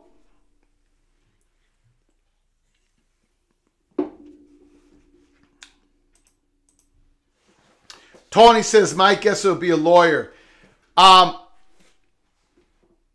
Right now, I'm going to say that the next commissioner of the Big Ten is either a current commissioner or a former commissioner or a long-time athletic director inside the Big Ten.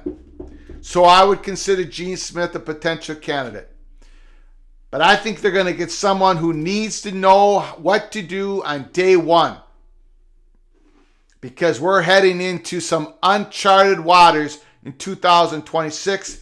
We've explained it before on our live channels. We'll do it on our live shows. We're going to do it again pretty soon because things are percolating. We'll talk about that later. Right now, Michigan's lining up for an onside kick, but they kick off. And they're going to run it back. TCU. TCU's got the 10-yard line. That worked out for Michigan. That worked out. 3 timeouts. 3:14 to go. I think TCU probably needs, well, they definitely need 1 first down. Here we go.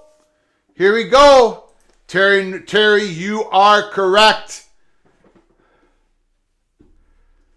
First down and 10. 51-45. TCU is a first down away from going to the college football championship game. Here comes the Horned Frogs. Max Duggan, the David O'Brien Award winner, the number 2 in the Heisman race. There he goes. He only gets a few yards. I love that call for TCU. Michigan is not calling a timeout. TCU is going to let the clock go. So Michigan's going to give themselves 2 opportunities. TCU is going to have to make 2 first downs to win this game. This is how Michigan's playing the clock. They're going to let the clock tick now. They're going to give themselves 2 shots at the apple in keeping TCU from getting the ball back. Second down and 8.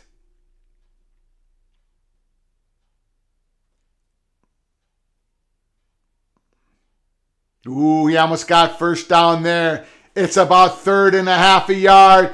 TCU getting close to icing this game. Michigan will let this clock go down one more time. If TCU makes the first down, then Michigan will call its first timeout. Michigan will have one more chance to stop TCU from getting the first down. They're going to let this clock go down. If TCU gets the first down, Michigan will instantly call a timeout. Or even if they don't.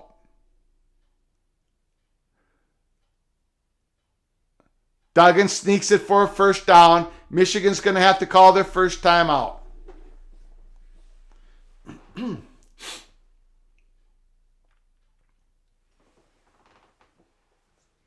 No, they did not call a timeout.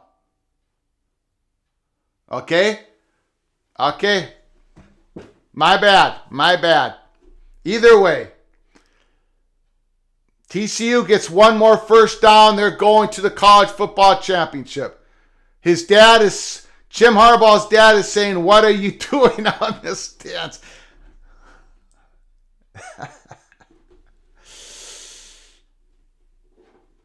Inside handoff. Michigan stops him. Michigan calls a timeout.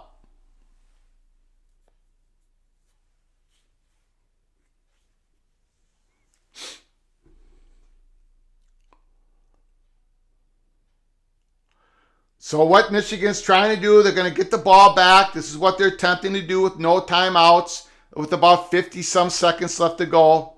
J.J. McCarthy's going to have to drive them the length of the field to score a touchdown to win the game. 2nd and 8.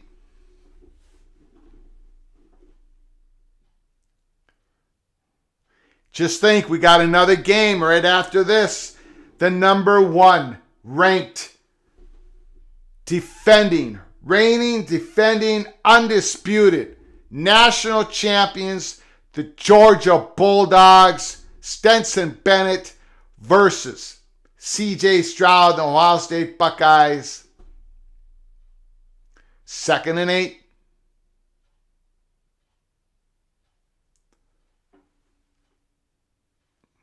That was good defense on Michigan.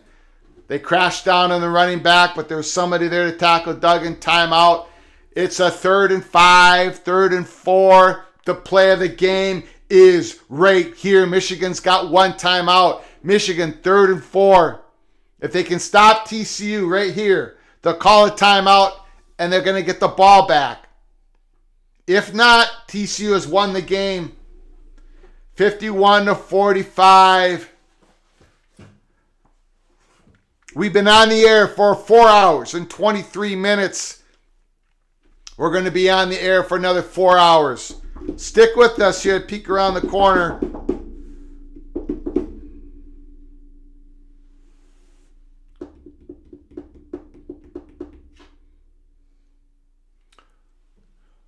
J.J. McCarthy wants one more shot. TCU going to try to win this game right here. TCU going to the college football championship game. Duggan's going to throw it. He did not get it. The clock is ticking. Michigan's got to call their last time out. Wow. Michigan is going to get the ball back. TCU's got to punt it away. 58 seconds to go. Michigan gets the ball back. The tension is so thick. So thick here in the Gopher. By the grace of God Studios, the people in the chat room are silent. Max Duggan threw it to their best player, but he couldn't get it. Don't know if he was supposed to run that route short of the sticks, but he did so. Michigan was there for the tackle. TCU's got to punt the ball. Michigan's got to go the length of the field with no timeouts.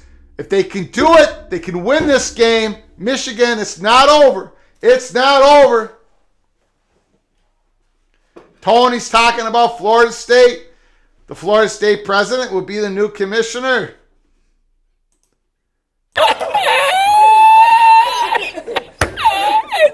Wait, what's going on? 4th and 1 and they're going for it? No, they're faking it. They're faking it. Don't go off sides. Don't go off sides. Don't go off sides. Don't go off sides. No offsides. Don't go off sides. Don't go off sides. No, no, no, no. No offsides. No. No offsides. No offsides. Okay. All right. Okay. Better field position for Michigan. Run this back. Take this ball to the house. I'm calling it. Michigan's taking it back. Michigan's got one more shot. J.J. McCarthy's got to bring the team all the way back with no timeouts. 59 seconds to go. Michigan's been behind the whole game.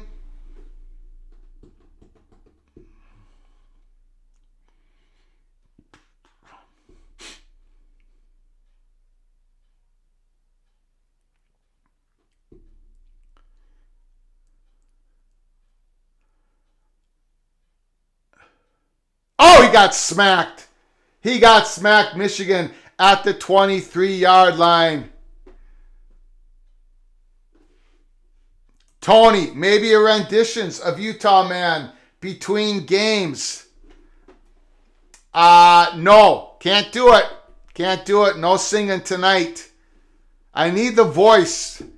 I'm surprised the voice is still going here. I love that song though, Utah Man.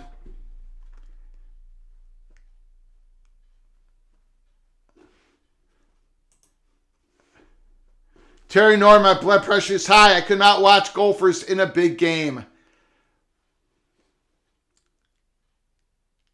JJ, getting out of, ooh, look at that. Look at that skill to get out of that.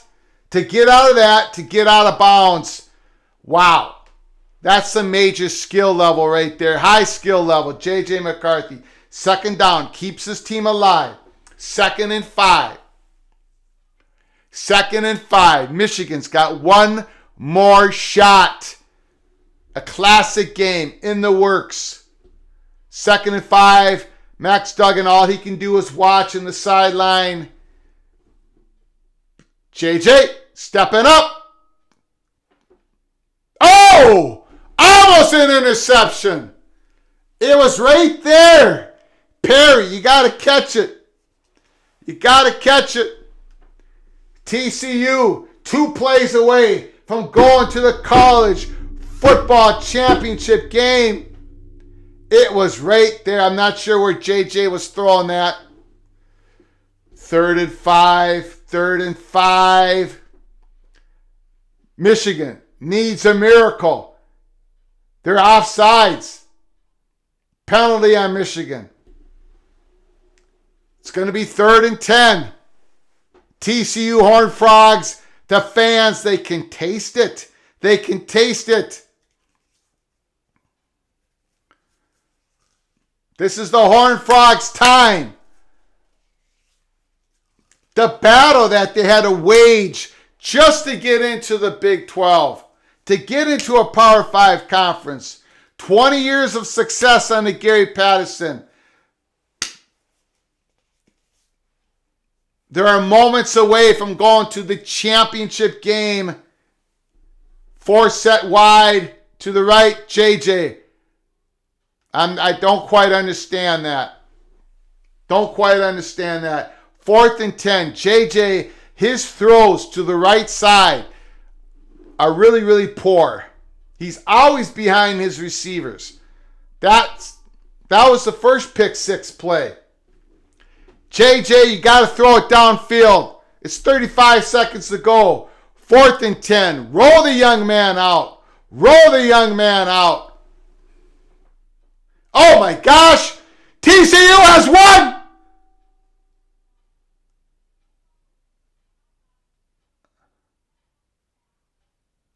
TCU going to the college football championship game. They have done it, ladies and gentlemen.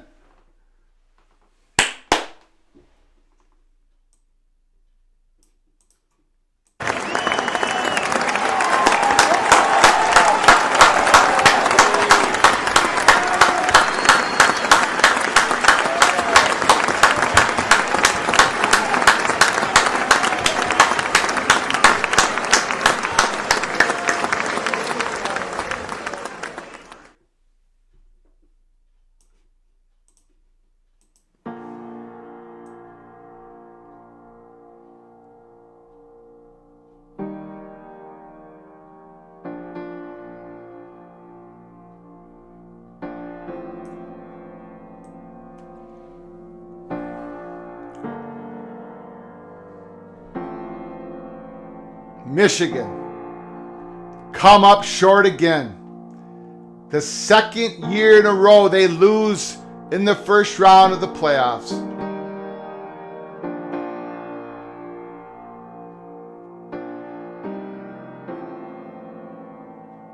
Two pick sixes, some trickeration plays, blitzing on defense. It made absolutely no sense. But the TCU Horned Frogs, the dream has come true. 7 comeback wins during the year just to get into this position. But they did not need to win a comeback victory tonight.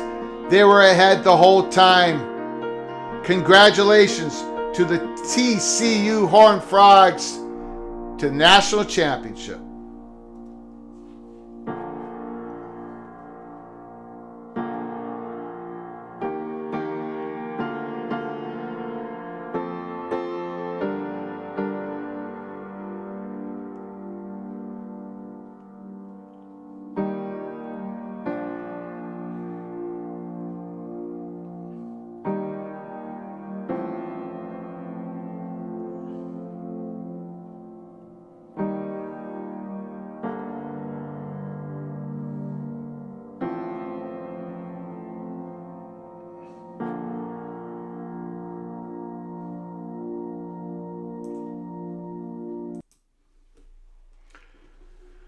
There's absolutely no way they're calling targeting on that play.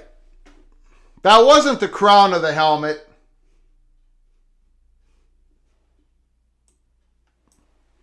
There's no way they're going to call targeting on that. Okay, maybe it was with the crown of the helmet. But I don't know. Jeff Olson targeting not so fast. Terry Nord, Preacher Greg. Jeff Olson's calling it helmet to helmet. Badger Ron, to all the Michigan residents, stay off the roads tonight. There will be a lot of juiced, mad Wolverine fans on the road tonight. Wait, the astute Jeff Olson is on to something. Either Jeff Olson is on to something or he is on something. What's the call?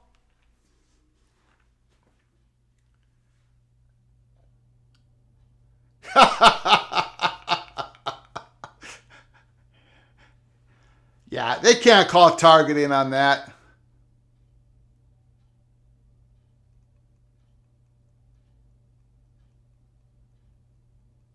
I don't know, man. Congratulations, TCU.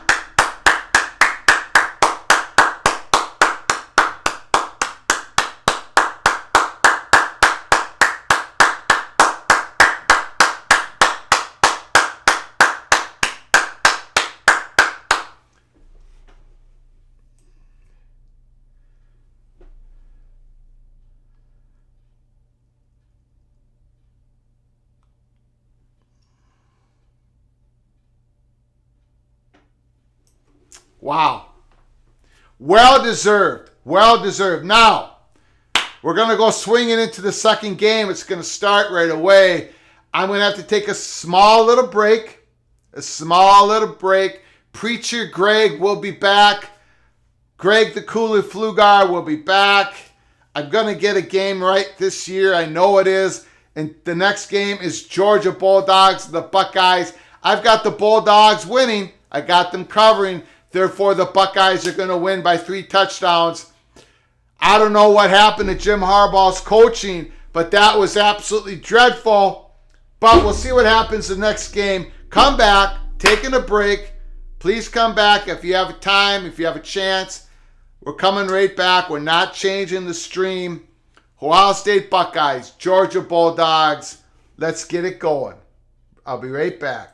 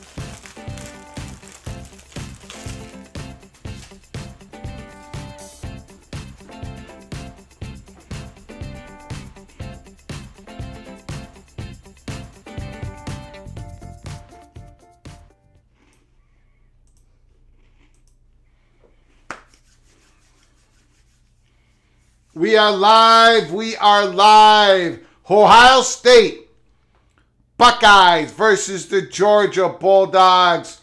Game 2. Game 2 of the semifinals, college football playoffs, college football invitational. It won't be a true playoff until they go to 12 teams.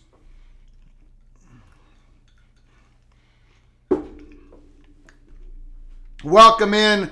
Tough Tony's in the house. Mo Envision. Mr. Buckeye. Go Bucks. JK says the SEC refs screwed Michigan. I think Michigan screwed Michigan. I think Mentor screwed Michigan, the defensive coordinator. Tony, still bringing up Condoleezza Rice.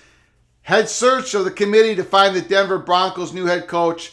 I know she loves college football. I don't see her as the Big Ten commissioner.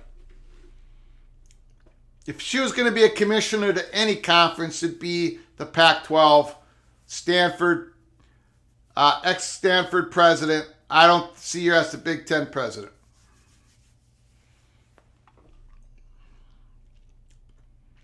All right, Bulldogs and Buckeyes.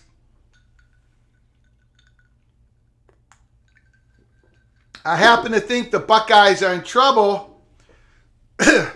So therefore, Buckeye Nation should be happy that I think the Buckeyes are in trouble, because I've been cold, stone cold on my picks. Let's go. Let's go. The game plan that Michigan had on defense against TCU, that would be the right defensive game plan against Stetson Bennett of the Bulldogs, but not against Max Duggan. Not against Max Duggan. So I think Michigan deserved to lose that game. Of course they did. Terrible coaching. Terrible coaching. Jesse Wilson, good evening, everyone. Good evening to you, Mr. Wilson, the Husky fan from the great state of Alabama. Here we go. Kickoff.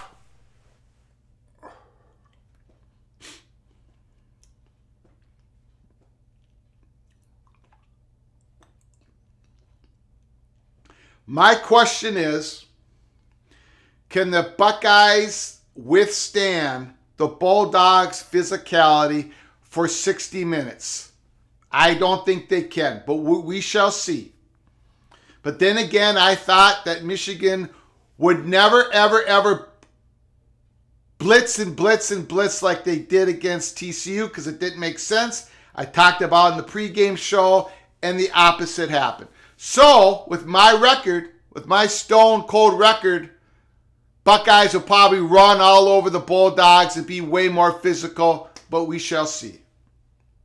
CJ Stroud, the Harrison, bam.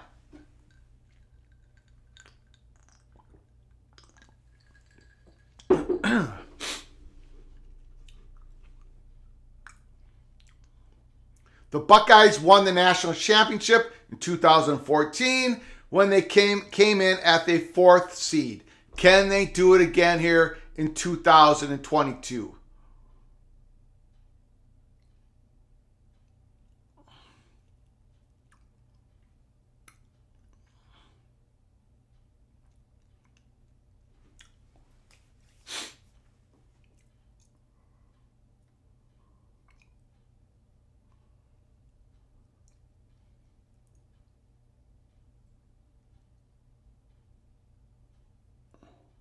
Second out and 7.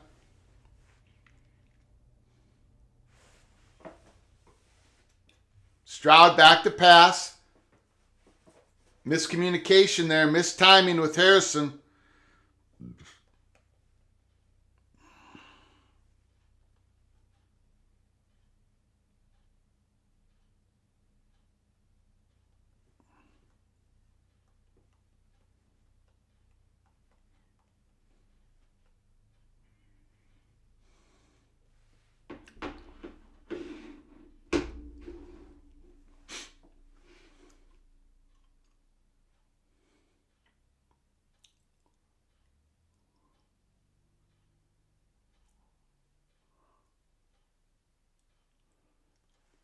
Third and 7. Big sack. Georgia Bulldogs.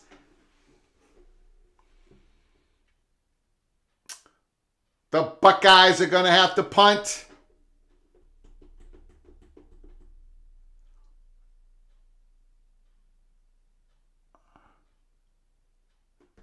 Watch for number 88 all game long, Jalen Carter. You all know him. Even when he doesn't get to the quarterback, he's going to take a couple blockers for the Buckeyes. He's going to occupy a couple offensive linemen for the Buckeyes. Number 88, probably the best football player on the field, him and Harrison Jr., Marvin Harrison Jr. And here comes Bennett.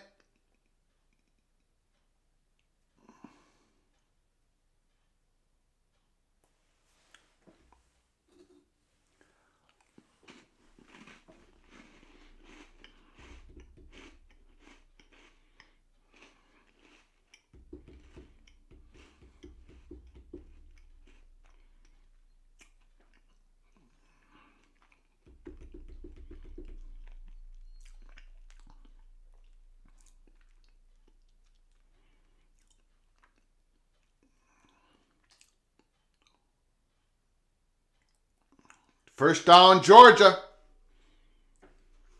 Tony still advocating for Condoleezza Rice.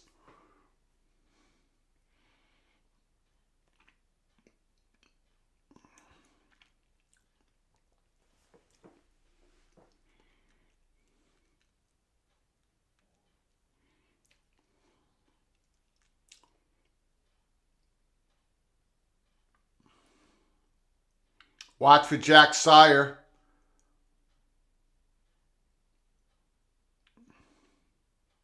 Another completion by Bennett.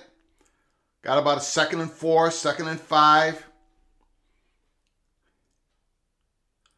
Bulldogs have come out here looking sharp.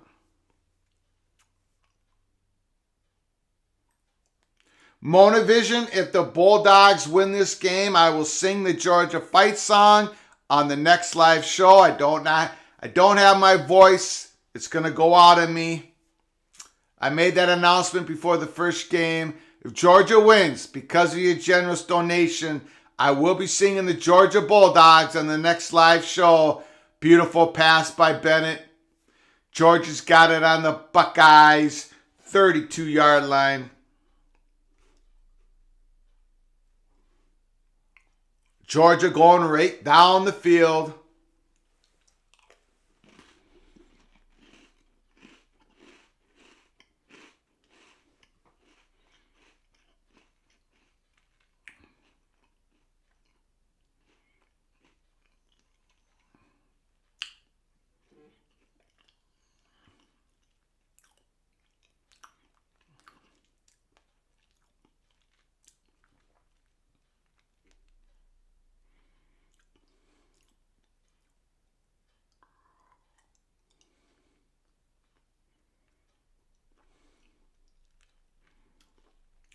Second and 10.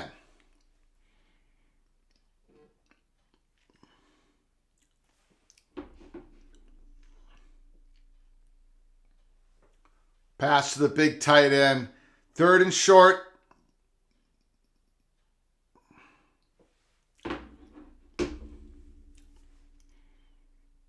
Darnell Washington caught that ball for the Bulldogs.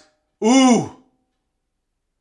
If he would have gave it to the running back, I think he was going to break it.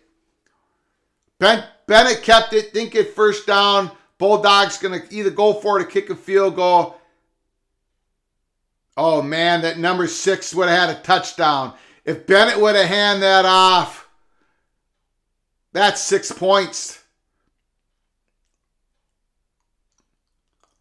Buckeyes got fortunate there.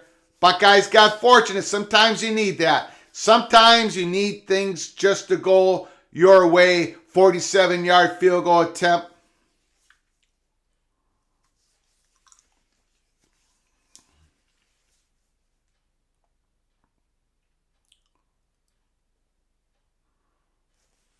No good.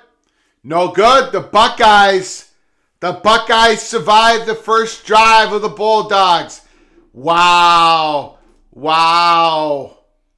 Bulldogs could have gotten 6 if Bennett would have handed it off to the running back. Probably in an RPO. Probably a run. Probably an option in that play.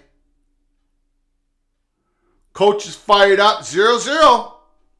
0-0. Buckeyes and the Bulldogs.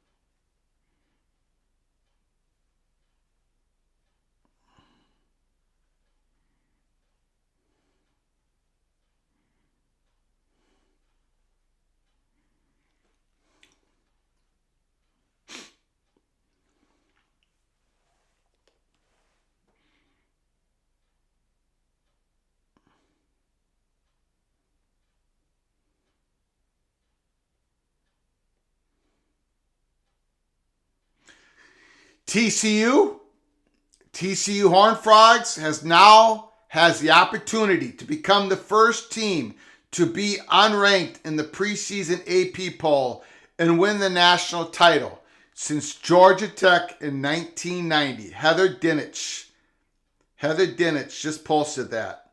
Wow. Harbaugh has lost 6 consecutive bowl games. 6 consecutive bowl games with an average score of 37-23. He was favored in 4 of those games. Man, I tell you.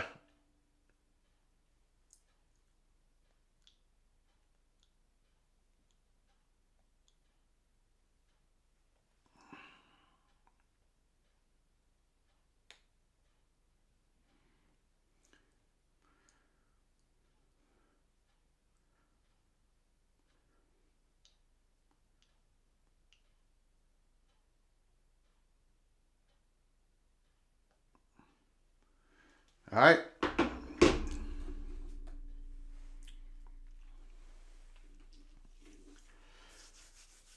The Buckeyes. Let's see if they can run the ball a little bit here against that defensive front for Georgia Bulldogs. Mean Williams is not in the game yet. Henderson is still in that boot. Trayvon Henderson. Play action. There we go. C.J. Stroud. Back to Harrison again. They got single coverage on Georgia. They got single coverage on Harrison and no safety help at all. Interesting. Very interesting.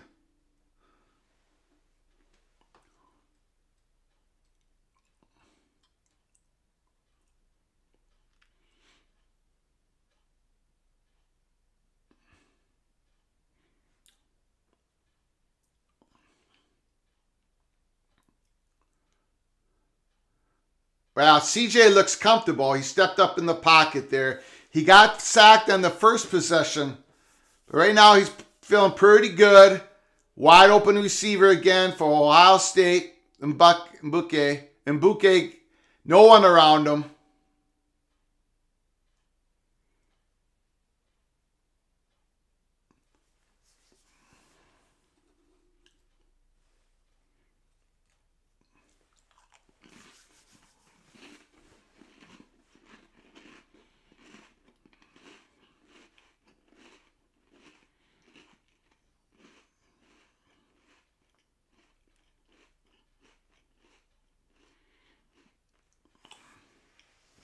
First down carry gets about 3 yards.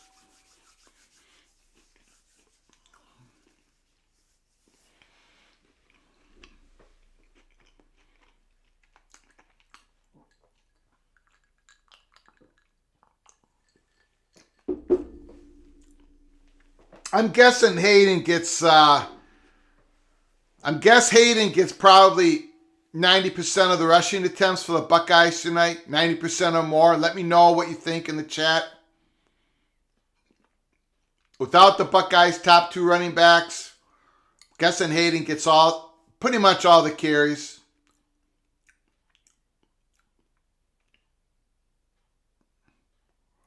Wow. Touchdown. Harrison again.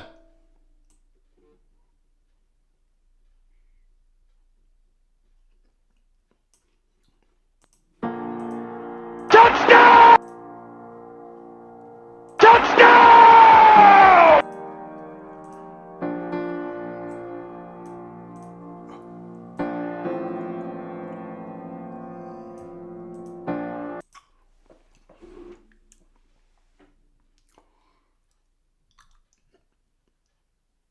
Okay, so what's going on with Georgia's defense, ladies and gentlemen? More single coverage. More single coverage.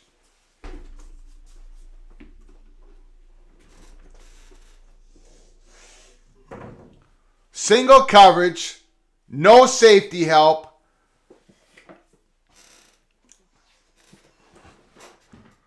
So far, Marvin Harrison, C.J. Stroud has owned the first quarter 7-0 Buckeyes. Wow.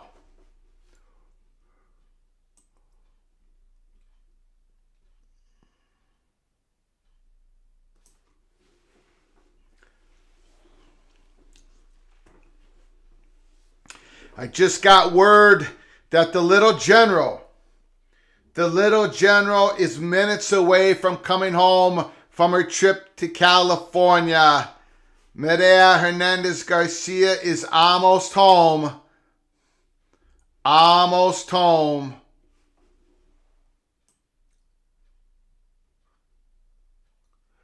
And when she gets home, she's going to rule like an iron fist over you guys. So watch out, Tony. Do you know who's won 6 straight? Yes, I do know who's won 6 straight bowl games. The Minnesota Golden Gophers. I also know their last 2 bowl games were played in a joke of a stadium, and a joke of a football stadium. Hopefully next year the Gophers play in a real football stadium for their bowl game. It'd be fun to watch if guys could stand up and actually play the game they love to play. So, but yes, the Gophers have won 6 straight.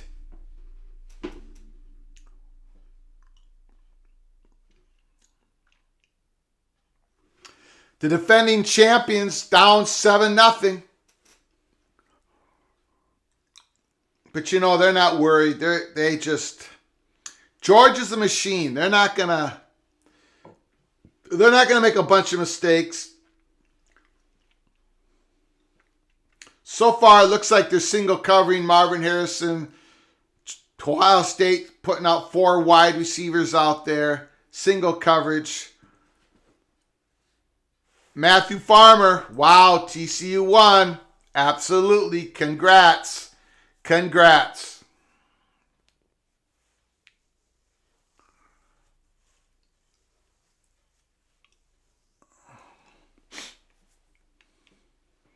The biggest win in TCU Horned Frog history.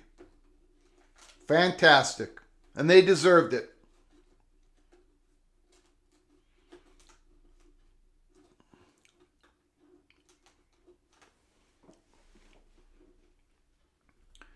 Buckeye fans are getting a little rowdy in the stands.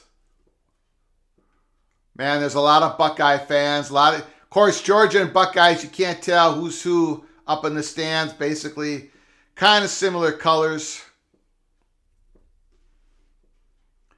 Matthew Farmer, I don't know how I could be any more happy. Probably not. Not for tonight.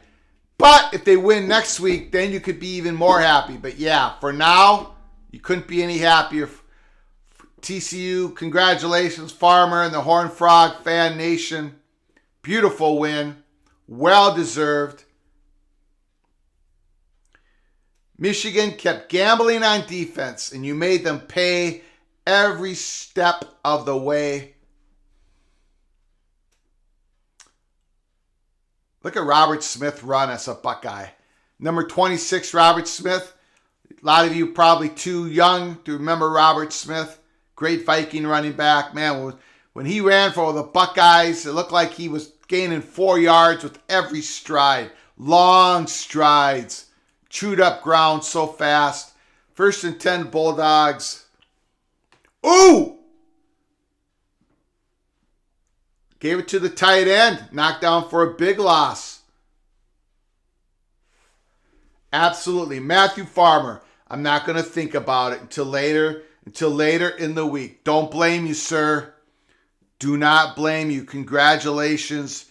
Just celebrate the win, man. 2, 3, 4 days. Just celebrate it. Huge win for the Horned Frogs.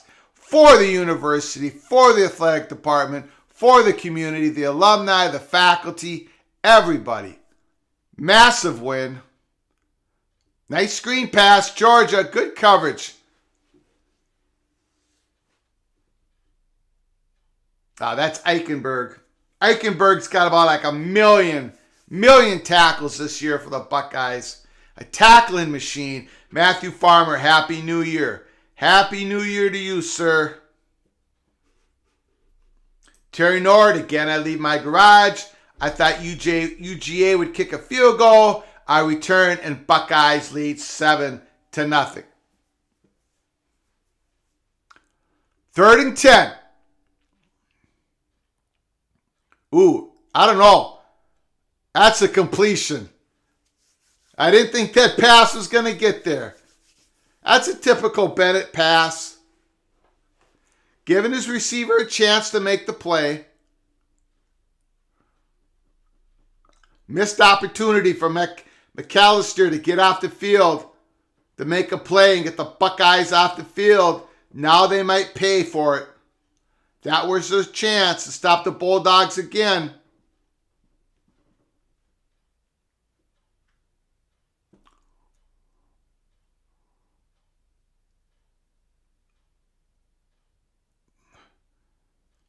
Man, Buckeyes defense, they're fast. We always knew they're fast. They're fast. But right now they're holding up. They're holding up at the line.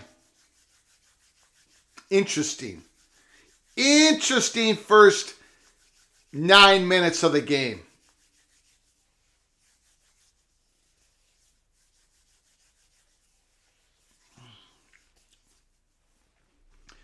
Matthew Farmer, this Peach Bowl is going to be fantastic. Hopefully it's as good a game as the first one.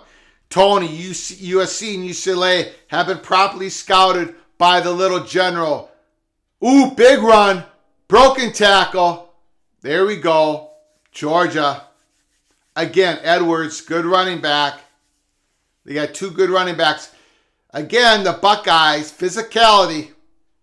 They got to be able to get up in the line of scrimmage and make the tackle and wrap up. They could not do that against Michigan.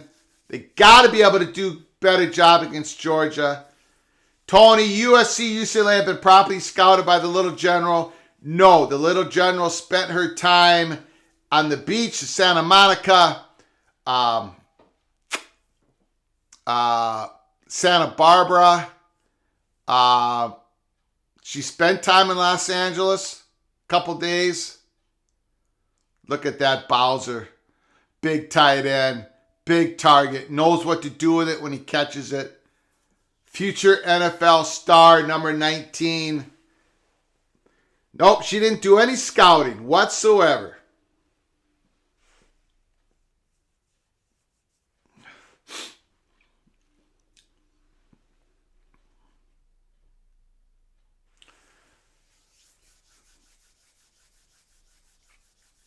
Here comes the Bulldogs. The Buckeyes had a chance to get off the field on a 3rd and 10. But the Bulldogs got that first down conversion. And here they come. Ooh, big sack. Big sack.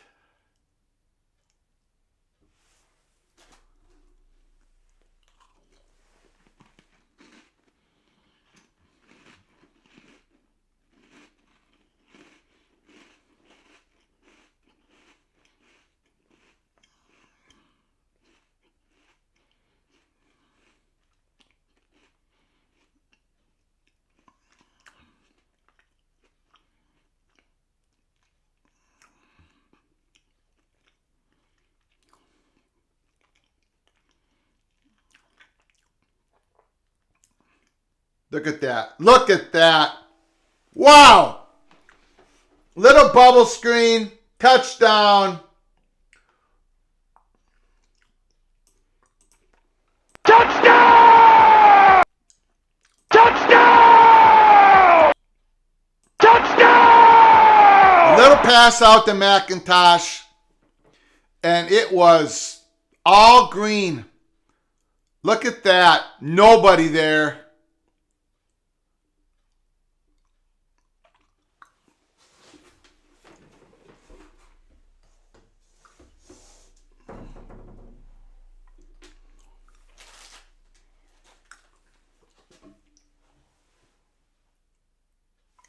Wow, wow, wow. 7-7.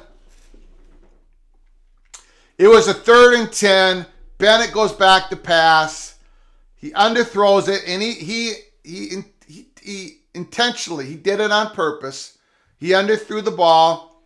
Georgia receiver made a great play, first down, and that was a chance for the Buckeyes to get off the field. They didn't get it done. The Buckeyes' 3rd down defense, they got to get off the field on 3rd and long. If they don't, George, you ain't going to get another chance on a drive. I'll be right back. Hold on.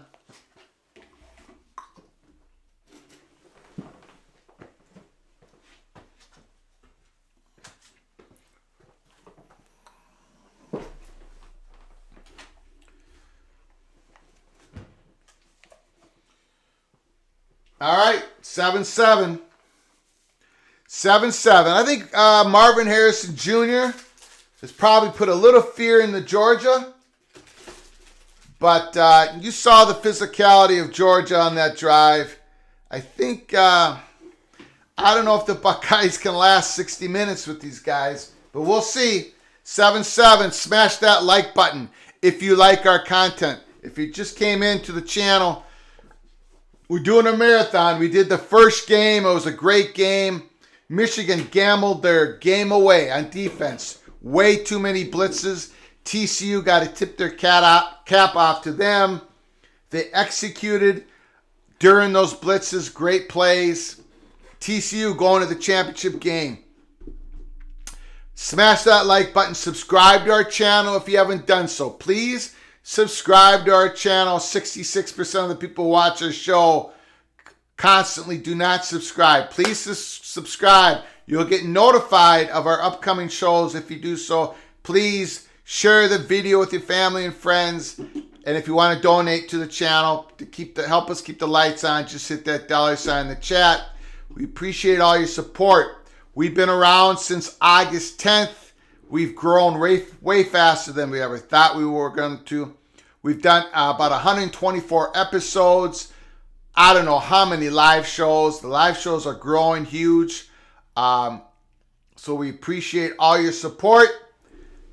The next few months are going to be fascinating. I think a little bit more fascinating than what people expect. We are looming over a pretty, I shouldn't say pretty, possibly big story. So hang with us at Peek Around the Corner. If you don't know about us, you can check our Flug Empire. Check the Twitter at Flug Empire. You see the Twitter on the on what's going by at the bottom of the screen. And you can read our pin tweet. It talks about us and the stories we've broken in the past. Could be something brewing here in the next few months. So stay with us at Peek Around the Corner. 7-7. 7-7. And I think the Buckeyes are going to just have to outscore the Bulldogs because I don't think the Buckeyes defense can handle the Bulldogs offense.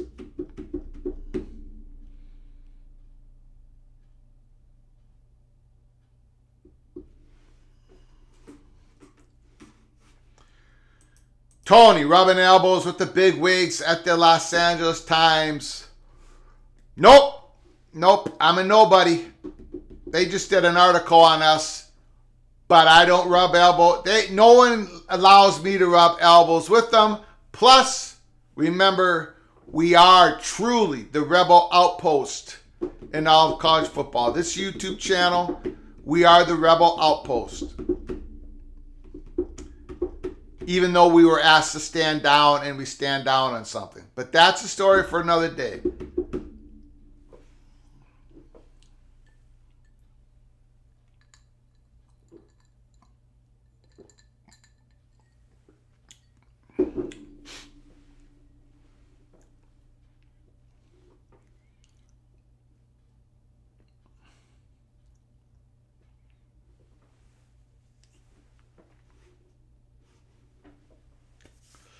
All right, let's check what people are saying here.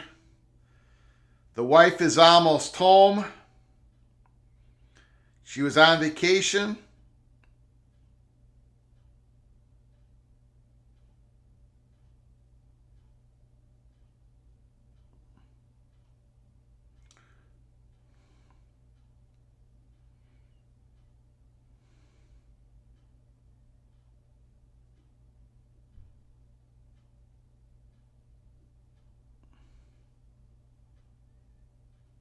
A lot of Michigan fans are upset with the non-touchdown on Wilson. Michigan, yes, on further review, Wilson, that catch probably should have been ruled a touchdown. But, come on. You're first and goal at the half-yard line. You got to score anyways, Michigan. You got to punch it in anyway. So, I don't blame the refs for that one. TCU deserved it. Michigan made way too many mistakes.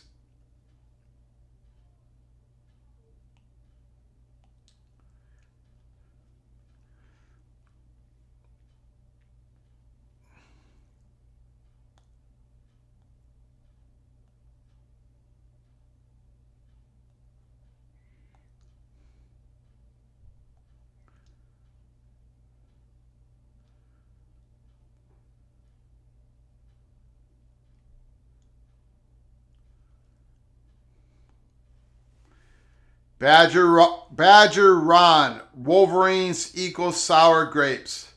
I think most of them are blaming the defensive coordinator and Jim Harbaugh. But I have seen some comments. It's just kind of... You got the ball at the half-yard line, first and goal, and then you just fumble it. The handoff was... Running back wasn't ready. That's on Michigan. That's not on the refs. You got to score anyways. Ooh, got his helmet popped off.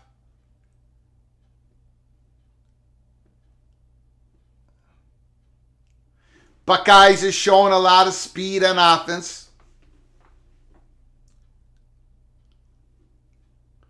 Of course, like they always do.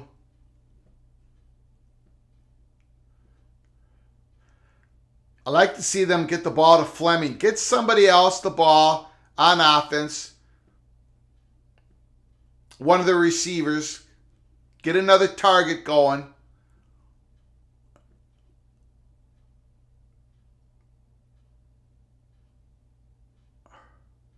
Yeah.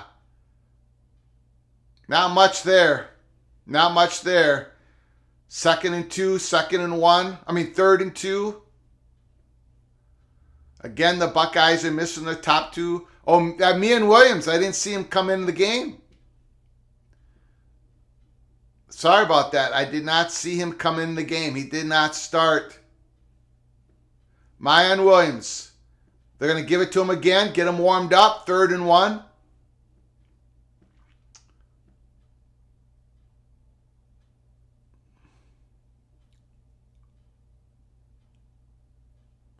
They gave it to him. He got a first down. That's a good sign for the Buckeyes. 3rd and 1. They hammered it home. I keep calling him Meehan. Mayan Williams looked tough on that one. Full head of steam.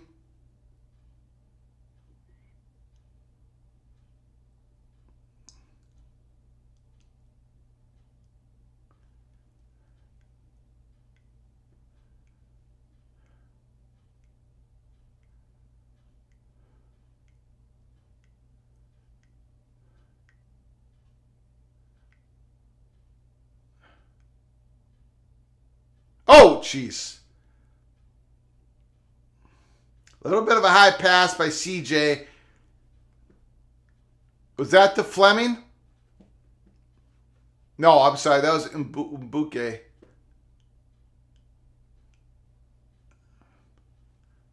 Got 2nd and 8. It almost feels like the Buckeyes are going to have to score just like that first game. Ooh. Tight end hurdles. We got a 3rd and 1. A lot of pressure on the Buckeyes offense. Let's be honest, guys. Don't think their defense is going to hold up. And it's hard to score in the 30s against the Bulldogs. It's hard to get into the 30s against Georgia, but they're going to have to do it. Cade Stover, good play.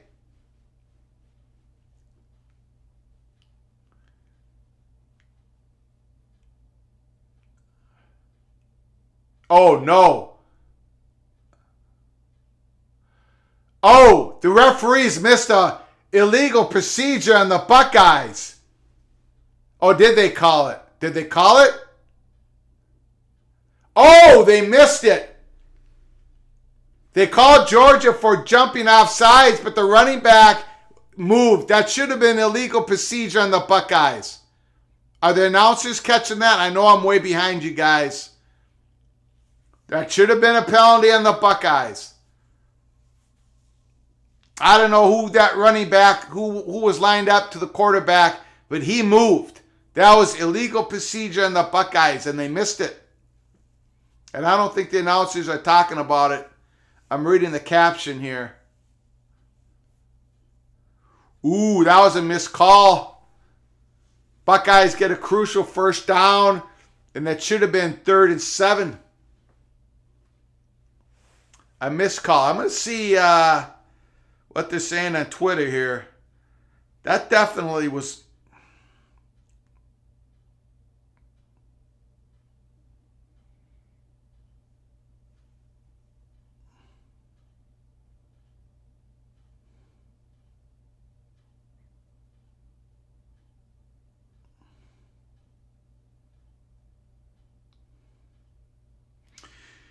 Michigan's last bowl win was in 2015.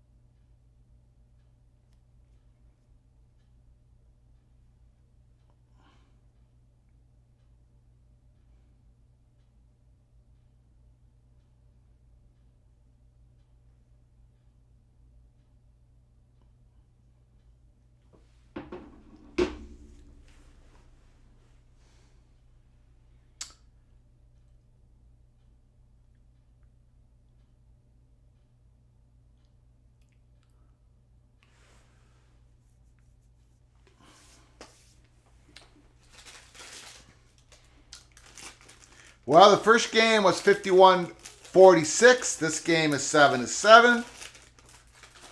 Hopefully, this game will be competitive like the first game. First game was a classic.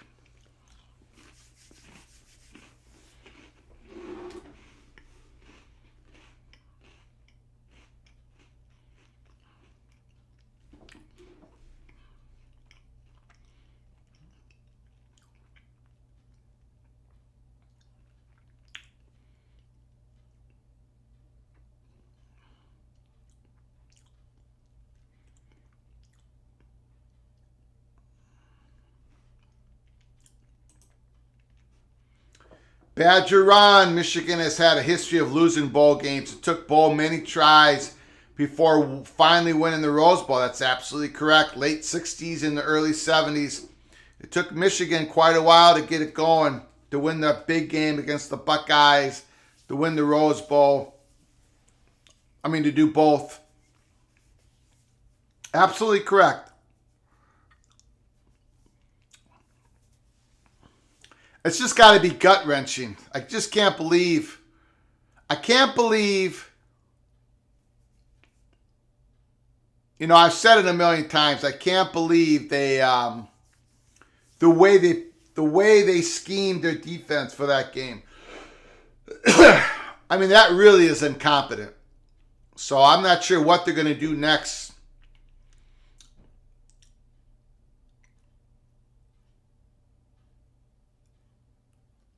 The Bulldogs taking it easy there. I don't blame you.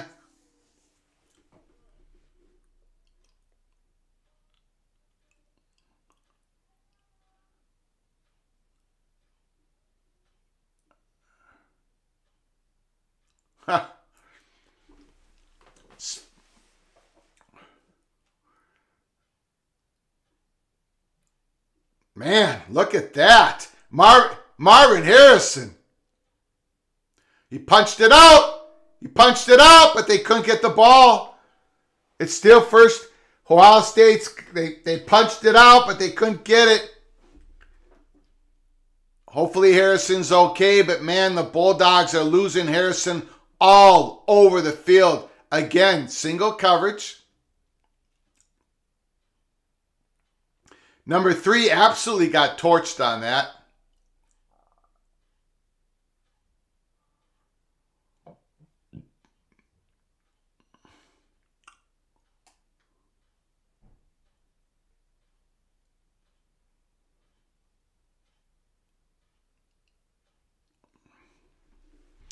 Gregory Krug.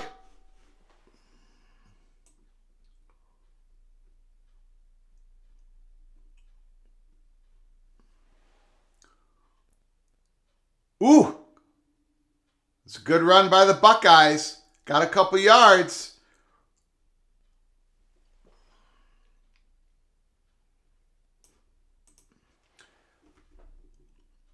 Gregory Krug. One thing that Michigan and my West Virginia Mountaineers have in common is that neither were good enough to make it to the championship game. You are correct, Gregory. That's the...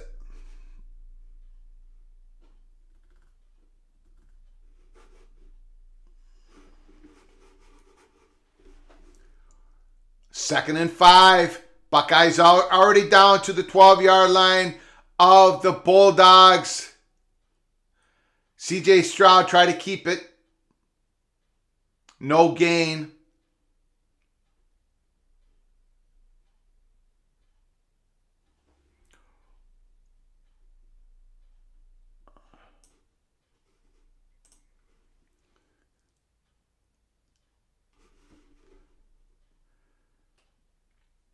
Third and 6.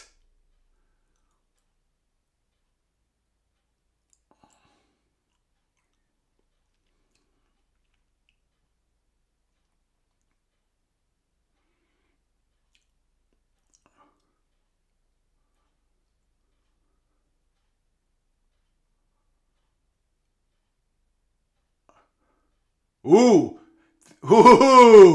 Pass interference. Is that incidental contact or was that pass interference? Their feet did get tangled.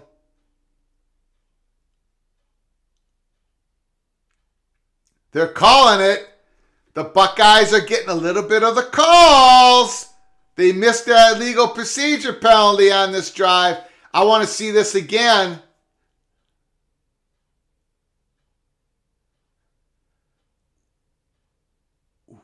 Did he get him with the left hand? I want to see a different angle on that. That was questionable. Carter's off the field. Jalen Carter, they don't have him on the field here on this 1st and goal. That's interesting. The Buckeyes got to keep scoring. The Buckeyes have, 88's back in the game. Big time player. The number 1, the number 2, the number 3 draft pick in the next year's draft, next spring. CJ Stroud rolling out. Oh, incomplete. Tony, Jim Phillips, the new commissioner of the Big Ten, all part of the plan to destabilize the ACC. Tony's coming up with all sorts of conspiracies here. I thought maybe Harrison was going to catch that ball. What a great receiver. Of course, his father, Hall of Famer, NFL Hall of Famer Marvin Harrison Sr.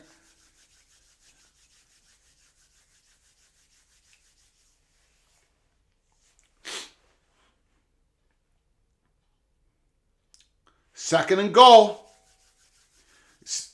They're calling a timeout. Buckeyes are calling a timeout. See, what the Buckeyes are doing is they're giving their best players a chance to score inside the 5.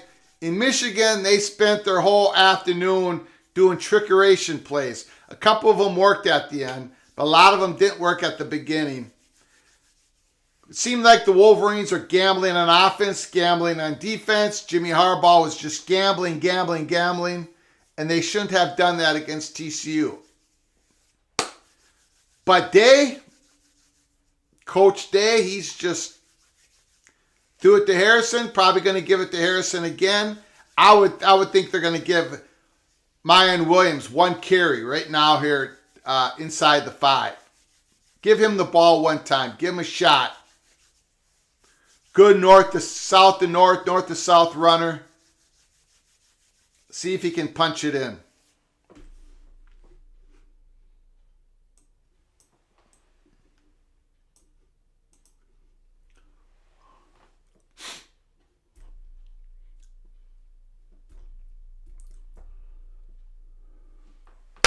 We've been on the air for 5 hours, 36 minutes, and 10 seconds. We're going to be on the air all the way to the end of this game. So hang with us here, peek around the corner. Sit back, relax. The winner plays TCU Horned Frogs. TCU and Horned Frogs trying to become the first team to win the college football championship, not being rated in the preseason top 25 since the 1990 Georgia Tech Rambling Wreck.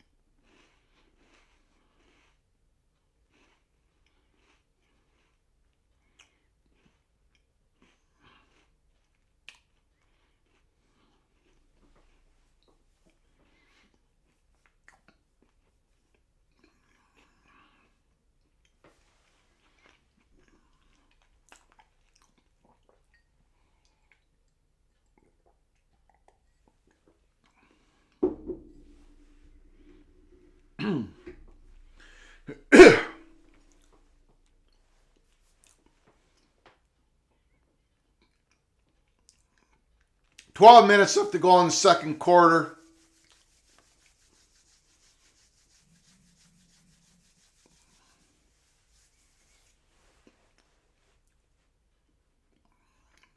Second and goal, I'd give this to Williams. Give him one shot. Williams is back there.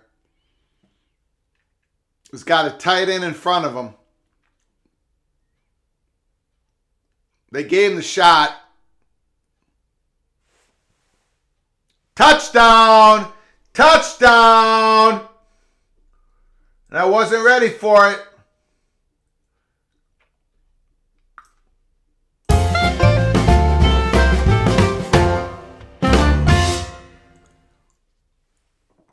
Did he get in? Did he get in?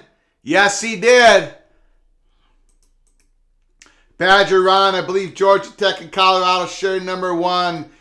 I think they did. Gary, Ryan Day's approach to the game has been spot on. Ball control, staying true to Buckeye style football. The Buckeyes were able to punch it in. Man on man against the Georgia Bulldogs. Wolverines couldn't do that against the Horned Frogs. Now, the Buckeyes did catch a break. They caught 2 breaks. I don't know about that pass interference, but they definitely got a break early in that drive when the refs missed that illegal procedure penalty against the Buckeyes running back, whoever that was at the time. But the Buckeyes took advantage of the ref's mistake, punched it in, 14-7 Buckeyes. Buckle up. We got ourselves a game.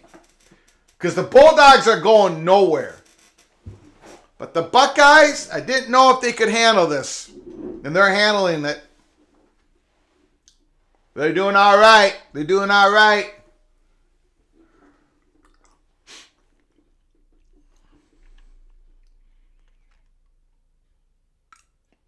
It's nice that Williams can play. You know, he's been nicked up.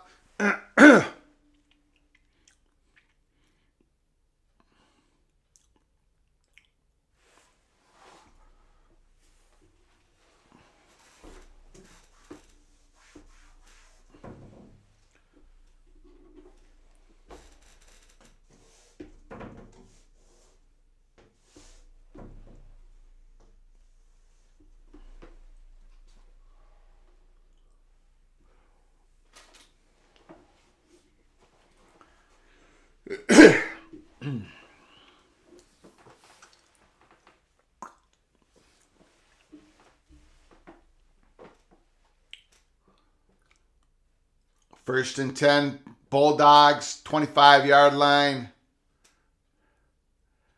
Play action. Picked off. Interception. The Buckeyes have got the ball at the 30-yard line. The left defensive end, I think that might have been Jack Sawyer, I'm not sure, beat his guy.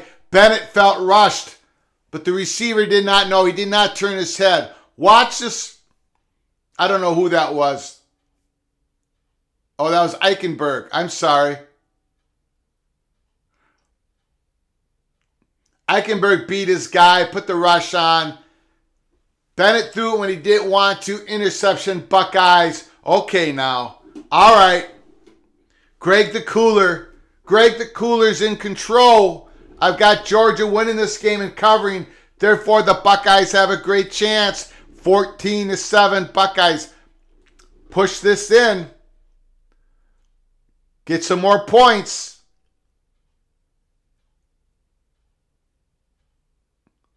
Wow. CJ's on fire.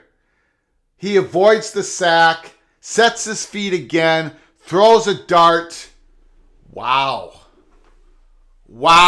Look at this. Avoids the rush.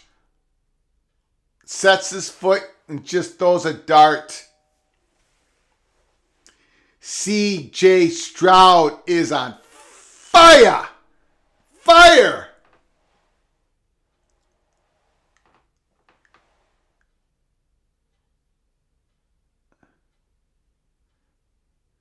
Hayden gets the call, gets a yard. See, they got Mayan Williams out of the game. They're giving Mayan Williams a lot of, they're probably not going to run him too much. But he's been effective. He scored that last touchdown. He used his strength and punched it in. Hayden's going to get most of the carries. But Williams, he'll probably get the most valuable carries.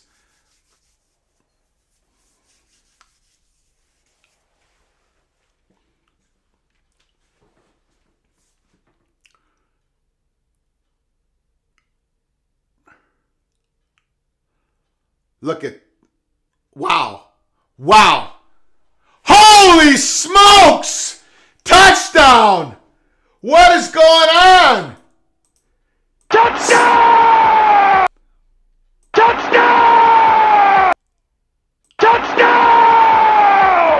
CJ Stroud is playing out of his mind. Breaking tackles, avoiding the rush, stepping up, Finds a guy, throws it. I'm not sure what the Bulldogs are doing with Harrison. But man, oh man, oh man. CJ Stroud to Harrison all day long so far. 10 minutes left to go in the second quarter. And it's the CJ Stroud to Harrison show. Wow. The Buckeyes are up 21-7 against the reigning, defending, undisputed college football champions, the Georgia Bulldogs.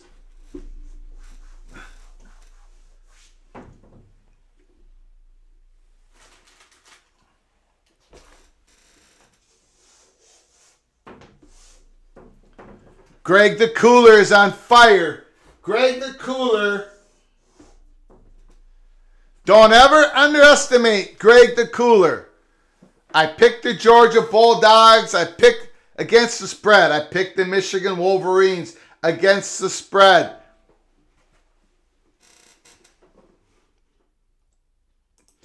Tony, Michigan gave up 13.4 points a game this year. They should have went with the Blue Pants.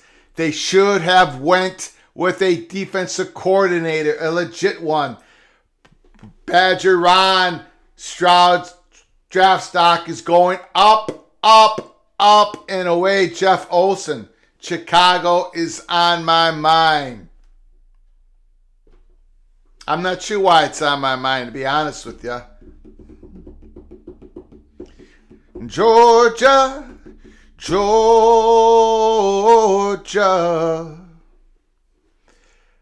I don't know. I hope you have picked Utah.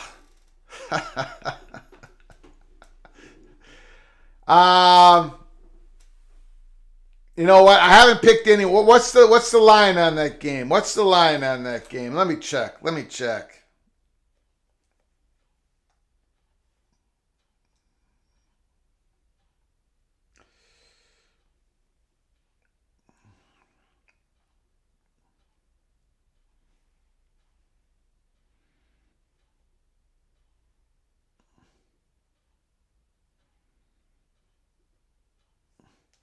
Penn State is plus 1.5. Gary wants me to pick Utah. You know what? I'm sorry. I think I'm going to pick Penn State. I'm sorry, Gary. I think your Nittany Lions are going to win that game, cover the spread. It's a plus 1.5. I'm sorry, man. I got Penn State, which means the Utah Utes have just won the Rose Bowl. Greg the Cooler has spoken. Daniel Marvin Harrison is an absolute beast. He's a top pick for sure. Yep, just like the guy who played in Indiana. His father for the Colts, Marvin Harrison Sr. Jr. is an absolute beast. Daniel says Penn State will win versus Utah. So do I. So that means Utah is going to win. I apologize to Gary, Mr. Nittany Lion that's in the chat. Buckeyes are going to kick off. We got 10 minutes to go in the second quarter. Second game of the semifinals. The winner plays the TCU Horned Frogs for the national championship.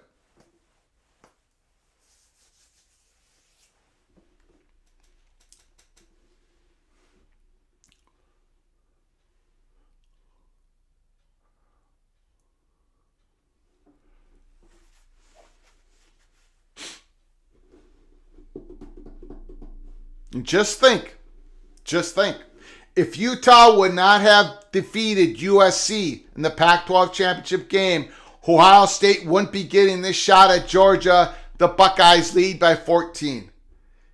Ooh, big time run. First down, Georgia.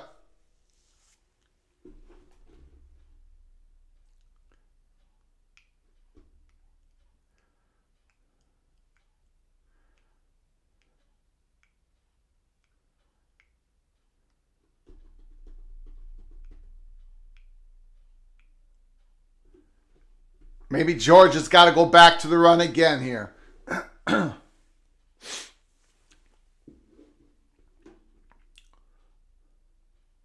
See, Stetson Bennett is a guy that you can blitz. Max Duggan, no, you can't.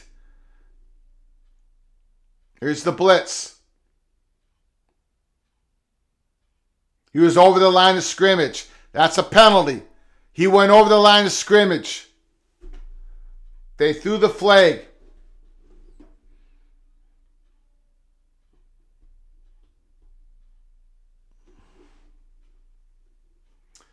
A lot of people have got Penn State. Daniel by 2.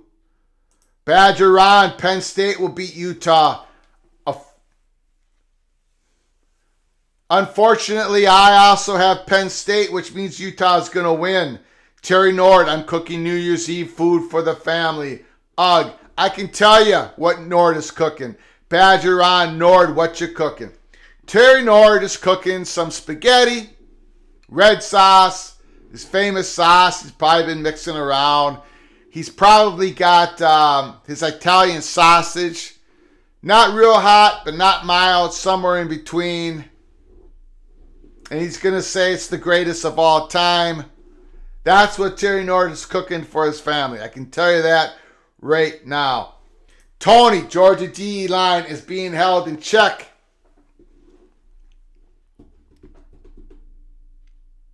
That's correct, Tony. Bennett, back to pass. It's complete.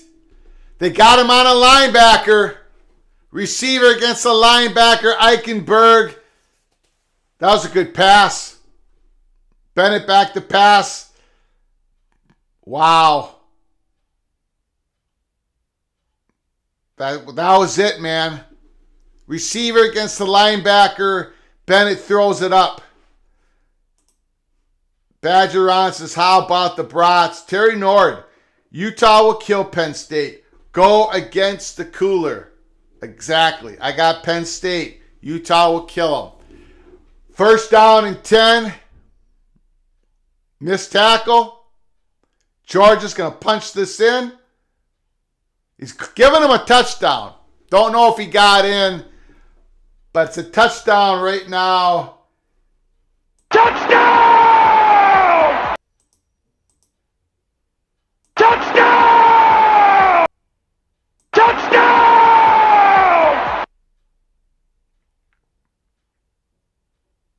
Yeah, he might have gotten in there. He might have gotten in. Woo!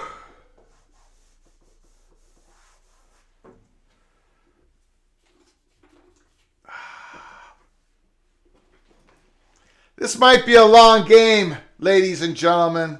So buckle up, buckle in. It's going to be a lot of points scored in this game, just like the last game. Last game was 51-46. We got 23-13, still 9 minutes to go in the second quarter. That pass to Bennett, that long pass, they got the receiver Smith on Eichenberg. Okay, come on. He scored. He scored.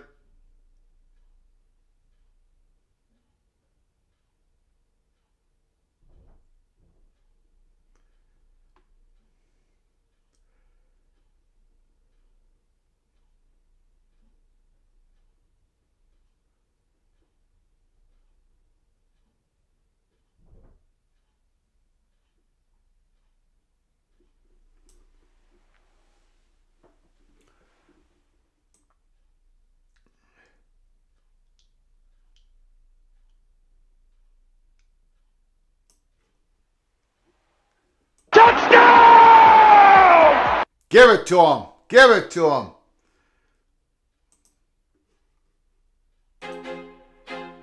I feel like I'm losing my mind. Is everybody in the world blind? There we go. There we go.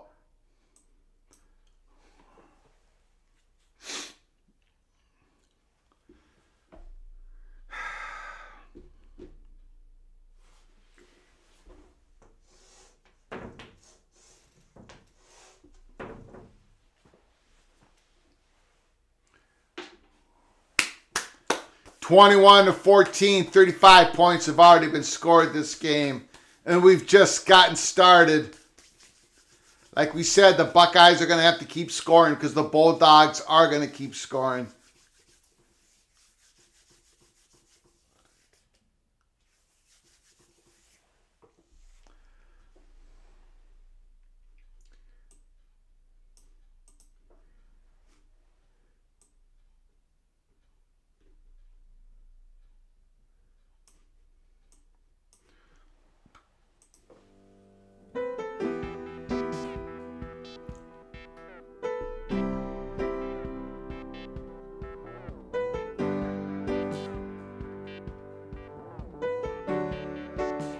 Can the Bulldogs repeat as your college national champions? Can they do it? Stetson Bennett, can he do it for 2 years in a row? Kirby Smart, can he win it 2 years in a row? Or finally will the Buckeyes do it again? Will they finally get it done? 2 games away for the Buckeyes to be the national champions.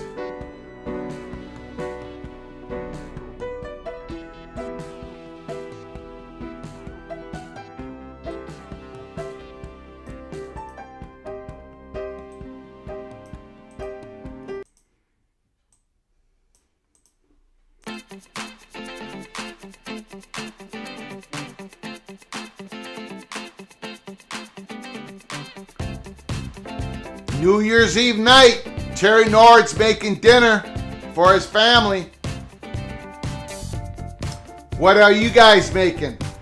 What are you guys making before the clock strikes 12?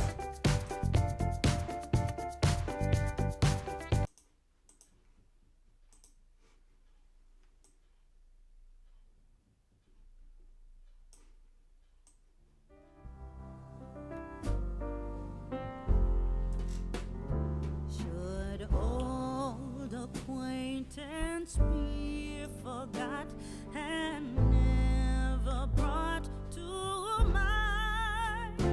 Should old acquaintance be forgot and old lang syne? For old lang syne, my dear, for old lang syne, we'll take a cup of kindness yet for old lang syne. And surely you'll buy your pint, and surely I'll buy mine. We'll take a cup of kindness yet for old lang syne. For old lang syne, my dear, for old lang syne, we'll take a cup of kindness yet for. Bulldogs kick off to the Buckeyes. Badger Ron, comment regarding PJ's ribbing about flex recruiting instance, nothing more than gamemanship. This has to do with PJ Flex slapping the hand of Luke Fickell with this negative recruiting. If you read Luke Fickell's comments, he did not deny that it happened. He says we won't do it ongoing or in the future. Yeah, they got caught, negative recruiting. That's looked down in the Big Ten. That might work in the AAC, but you're the head coach of Wisconsin. Plus, Luke Fickell is just switching up with what Wisconsin has done for decades. Is it going to work? They're going to become an air raid, pass-happy offense in Wisconsin, playing cold weather games against Iowa and Minnesota. Good luck with that, Mr. Fickell. Flex got your number. Row the boat. Badger Ron, I love brats and tiger meat sandwiches. Gary, pork and sauerkraut. Tony, Georgia has 25 stars. Have the Gophers ever had a 5-star? No, they haven't. We don't want them. We don't need them, baby. We don't need them. Daniel, not making dinner. I'm making breakfast. Making sausage, egg, and potato scramble. Daniel says, I've been doing it for years, and the family loves it. CJ Stroud. Ooh, Harrison dropped the pass. Harrison actually dropped the pass. That pass was right there. I'm telling you, man, CJ Stroud is on fire. Badger Ron, tomorrow liverwurst, onions on rye bread. Woo! Tony, we do want, not sure what that means. Let's go Bulldogs. Adrian Rodriguez. He wants the Bulldogs. TCU Horned Frogs want the Bulldogs. Come and bring it. CJ back, 3rd and 7. He finally got sacked. That great left tackle of the Buckeyes got beat. Oh, Tony says we do want 5 stars. Well, we're not going to get them. In this day and age, we're definitely not get them. Not in the age of NIL, we're not going to get them. We are a developmental program.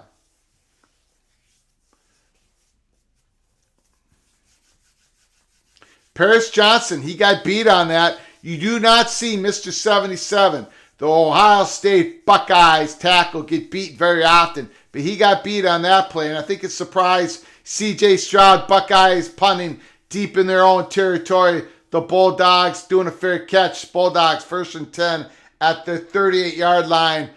Georgia got a chance to tie this baby up. Stetson Bennett, 10 of 12, 157 yards. Jason W., thank you, sir, for your generosity. $2 super chat. Appreciate you, sir. You wearing an Ohio State hoodie?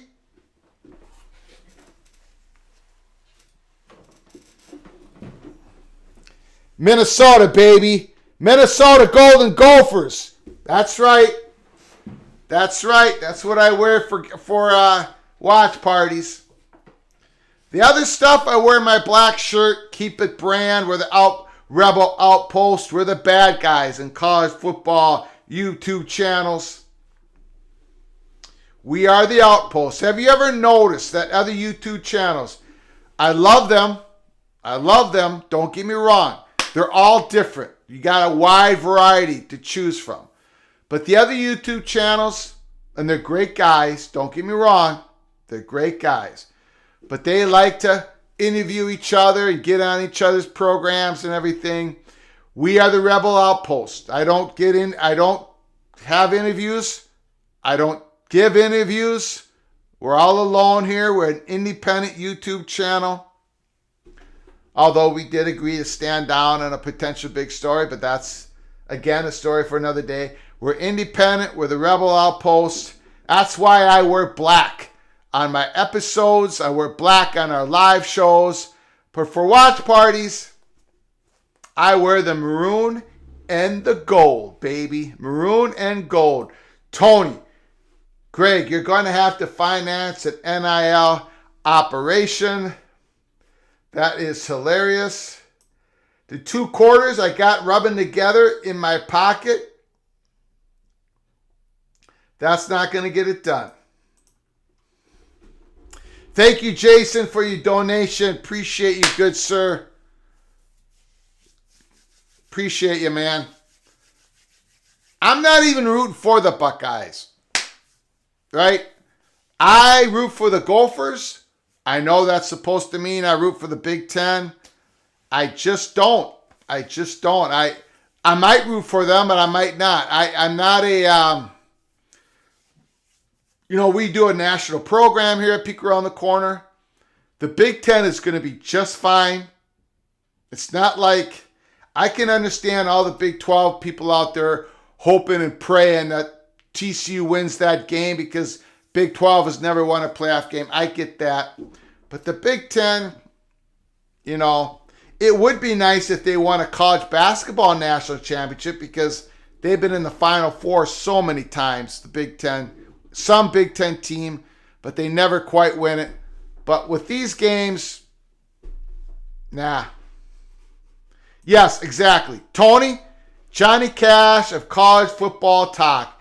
Absolutely. Absolutely. That's what I am. That's a big time run, and that's a touchdown. Oh, he stumbled and fell at the 10-yard line. Oh my goodness, McIntosh goes down. I'm telling you, man, I just don't. I don't think the Buckeyes can hold up to these guys. Absolutely big hole. McIntosh trips over his own feet.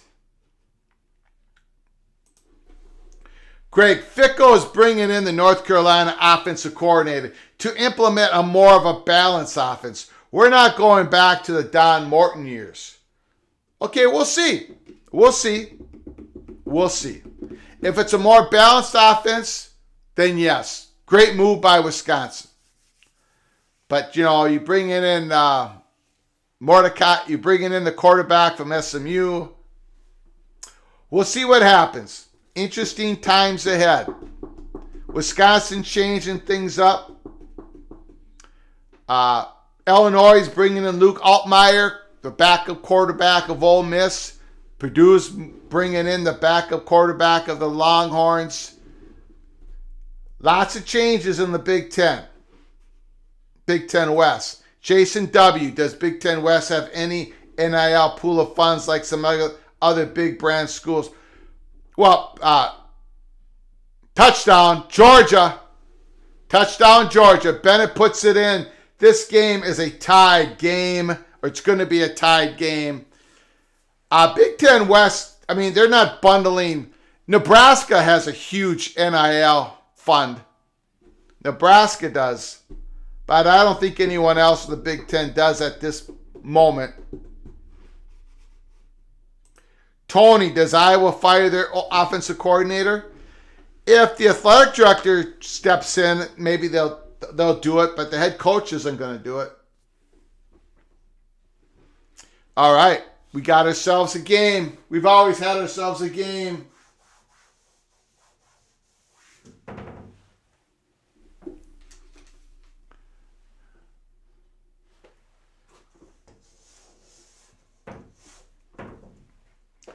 I don't know. I go back to my comments at the beginning of the game. I just don't think the Buckeyes can keep up.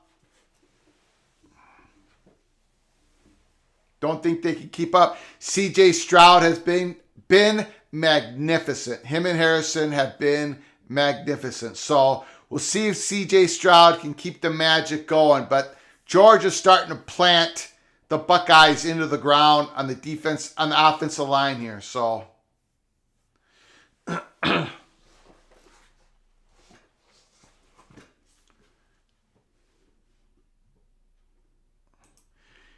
Jeff Olson, Badgers, I've heard something where we can donate to NIL. Yeah, Badgers, everyone has an NIL collective now that you can donate money to.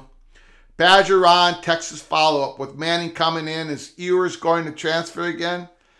I don't know, but Manning's going to play right away. He's too good.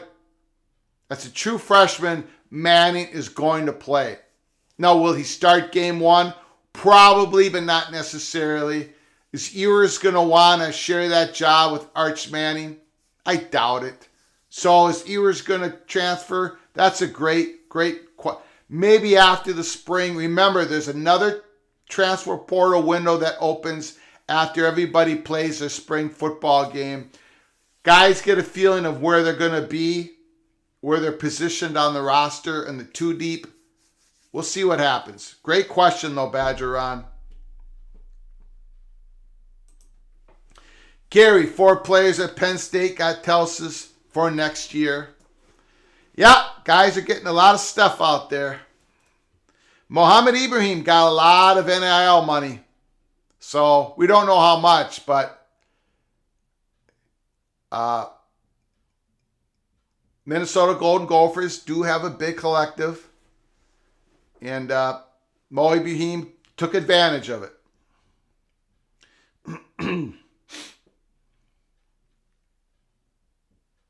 Was that 2nd down and 1?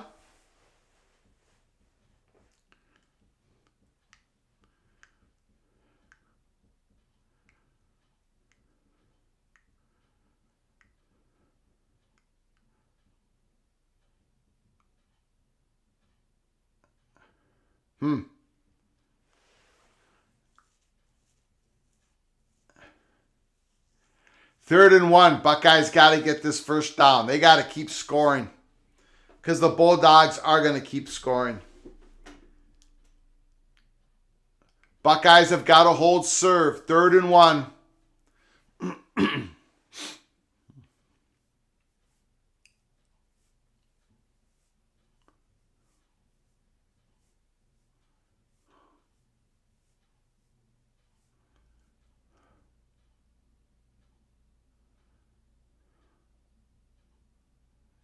They're not giving it to him. They're giving him a bad mark.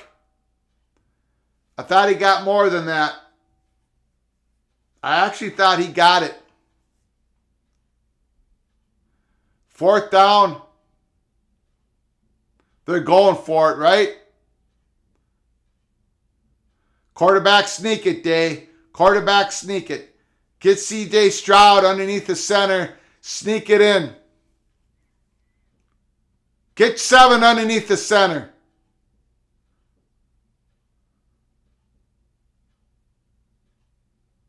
Oh, don't do this. Get him under the center. Sneak it in. Now they're calling a timeout.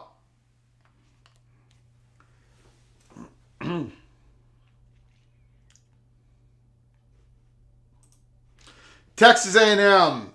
Boosters could ruin Jimbo's coaching legacy and make him want to restructure buyout.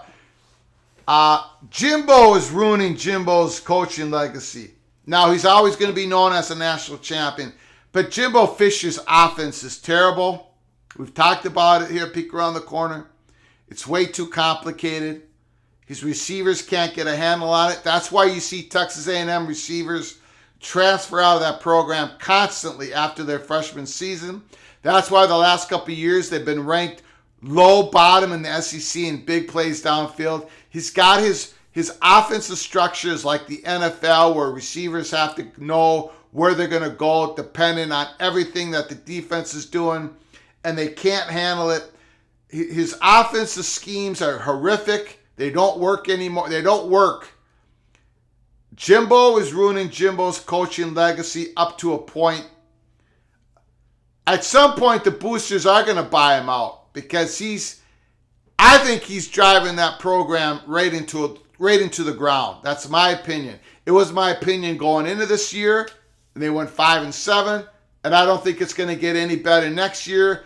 I think the first down, but the flags are out.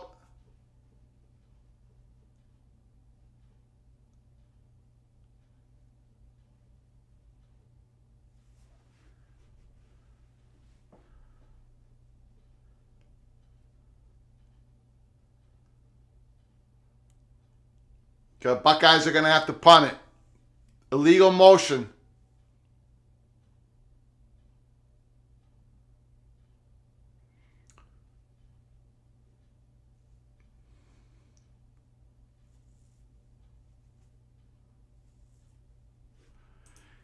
I'm not sure if that guy cut in before the snap. It was close. That was awfully close. Bulldogs ball. Buckeyes, I got to stop them. Bulldogs are on a roll. Jason W., thank you for your super chat. Once again, appreciate you, good sir. Thank you for your generosity. You're helping us keep the lights on. There's an injury. Why did Fickle leave UC? Money was very similar. Ego? Nope. He wanted to Big Ten.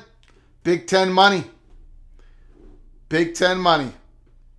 You get to have, it's not just about your salary, it's about what you can offer your staff, the money that you get in your recruiting budget.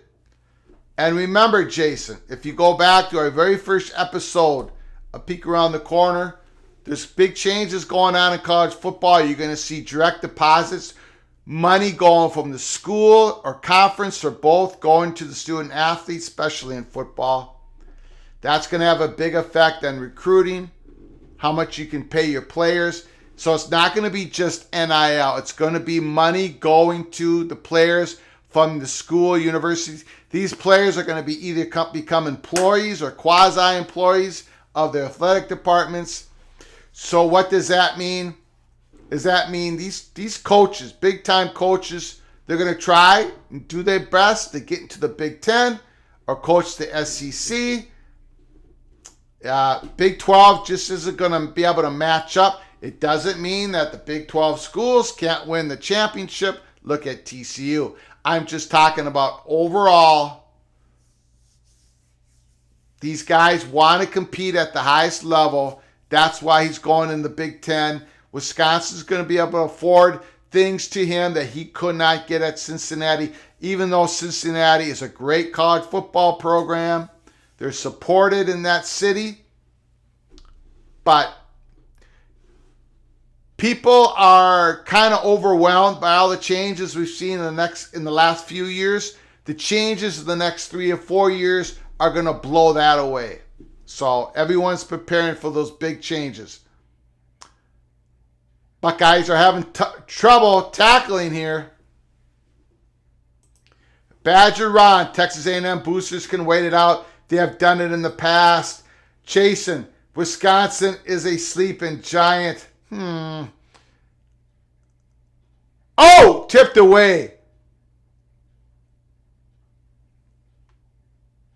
Big time defensive play. Ryan Day needs to win some big games at Ohio State or they will replace him.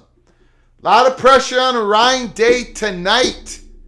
Even though they're going against a great team. Great team. Again, thank you, Jason, for your donation. Appreciate it, good sir. If you just come into the chat, hit that subscribe button, please. Hit it. You'll be notified of our upcoming episodes and live shows. Share the video with your family and friends and smash that like button if you like our content. Thank you so much. Ron Mordecai and Evers, friends, should not lose them if that's what your question was. Big time throw. Here comes Georgia at the Buckeyes 33-yard line. Can the Buckeyes stop the Bulldogs at any point the rest of the game? I think it's highly questionable. That's how great Georgia is. Telling you, the Buckeyes defense is reeling. They're backpedaling. Tony, Wisconsin's football team, is going to turn into their hockey team. Wow, that's a shot from Tony. That is a shot from Tony.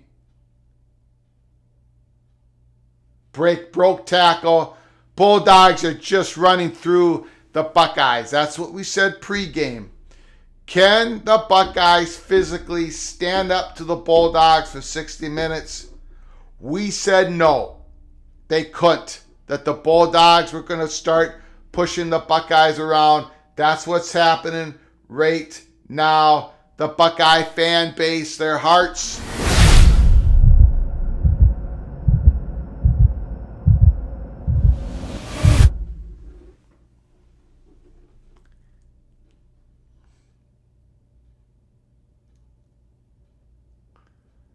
Okay, first down run. The Buckeyes came in.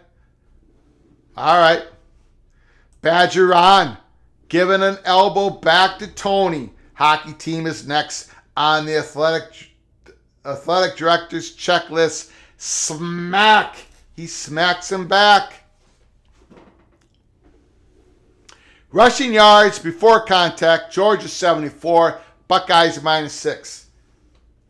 The Bulldogs starting to win that battle of the line of scrimmage.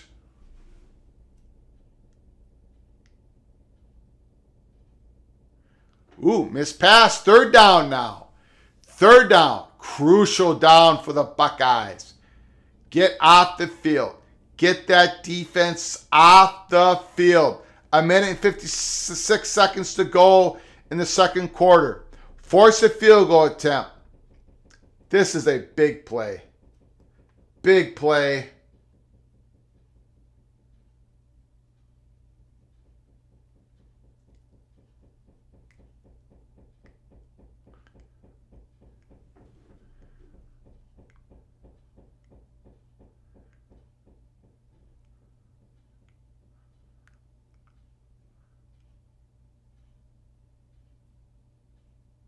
Bennett makes the throw, but that was a good tackle. I think Bulldogs are going to be going for a field goal here.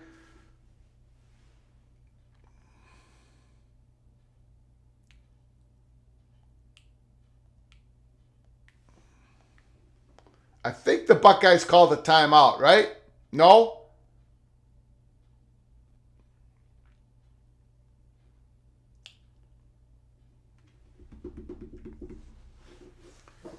(21-21). Joe Zay, nice to see you in the house. Appreciate it. Good serve. Buckeyes only 10 yards rushing so far. Yeah, they had that one good touchdown run. Mayan Williams really grinded that out in the red zone touchdown.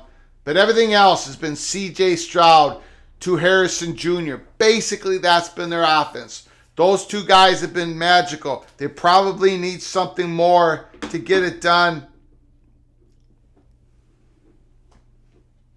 What the Buckeyes really need in the second half, they're going to have to create 1 or 2 turnovers. Because, they're going to have to strip the ball. They're going to have to do something, tip a pass. They got 1 interception in this game. Helped them get a 14-7 lead to a 21-7 lead. But then Georgia came roaring back. The Buckeyes are going to have to do the same thing in the second half. Get that key turnover. Shorten the field. Get the touchdown. 4th and 4. I'm not sure what's going on. The Bulldogs are going for it.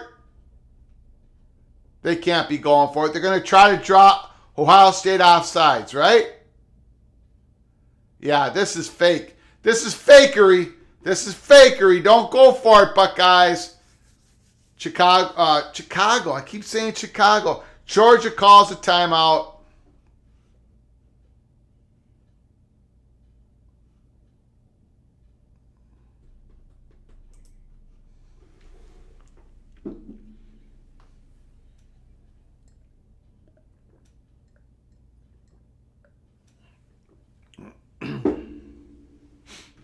I lost my voice. Lost my voice doing the pinstripe game. I'm losing it now. It's going away. I can feel it.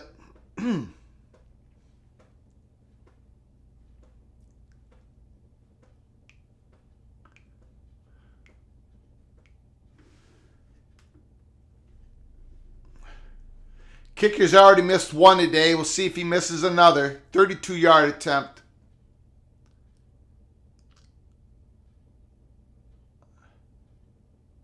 He puts it in.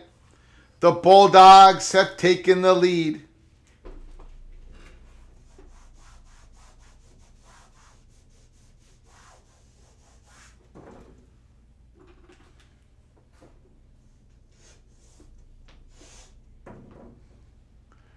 (24-21).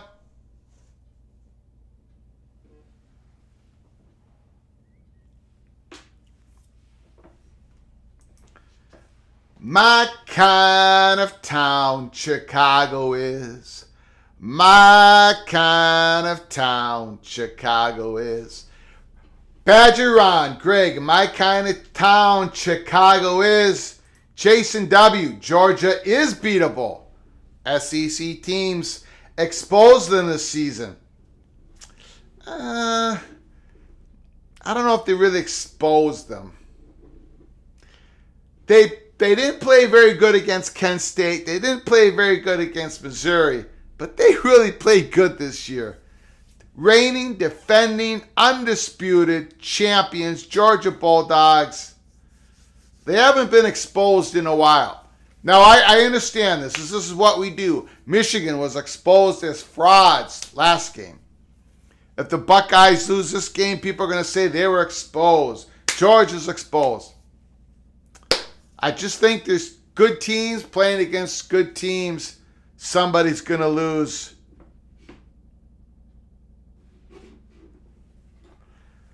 I do believe, it's my opinion, for those new to the chat tonight, my opinion, what Michigan Wolverines did on defense tonight, what they schemed, how much they gambled throughout the whole game against a guy that you don't blitz, Max Duggan, I think that was inexcusable. And I would be, if I was a Michigan fan, if they brought back that defensive coordinator, or if they don't answer questions in a very truthful way about how they blew that game, how that defensive scheme was atrocious, then I would be scared as a Michigan fan going into next season and beyond.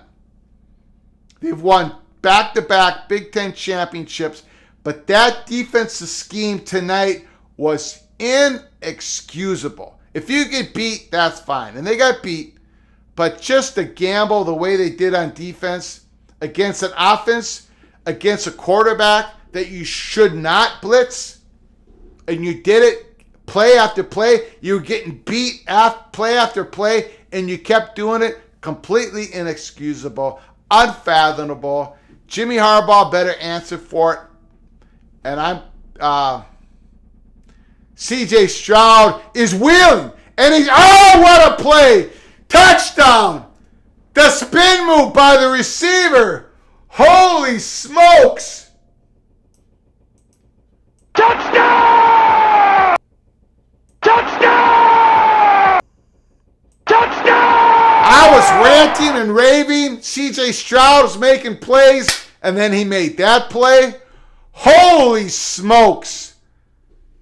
CJ Stroud is on fire. Earlier in the chat, people were saying that CJ Stroud NFL draft stock is going up and up and up tonight. Oh my gosh, it is. He is blowing up tonight, ladies and gentlemen. He's absolutely blowing up. What a play. And the Buckeyes are going to need more of that in the second half to contend with the Bulldogs. Holy smokes. Number 10 came out of the backfield. That's a play out of the backfield. Yeah, safeties didn't even see him. Safeties didn't even see him until it was too late. He had the big Johnson, the big linebacker, and the safeties were split apart. Beautiful design play by the Buckeyes. Holy smokes. Robert Tyler, nice to see you in the house. Appreciate you, good sir. I think Georgia has been the most exciting SEC program over the past 5 years. Well, between them and Alabama, I don't know how you say who's more exciting. Devontae Smith with Alabama, that was absolutely brilliant. So, I don't know. Either one, man. Either one. Badger on. I hope you Vikes beat the Pack tomorrow and put delusional Packer fans in their place. Terry Aloysius, Himalicious, Connotacious, Sacrilegious, Nord says, on the subject of food, Tony, I like brats, but prefer Italian sausage. That said, it's difficult to make the meals for my family, but I did it. Back in the garage. Let's have some fun. Terry Nord is back in the house. Tony, no lie, every team in the Big Ten hockey is ranked 16th or higher in the Perry Wise ranking, except for Wisconsin. Hard for the Badgers with that tough of schedule. Badger Ron, CJ Stroud will be picked over Young in the NFL draft. I hope so. I hope so. I hope he is. Jose, Buckeyes will be throwing the kitchen sink out tonight. They got to throw the kitchen sink in the... Ooh, tapped away. You know who that is.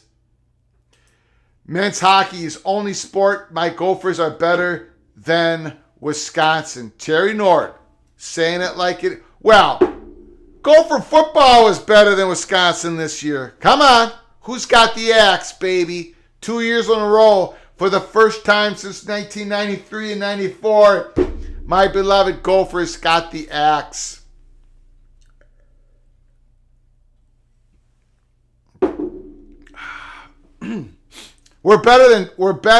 Gophers have a better baseball team than the Badgers do. Badgers don't have a baseball team. Oh, almost picked off by McAllister. Whoa! I'm sorry, by Brown. Wow.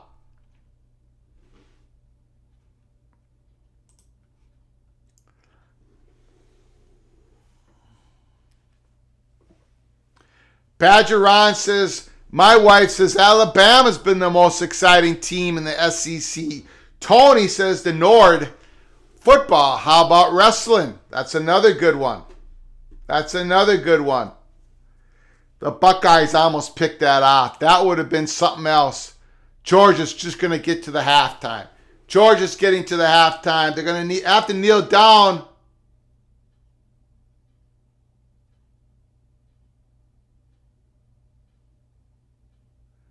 They don't have to kneel down one more time? That's kind of strange. Oh, well. Okay. Okay, so.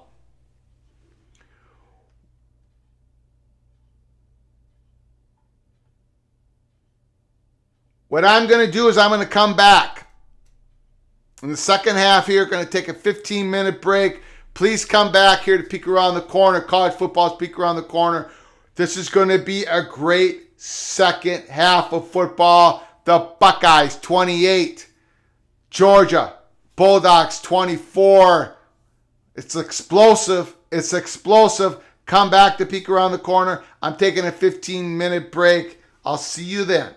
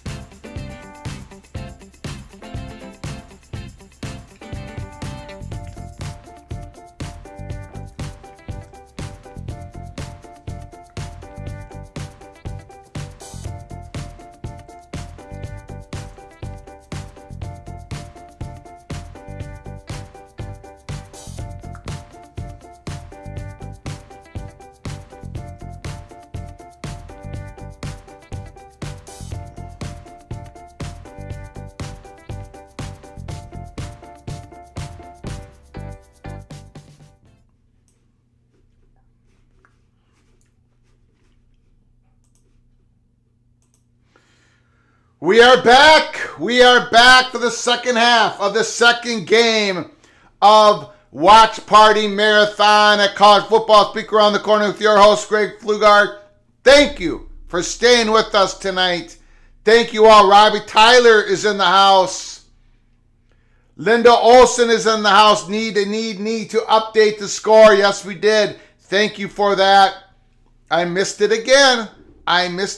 We have this high-tech graphics for the scoreboard at Peek Around the Corner, but the person who controls the scoreboard is not very sharp at all.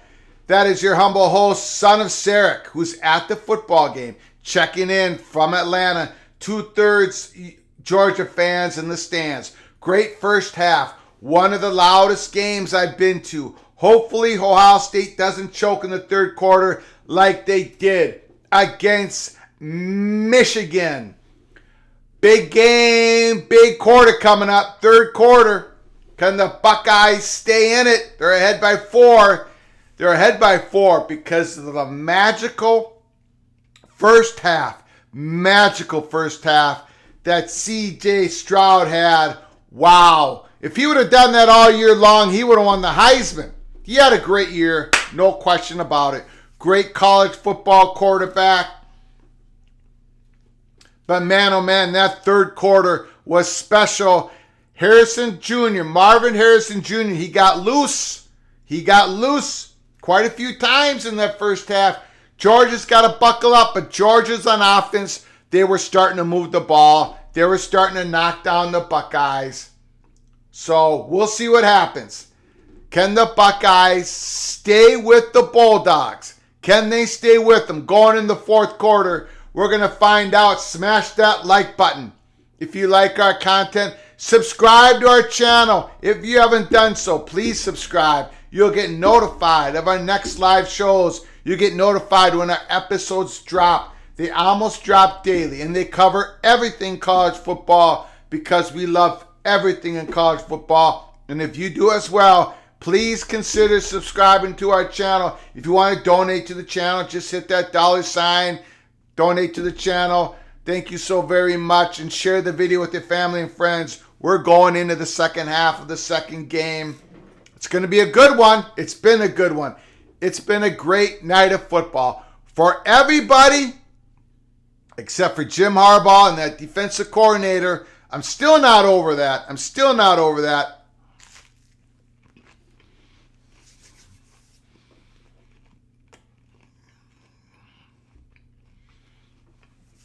Excuse me for eating on the live channel, but my wife just got home from California. I didn't have time to eat. I had to talk to her, do some stuff, come back. I gotta eat. So I apologize to you all for eating on live show.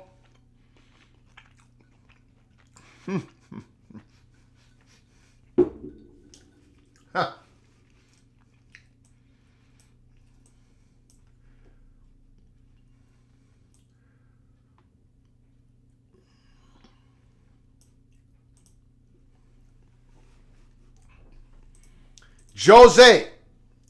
Josie. Is it Zay or Z? Zay? Z-A? Joe says, my wife asking if we'll see the ball drop at midnight. I advised, depends if there is overtime.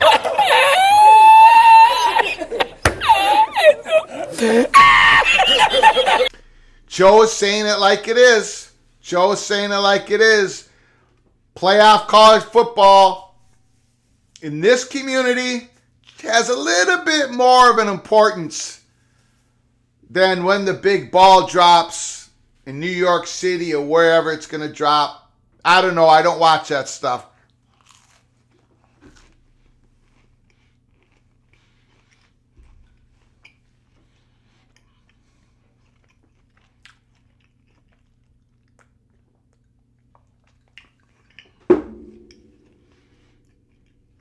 But Joe, we'll get her in the mood.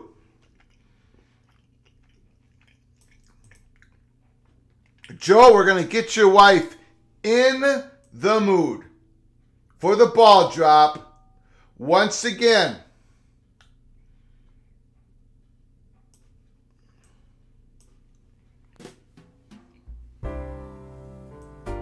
This is for Joe and his wife.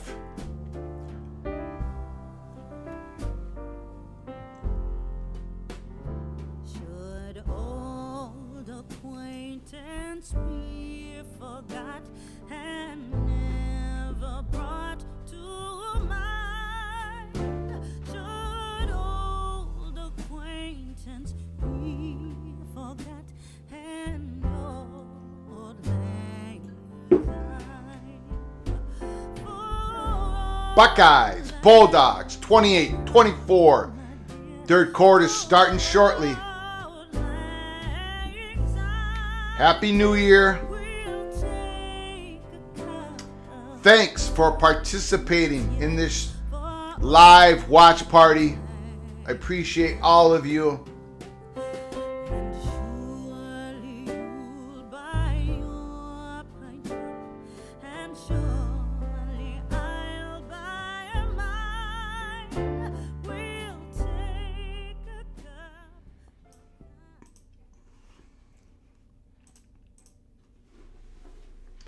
Badger Ron has a question regarding the Craig James, Mike Leach incident at Texas Tech. Did James get blacklisted from Chicago reporting after this incident? I don't know. I don't know if he got officially blacklisted, unofficially blacklisted, but it didn't seem like he had any more opportunities after what happened. CJ Stroud was absolutely magnificent in that first half. Playing at his highest level he has played in college football. That throw to Marvin Harrison, oh my goodness.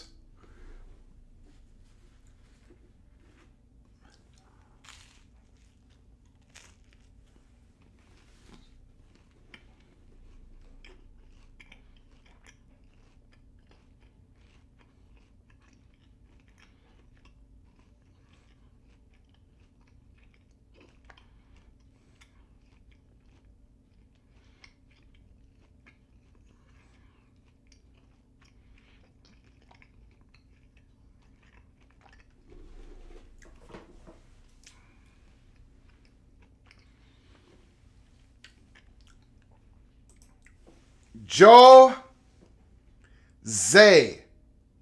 I think it's Zay with a Z. Zay.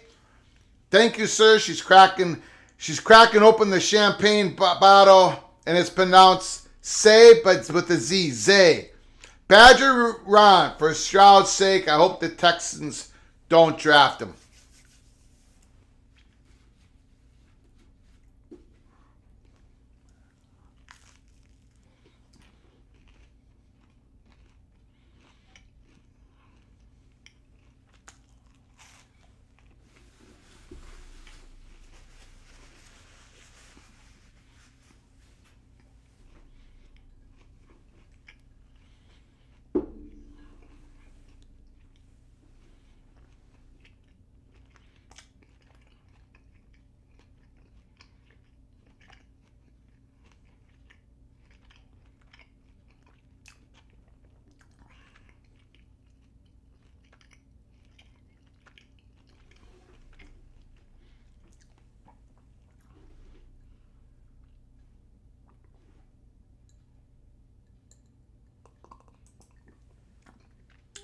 Jose, when Marvin Jr. gets to the pros, will the announcers acknowledge his old man again?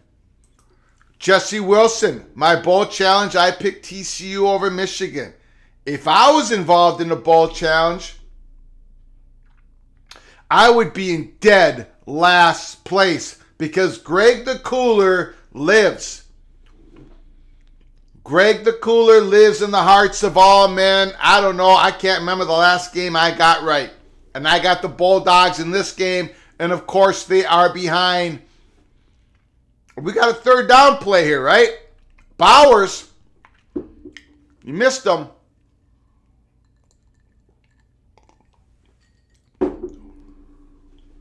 Third and 6.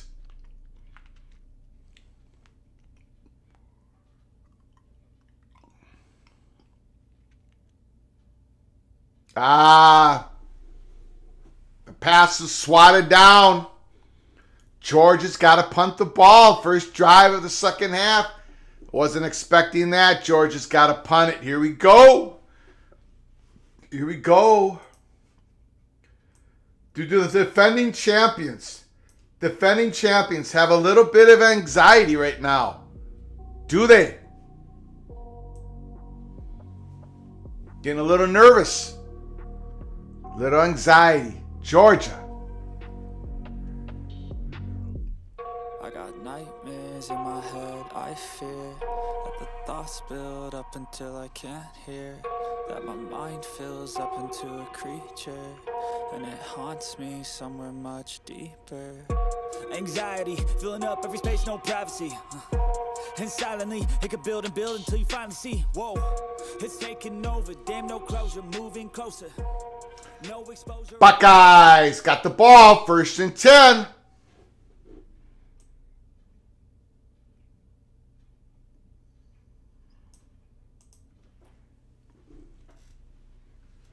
Can C.J. Stroud continue the magic?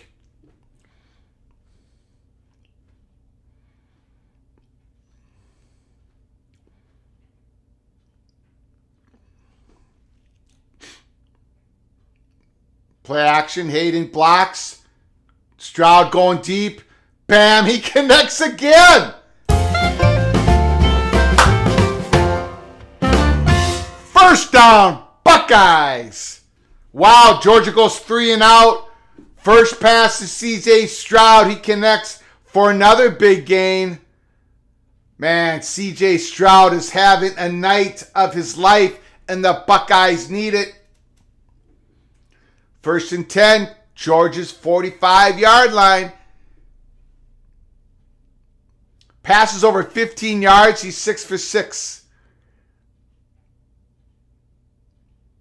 Ooh, I thought they were going to do a play action there. Woo-hoo-hoo! 8 yards. Buckeyes 2nd and 2. Wow, they've come out firing in the third quarter. A little limp. A little limp.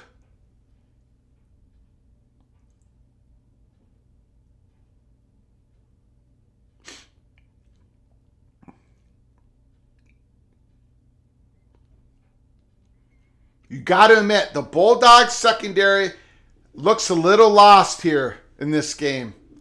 A lot of wide open receivers for the Buckeyes. Play action. Stroud sets up. Another dart. Another wide open receiver. Buckeyes got the ball at the Bulldogs. About 17-yard line, I believe. Wow! What's going on? The Buckeyes. Holy smokes. CJ is just threading them.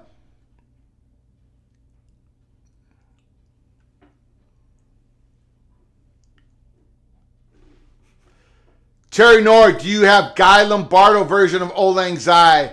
I only have that Old Lang Syne. I have to be careful of copyright issues. That one I have no problem with. It's a constant battle between copyright and all that stuff. I find the music that I can play freely without my monetization being taken away from me. I had some copyright strikes against me earlier. I think that always is going to happen. You kind of learn as you go. But no real damage done. No real strikes really against me. But I'll check in the guy Lombardo if his Old Lang Syne, if he doesn't have any restrictions, I'll play it on our YouTube channel. 2nd and 4. Are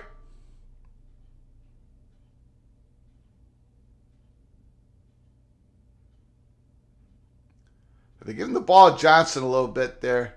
He's getting a little bit of a run, Johnson. He's getting a little bit of a... We haven't seen Mine Williams. I don't know if we've seen him after that touchdown run. That very impressive 4-yard touchdown run where he used all his strength to get in. I think we've only seen Hayden and Johnson since then. I'm not really sure. I haven't seen Williams in a while. Trayvon Henderson is not playing. He's in a boot. Play action pass. It's a 3rd and 2. Crossing pattern. Mbuke. Touchdown! Touchdown! Again! Touchdown! Touchdown! Touchdown! Greg the Cooler is coming through for the Buckeyes. I picked the Bulldogs to win, so the Buckeyes are playing lights out. C.J. Stroud, the game of his life. Woo!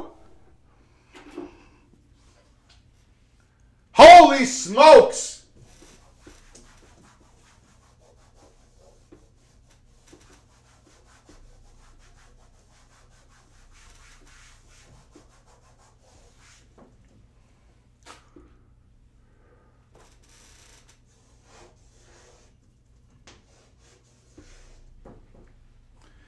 (35-24). The reigning, defending, undisputed college football champions are down by 11. Woo!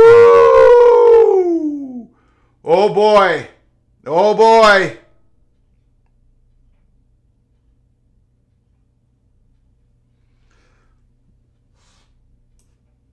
Oh boy, they are celebrating in Columbus, dedicated to Columbus right now, and to my wife who just got home from California, Maria Hernandez, Garcia, Flugar. Let's go.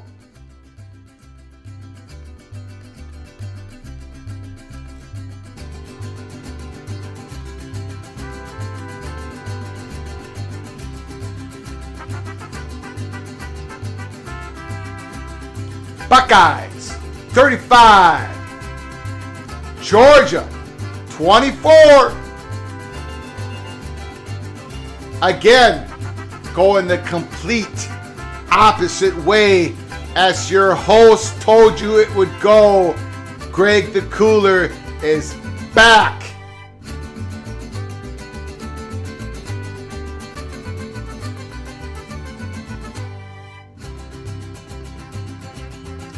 Mariachi, the Mariachi band.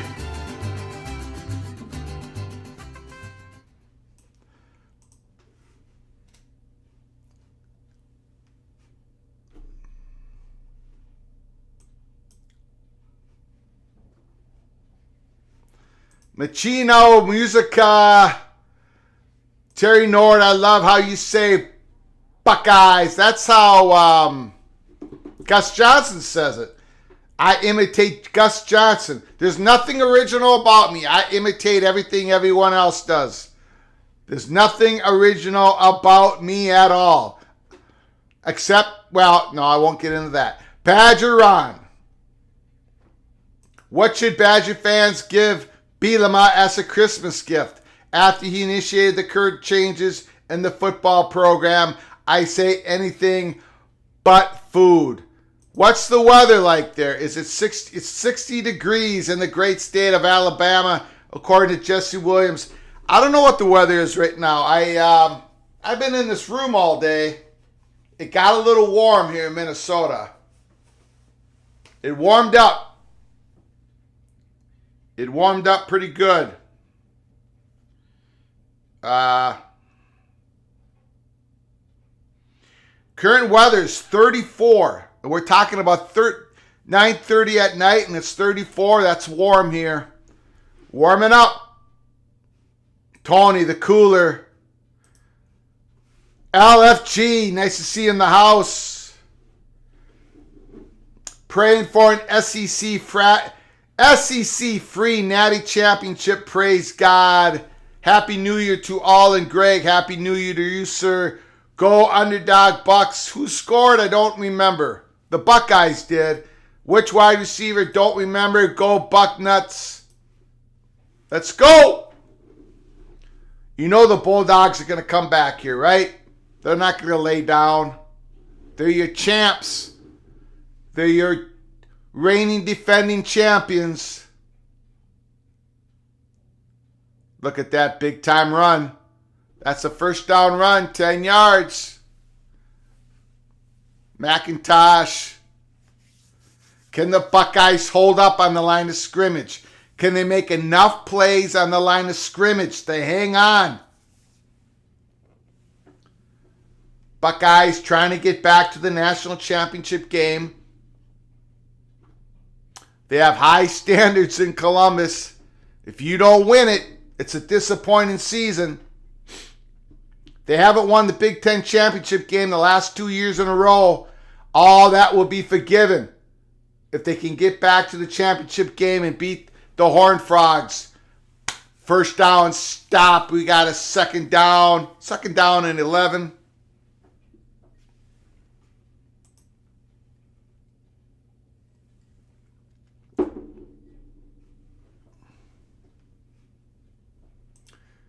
Joe is suddenly craving chips and queso.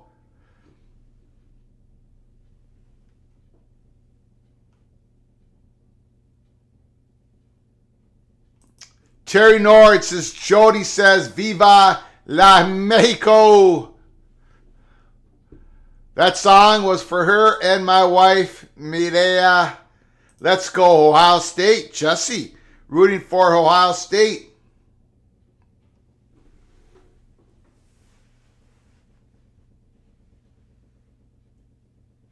Please smash that like button if you haven't done so. Please smash that like button. Subscribe to our channel. We got 8 minutes to go in the third quarter. Viva la Raza.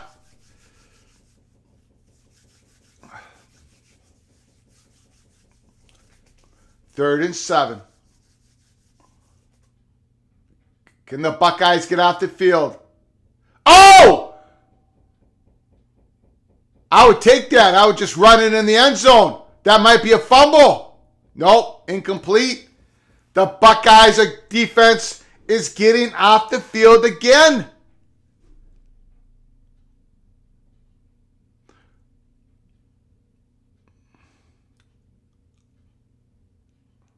Yeah, they're calling it incomplete. Fourth down. LFG says it's already mashed. Smash that like button. Mash it. Smash it. Appreciate it. Wow. Something is going on here. The Buckeyes are up by 11. C.J. Stroud playing at an unbelievably high level.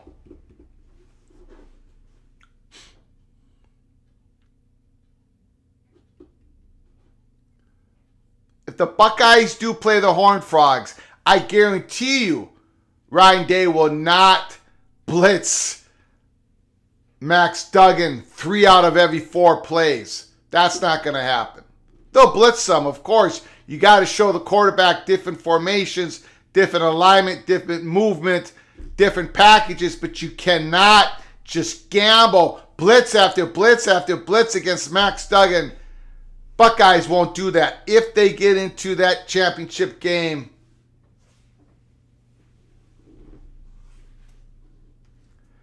Fire Kirby Smart. Kirby just won the national championship last year.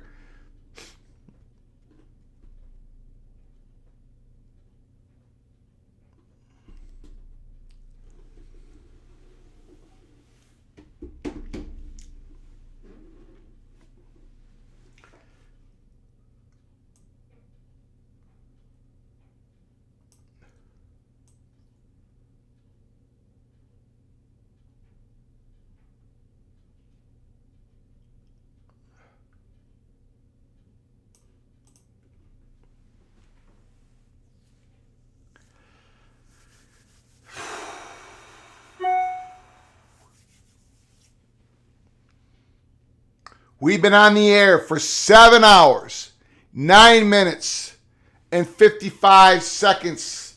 And we're going to be here all the way to the end. And then we're going to have a recap about what we've seen today.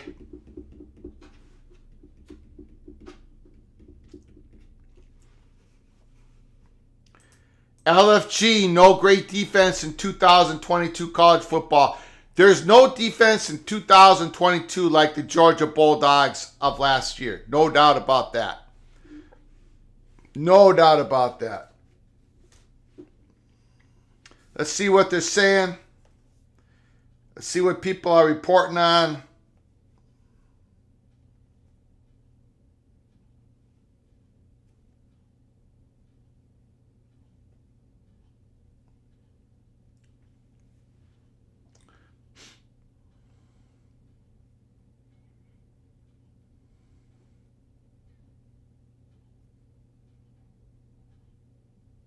It does seem like Georgia has taken Marvin Harrison Jr. away from them, from the Buckeyes. He hasn't caught a pass for a while, but yet the Buckeyes, CJ Stroud is finding other targets.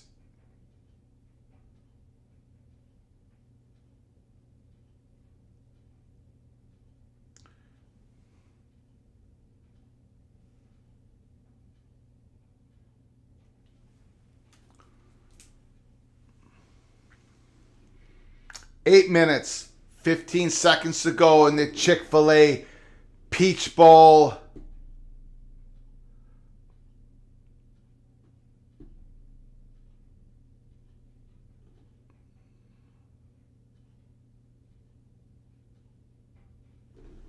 Nice little end run. Couple yards.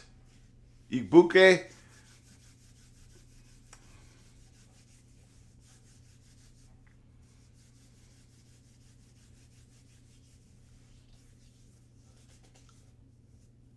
CJ Stroud, 16 of 20, 284 yards, 4 touchdown passes against the Georgia Bulldogs. Are you kidding me?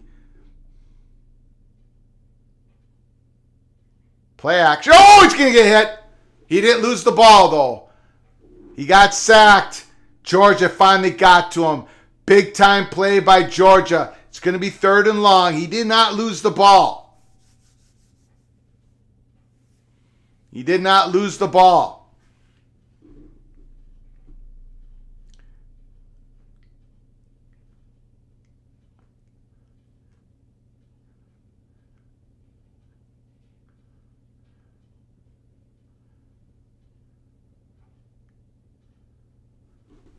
Third and long. 3rd and long.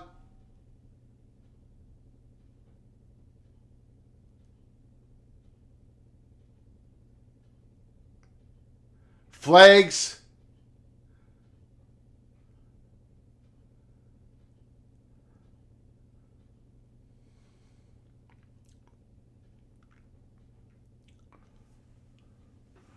LFG. Throw short and punt. Short passes. Buckeyes are in a tough spot here. 3rd and 16. They're up by 11. They do not want to turn the ball over deep in their own territory.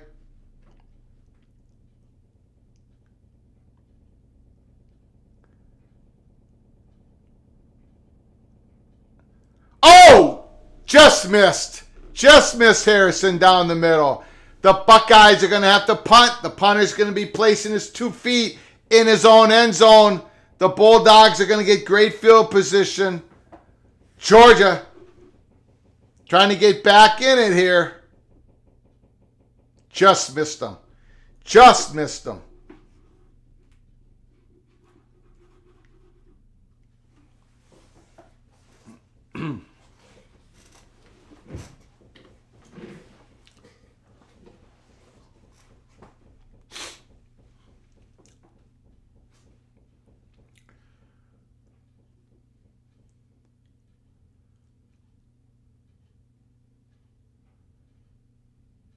Big time run back. Great punt return all the way back to the Buckeyes' 31-yard line. Wow. Great return. Sets up a very short field for Georgia, man. This is it. This is their time. Get a touchdown here. Get down only by 4. We got a brand new ball game.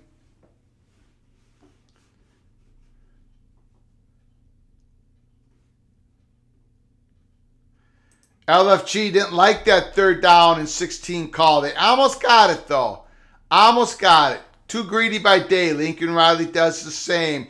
Jesse Wilson, Pac-12 is 3-2 in bowl season with USC and Utah left to go. They're having a decent bowl season. Movie Time Blues. I believe the biggest winner tonight is SMU. DFW talent raising the pony stock exponentially. That's a very interesting point Movie Time Blues makes. If the Pac-12 ever gets the media deal, they're going to be looking to expand, going down to San Diego State, and that 12th school could very well be SMU. Lots of talent in the Dallas-Fort Worth area. SMU, TCU, they kind of share that same spot, that same location. Very interesting comment by Movie Time Blues. Good shoestring tackle by Eichenberg. Big time play.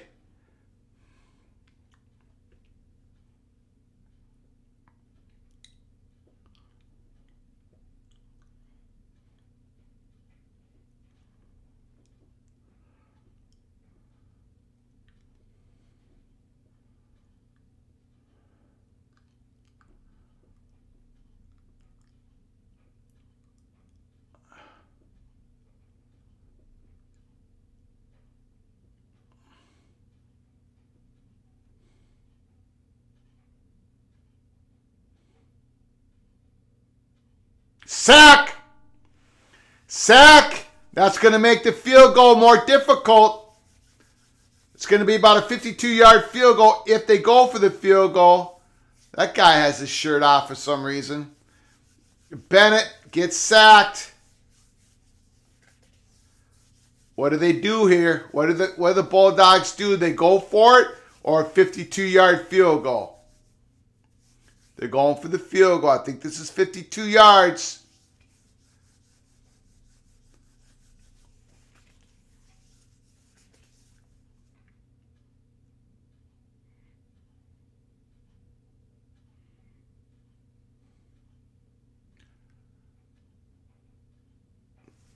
No good. He missed it right. The Buckeyes dodge a bullet. They had a kick out of their own end zone. Great return. Bulldogs offense gets nothing. Missed a field goal. Second missed field goal of the night for Georgia. Ohio State takes over. Good field position. Up by 11. This is the drive. If the Buckeyes want to get to the college football championship, this is it. This is it. Go down and get that touchdown. Put this game away, CJ Stroud. Wow.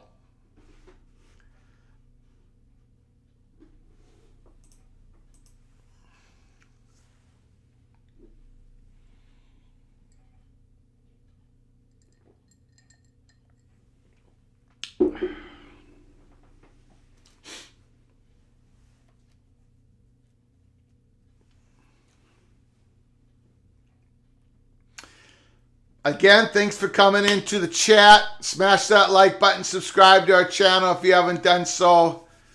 Marathon, peek around the corner, semifinal games. It's been a great night. Thank you so much for coming. You made it all souls. This has been fantastic.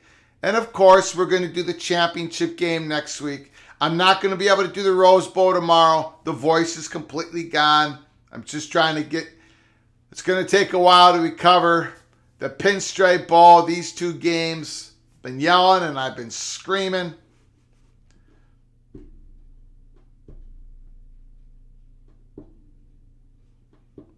LFG, short, quick release throws, mixing the screen, jet sweep. LFG is calling the next plays for the Buckeyes. Thanks for the content, Greg. Thank you, LFG, for coming into the house that sits on the corner of Keith Jackson Parkway and Kirk Gowdy Avenue. All right. Who's going to play TCU? Defending champion Georgia Bulldogs or your Ohio State Buckeyes? We're going to find out. Got about a quarter and a half. A little less than a quarter and a half. Let's see if there's any reports coming out.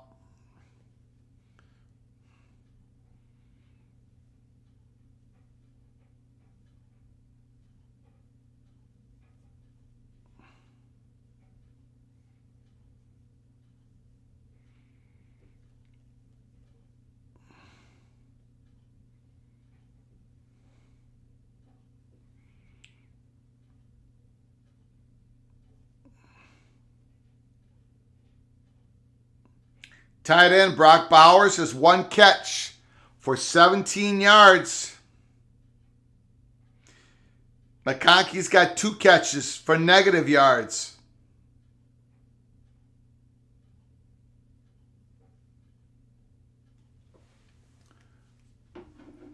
Play action pass. Buckeyes aren't messing around with the running game. We got a flag. We might have holding on the Buckeyes.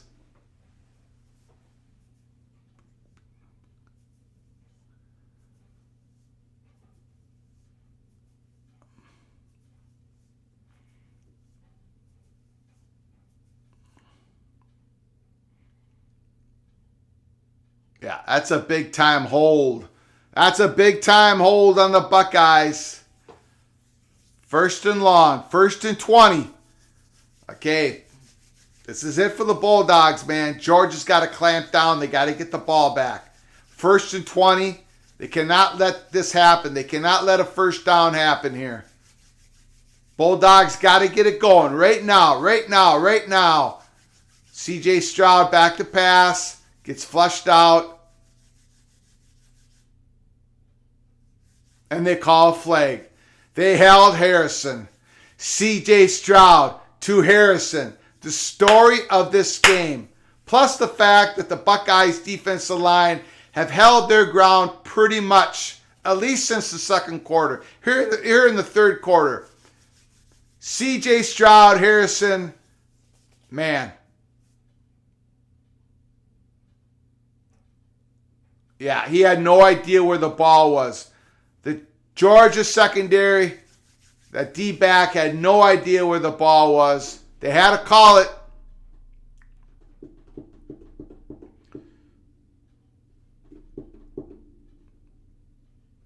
It was 1st and 20. Suddenly Buckeyes get a first down.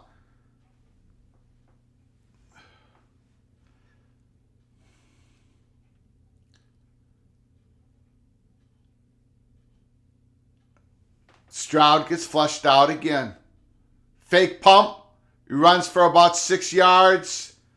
C.J. Stroud, ladies and gentlemen.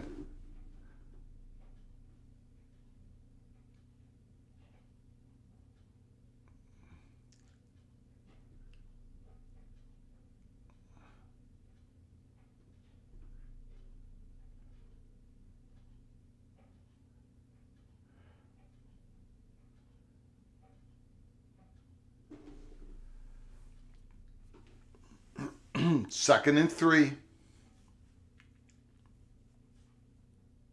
Pitch.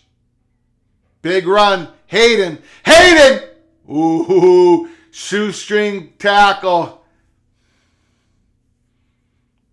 The Buckeyes are wheeling and they are dealing. Now they might even have the running game going a little bit. I tell you what, man. I think you guys are right. I am the cooler. Whenever I make a pick, go the opposite way as fast as you can.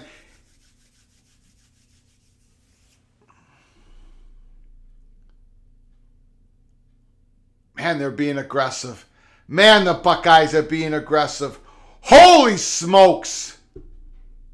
And CJ Stroud is getting rid of that ball so quick. Just play action. But then, bam, and they're wide open. Georgia's secondary is getting torn apart.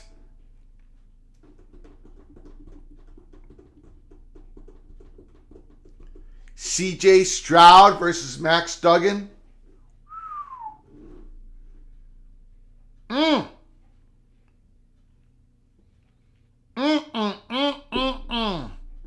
That's going to be fun if it happens. Buckeyes are trying to get it in here, trying to punch it in. Hayden's running hard.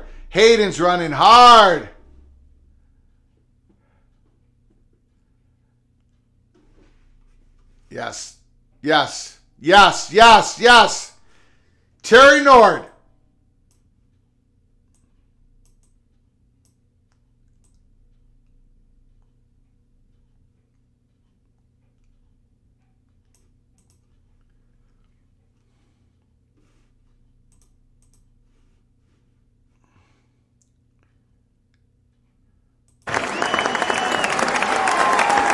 This is why you have a playoff.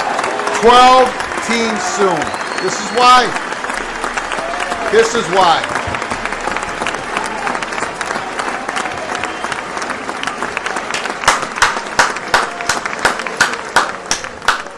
Terry Nord with a beautiful comment. This is why. There's so many reasons why. The purists are wrong about keeping it to 4 teams. They're just wrong. Ohio State very easily would have not been in the 4-team invitational if USC would have won. But Ohio State, on a given day, they can beat the Bulldogs. There's more than 4 teams. What is that? What just happened? They targeted him? Harrison's knocked out? What just happened, ladies and gentlemen? Harrison is down. Was that helmet to helmet? What happened? Let me know in the chat. Is he knocked out? Targeting. I want to see it again. Terry Nord, you had a great comment, but unfortunately, this was a huge play here.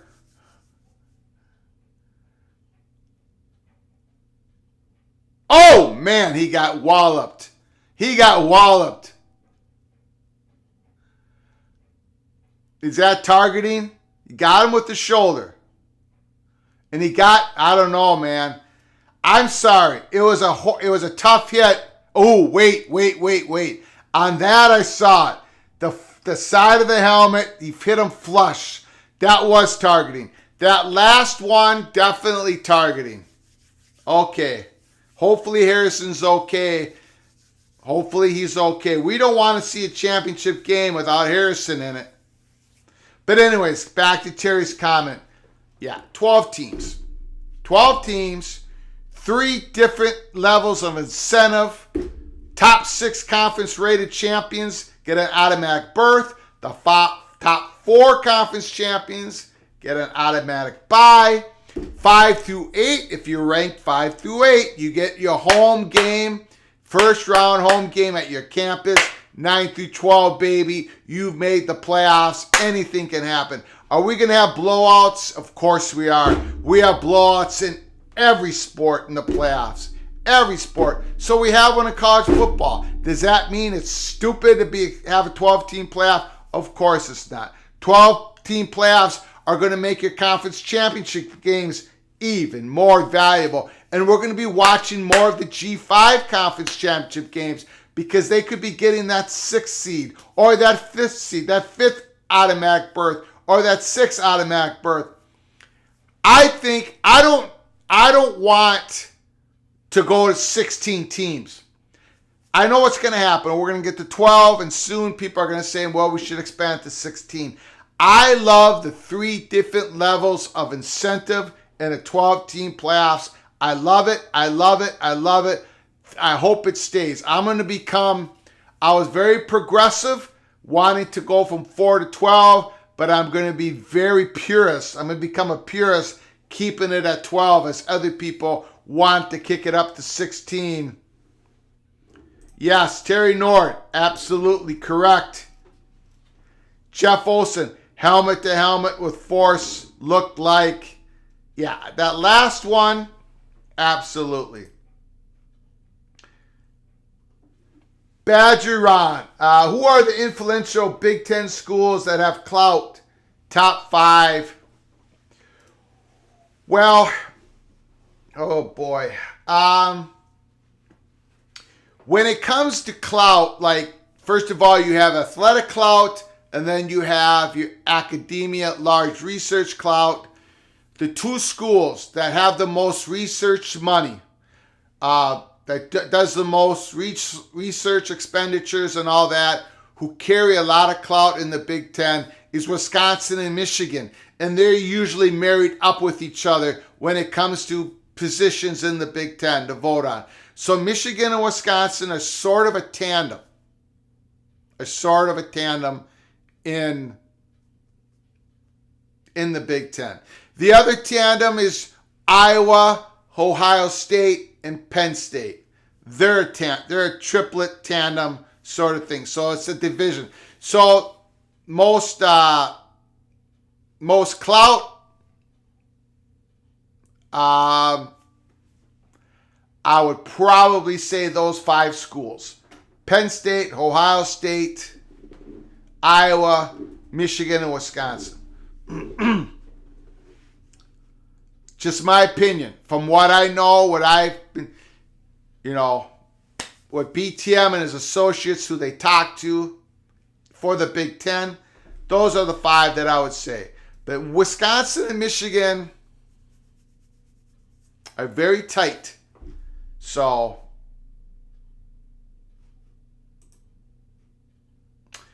LFG wants 16 to 24 team expanded access. Targeting is a great rule. LFG, now UCLA. Greg, better than any university currently in the Big Ten. Well, UCLA is not going to have the clout in the Big Ten right away. USC is going to have clout. But they're not Big Ten schools until August 2nd of 2024. Then they'll be fully invested schools. Fully invested on day one. They'll have their own ownership slice of the Big Ten network, just like the other 14 universities. My voice is going. Buckeyes 38, Georgia 24. I got to change the score.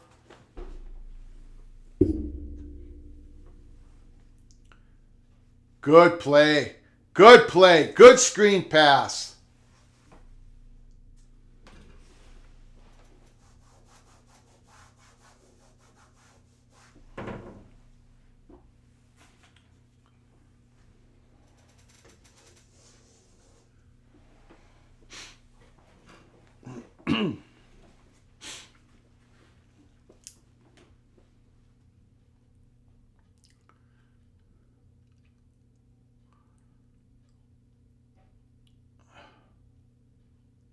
Timeout, Georgia. Ooh. Someone's got a nasty eye. Black eye.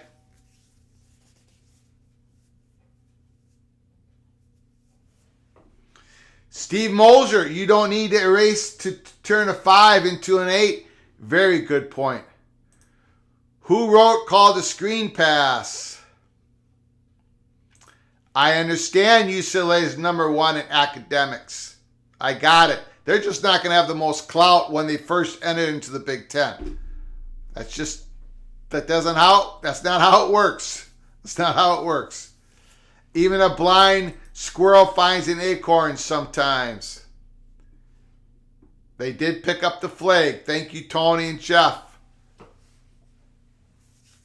All right, Georgia, 1 quarter to go.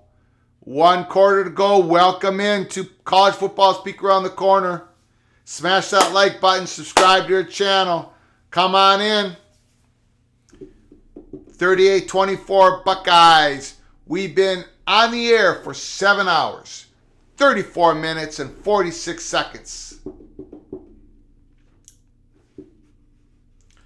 Again, off topic. It's off topic, but I have to make a comment on it.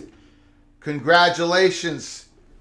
Thank you so very much to Moscow, Idaho Police, the FBI, Pittsburgh State Police, as they tracked down and they apprehended the alleged murderer of those 4 Idaho students on November 13th. So congratulations to the Moscow Police, the police chief, and to all those who contributed the tips to make sure they got the alleged murderer. Congratulations.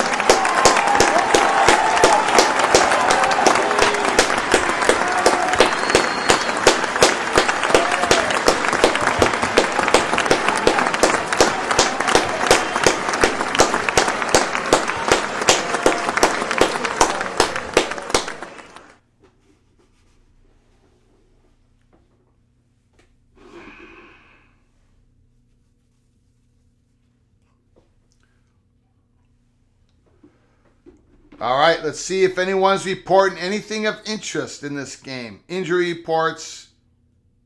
We haven't seen Mayan Williams in a while.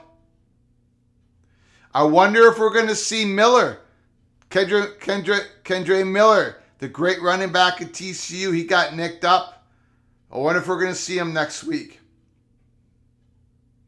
Marvin Harrison Jr. just left the injury tent and has rejoined the wide receivers on the Ohio State bench.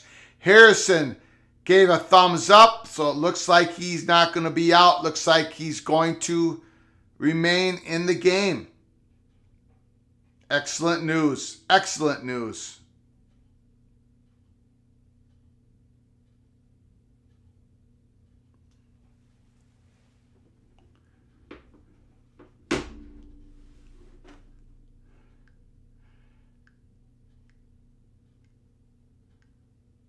Play action.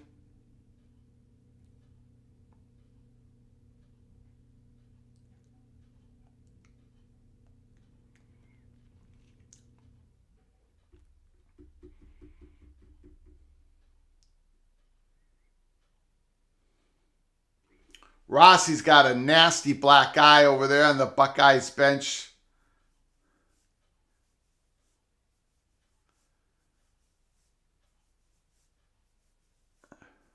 Second and 4. 14 minutes to go. 14 minutes and 19 seconds to go. Fourth quarter. Bennett back to pass. Quick pass. First down. Georgia at the Buckeyes 43. Dump off to Edwards. Georgia needs to drive down and score a touchdown. Right now. Right at this time. Field goal does them no good. Bennett, big time. Bowser, big time tight end. Best tight end in the game. They finally went back to him. Big number 19. First down, Georgia. Bennett keeps it. Couple yards. Second down. 2nd and 7.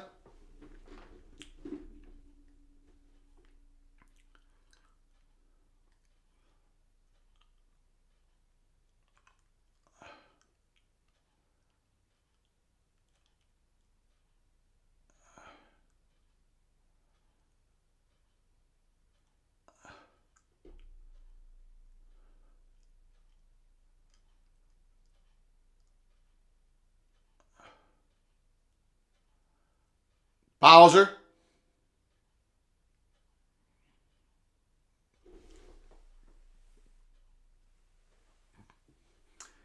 Third down. Third and long. 3rd and 9. Bulldogs, man. Field goal doesn't do much here for you guys. I would have this 2 plays to make 6 yards. 2 plays to make 6 yards. Field goal's got to be out of the question at this point.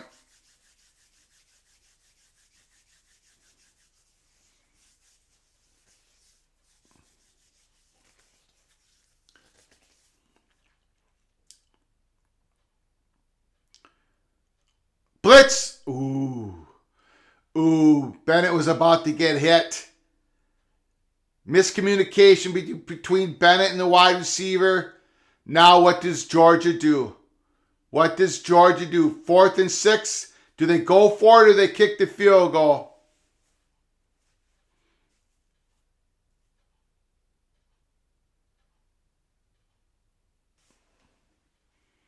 Do they kick it? Nah, they're going for it. And it's the right call. It's the right call. They got to go for it. Field goal does nothing. 4th and 6. Play of the game right here. Can the Buckeyes stop this? They're calling out the blitz. They're calling out the blitz. The Buckeyes. Georgia audibleized. The Buckeyes audibleized. He got it. First down. First down. You got it. They didn't give it to him. Oh, that was a first down. The terrible mark. Georgia's got that first. What? Am I blind? Am I blind? He got that. No, I'm blind, I think.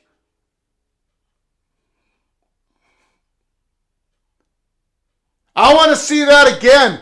Tony says he's short.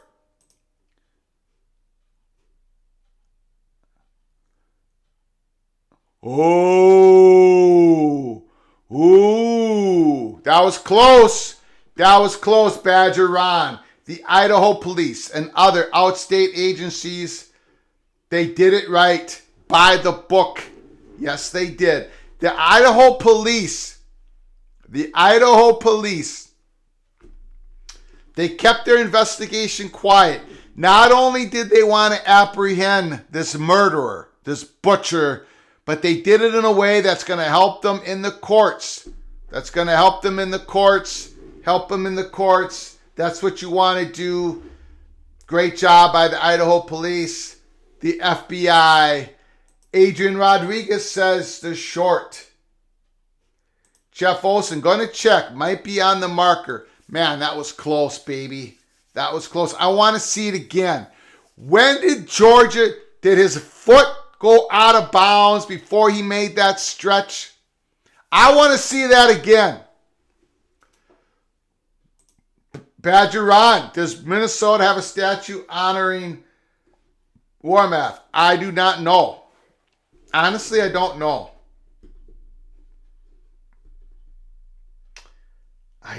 I know his name is up on the stadium. I do not know. LFG, please be short. Tony, huge ruling. Boy, oh boy. Let's see what they're saying here. Anyone's talking?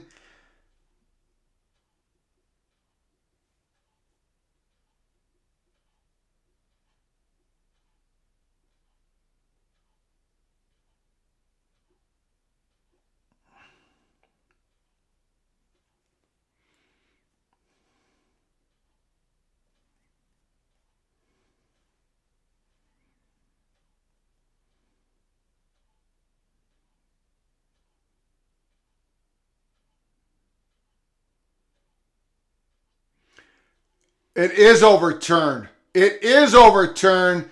Georgia, first down. Man, oh man, oh man. That's the play. See, he didn't go out of bounds. You know what? That is a first down. That's a first down. Joe says he got it. He thought he got it. He got it. Jeff reversed. That's a first down. That's a good reversal. A heck of a play. First and goal. Here comes Georgia. Here comes the Bulldogs.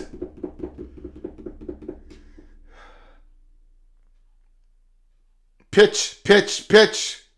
All right. Second and goal. Georgia's just got to keep going with this. You got 3 downs to make a touchdown. Field goal does you no good.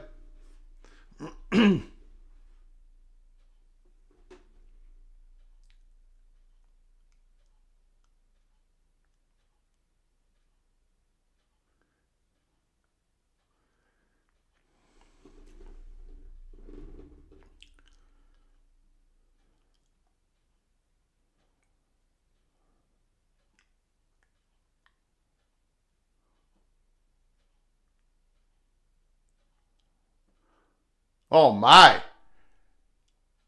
No, that was a forward pass. I didn't like that play at all. I'm not sure what's going on here. That was an incomplete, right? That was a forward pass, right? That's a forward pass. And Georgia gets the ball down. What's going on here? That should be at the 3-yard line.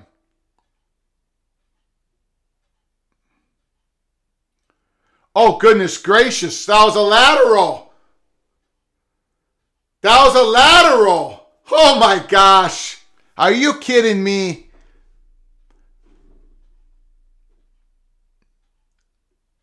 What are you doing calling that play? Oh, jeez. It's going to 4th and goal. What are you doing calling a lateral? What are you doing calling that play? That's what the Michigan Wolverines did down there. Anyways, Buckeyes. This is it. Georgia needs to make this right now. Oh, they're kicking the field goal. They're kicking the field goal. Woo! He's missed 2 already. Joe says it was a lateral. You are correct. And it's good.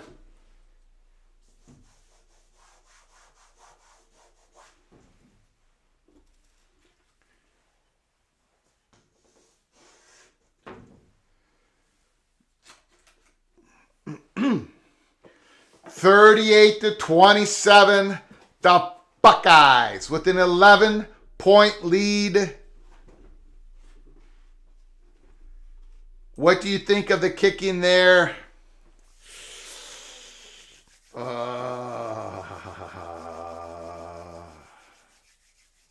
Yes, you had to do it. You had to kick it because you're too far out. Percentages weren't with you to get the touchdown and the 4th down play. 11 points is a little bit better. I mean, yeah, you had to kick it. But man, I would not have called any play that had a lateral in it at that point in the game. No way, no how. You ran that ball, run it again. You had a pitch out. You had a good gain down the 3-yard line. You had 3 plays to punch it in from the 3. And your quarterback's going back and all this. And he throws a lateral and you lose, 8, 9 yards? Terrible play call. Terrible.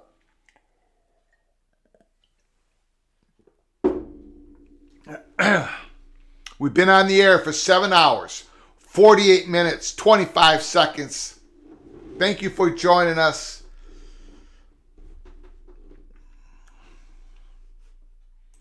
Is it possible we could see a Big Ten and Big 12 championship game? Well, the Buckeyes did not win the Big Ten championship. TCU did not win the Big 12 championship. But yet, that could be your national conference that could be your national championship game. And I see nothing wrong with that because that's what we see in every other sport. It's okay. It's okay. It's okay to get in as an enlarged berth in the 12-team playoffs. And it's okay to advance as an enlarged team. It's okay to win the championship as an enlarged team. It also incentivizes being your conference champion because you'll get a bye game. You have a better chance of getting a first round game and a home game in the first round. Again, I think the 12-team expanded playoffs is beautiful. Absolutely beautiful. Yes, Buckeyes, Horned Frogs, neither one of them won the conference. But going into the championship game, if that's what happens, they deserve it. Tony, the Buckeyes could use a run game right now. Yeah, but they don't have their juice back there. They don't have Travion Henderson. They don't have Mian Williams. They've got Hayden. They've got Johnson. Johnson's sort of a scat back.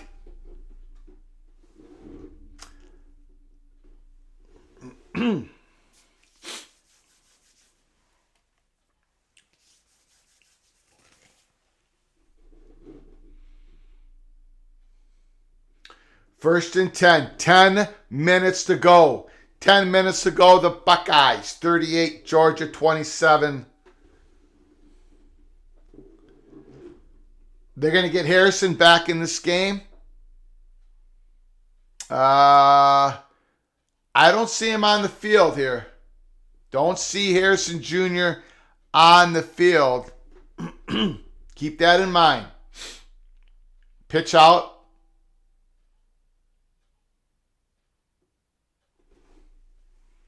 The Buckeyes are trying to do just enough on the run game. Johnson. That big-time TD reception by Johnson. That was a huge play in this game.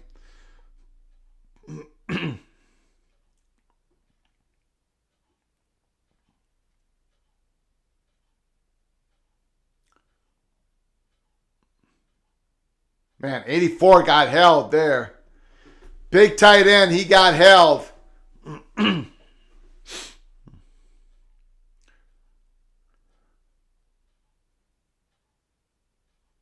Oh, the ball was tipped. The ball was tipped.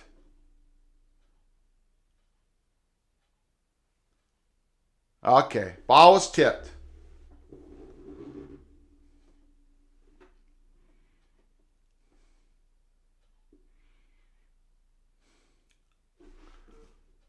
Badger on, just like the NCAA basketball tourney. Absolutely correct. It's exciting. It's going to be awesome. Tony, lots of injuries on the Ohio State roster. Harrison probably being held out over a headshot. Terry Nord, no Lenny again. Where is Daniel Leonard? He's not in the chat room. CJ Stroud, trying to get the first down. They're not giving it to him. Wow. They got him 1.5 yards short. He got further than that. The Buckeyes are going to have to punt. No. The ref, that was a good call. That foot went out. Good call by the refs. Greg Pflugar is not only the cooler, he is blind. They got to punt it away. Georgia did what they had to do. 9 minutes to go. The Buckeyes couldn't maintain the ball. Fake punt! What happened? Why the refs blowing the whistle?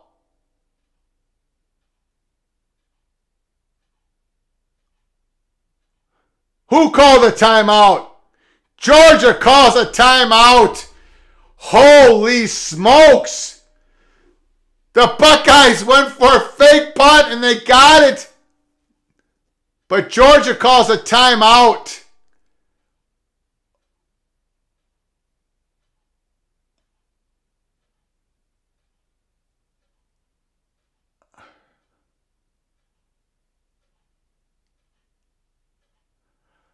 Holy smokes. Drama at the Chick-fil-A Peach Bowl. High drama.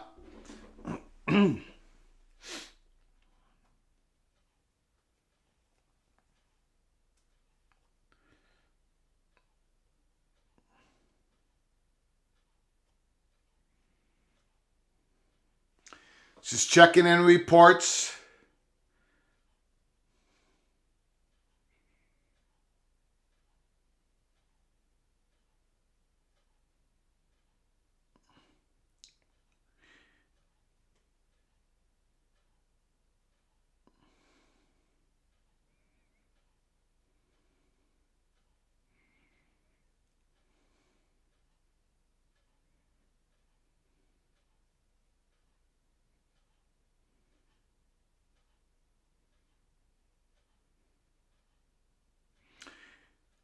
They're saying that Marvin Harrison Jr.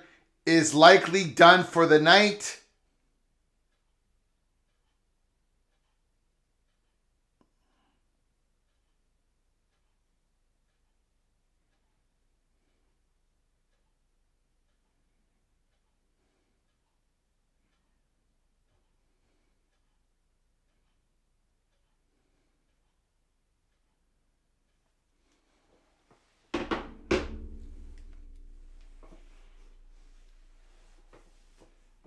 Tony, Kirby is smart.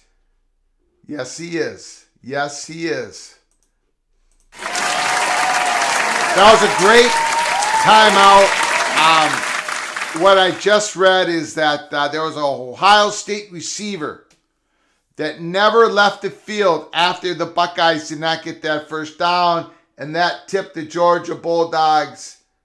That tipped them off that it was a fake, so the Bulldogs called the timeout. That's what they're saying on Twitter.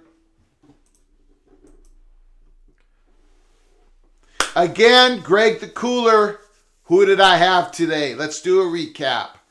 I had the Michigan Wolverines, -8, and they lost the game.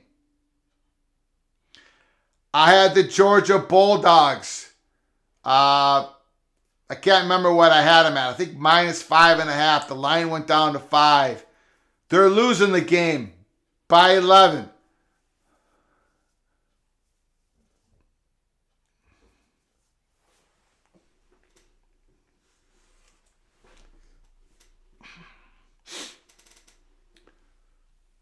Buckeyes back to punt again. I mean, what a gutsy call to go for it. To go for a fake punt when you're up 11 in the semifinal game with 9 minutes to go, and you call that? Holy smokes. And then for Georgia to call a timeout? Wow. Wow. I don't even know what to say about that. There was a big difference in that Michigan game. TCU, Max Duggan was way better than J.J. McCarthy. In this game, C.J. Stroud and Bennett, the gap in talent is very obvious. We'll see if that's enough for the Buckeyes to get to the championship game. 1st and 10, Georgia. Oh my God, wide open. Smith, touchdown, Georgia. Touchdown, Georgia. Touchdown! Touchdown! Touchdown!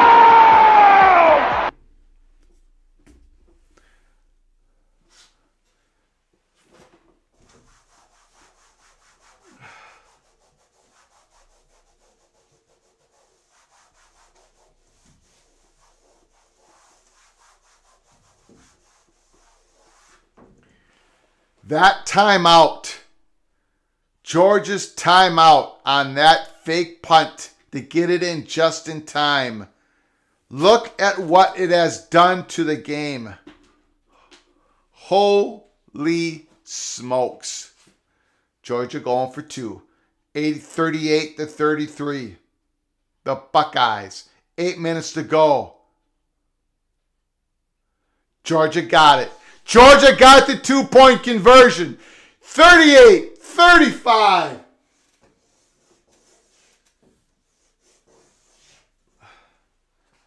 Woo!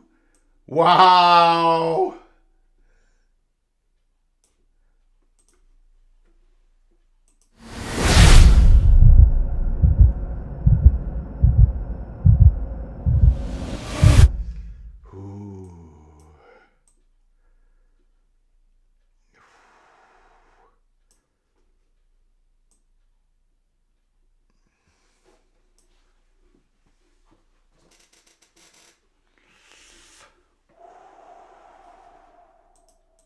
Terry Nord.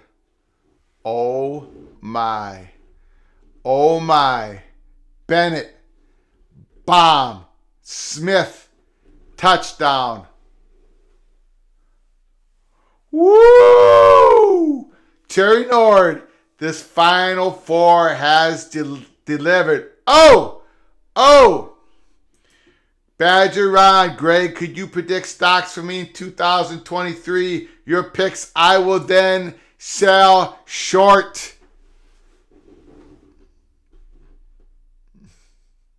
No doubt about it.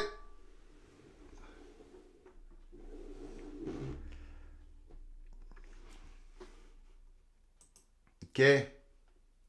We got to get going here. We got to get going.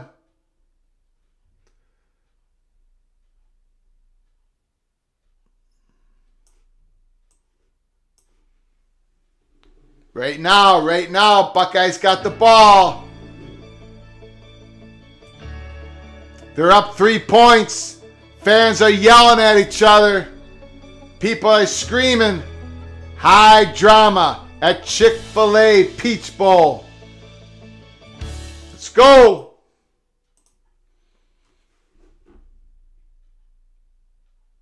CJ. Ooh. Now remember, the Buckeyes do not have Marvin Harrison Jr. on the field, but they got a lot of great talent out there. But they don't have their leader in their wide receiver room. It sounds like he's got his helmet off on the bench. CJ Stroud, who's been magical. There he is. Harrison's on the bench. CJ Stroud has been magical this game. 2nd and 2.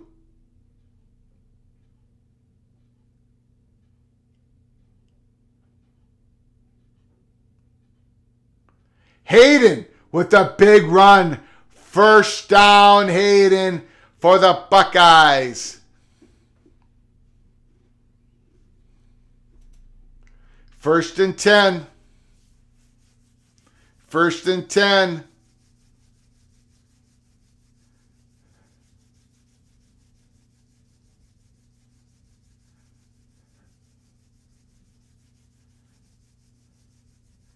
CJ Stroud, he's cool, he's calm, he's collective.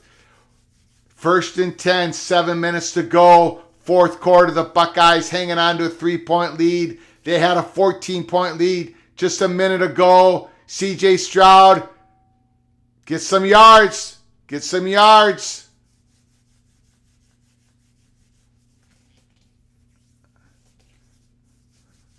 Second down, about 2nd and 6, 2nd and 7.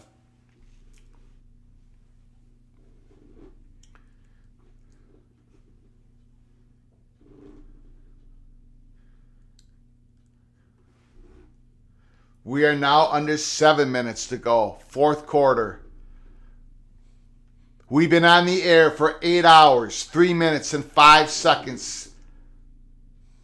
2nd and 6.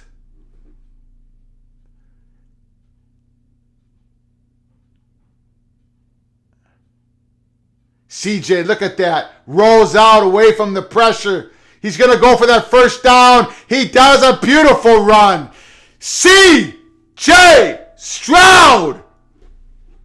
That is something else, ladies and gentlemen. Look at that. Not many guys get away from that. And then to bring it upfield and cut back. The guts, the skill level. Pitch out. Johnson, they're using him. They're using his little bit of scat back skills. 2nd down, 2nd about 8. The Buckeyes. Do we have an injury? Number 13 is down. That's that big linebacker. Look at that play by Stroud. They're showing an instant replay of that run. Man, has he played a game. Holy smokes. CJ Stroud has played a magnificent game. I'm not rooting for either team, but man, I would feel terrible if CJ Stroud threw like an interception or something, because what that guy has done tonight has been nothing short of spectacular. Okay, let's see what people are reporting on.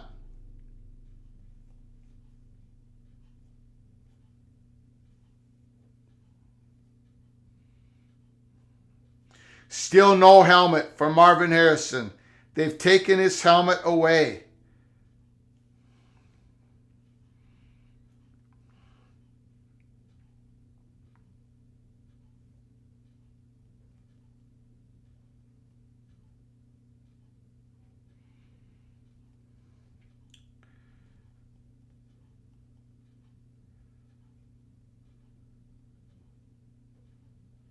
Yeah. People are saying it over and over again. CJ Stroud, he's making money tonight. Crazy Legs Stroud. Stroud is playing his you-know-what off. He's never been much of a runner, but he is now. Huge play. Huge play.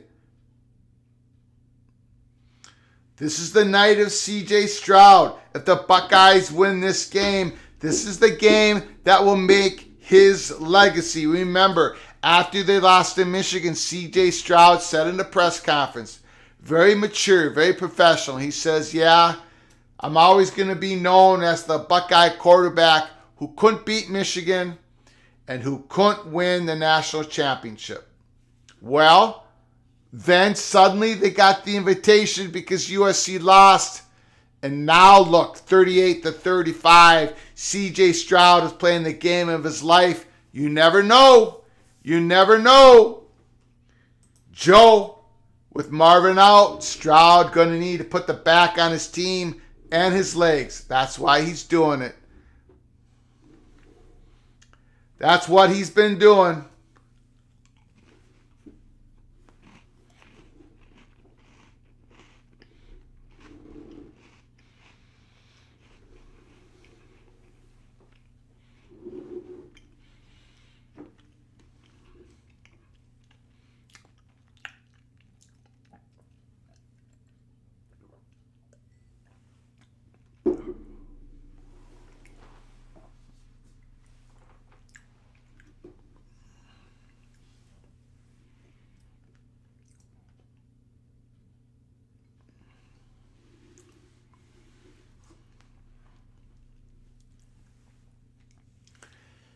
What do we got? 2nd and 8.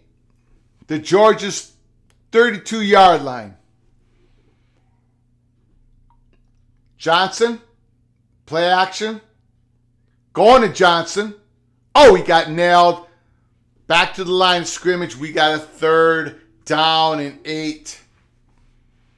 Badger Ron, Terry Nord, thank you. I just love to entertain the masses. Badger Ron, Stroud equals NFL. Money, money, money, money. He's making money tonight.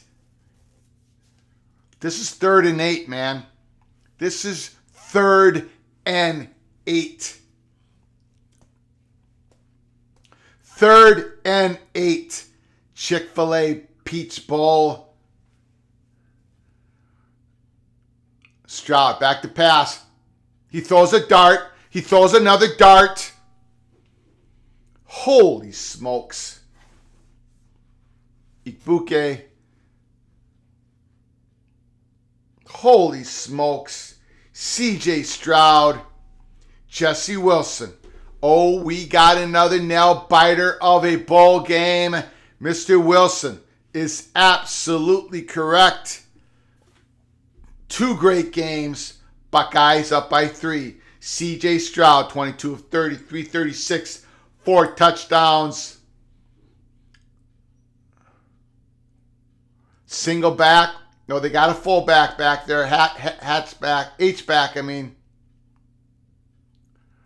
Audiblized. The Buckeyes call a timeout. The Buckeyes call a timeout. Both teams got 2 timeouts remaining. 4:26 left to go in this beautiful game. Buckeyes up 38-35. Rossi's got a black eye. Marvin Harrison is out without the helmet because of a targeting shot.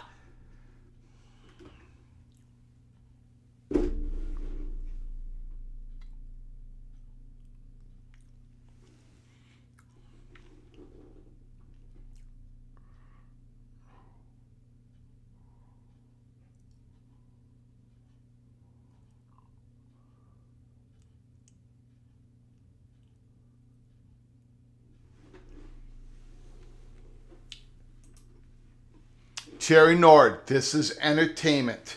This is drama. This is drama. College football. The game we all love. 1st and 10. Buckeyes.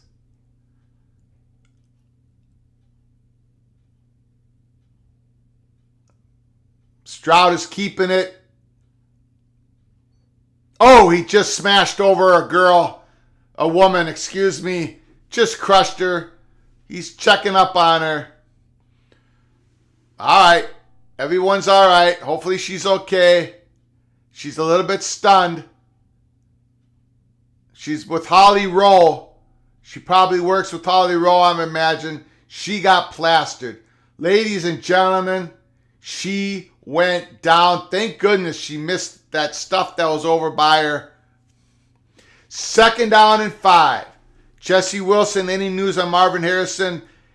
They got his helmet away from him. I do not think he passed concussion protocol. That's my speculation. But he does not have his helmet with him. So he cannot run out in the game. Screen pass. Big sack by Georgia. Big sack. Wow. Huge play by the Bulldogs. I thought he was going to throw it right there to Ibuke, number 2, but he didn't. I think C.J. Stroud might have gotten a little confused there. I think it should have went to the right. 3rd down and 17. Now this drive has switched on a dime. The Buckeyes were looking to nail the game, but a big sack on just a simple screen pass.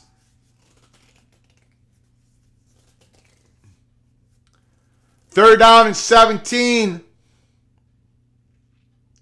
Georgia looking to get this ball back again. Oh my goodness, threw it away. It's 4th and 17. Big call by Coach Day. What do you do? Do you try to kick the field goal? Do you try to get up by 6? Wow, that sack was absolutely devastating. They're going for the field goal, no Ruggles. They're going for the field goal. It's a 48-yarder to put them up by 6. It won't put the Bulldogs away. He nailed it. It's good, but it only gives the Buckeyes a 6-point lead. The defense is going to have to win it for the Buckeyes against the reigning, defending, undisputed champion Georgia Bulldogs.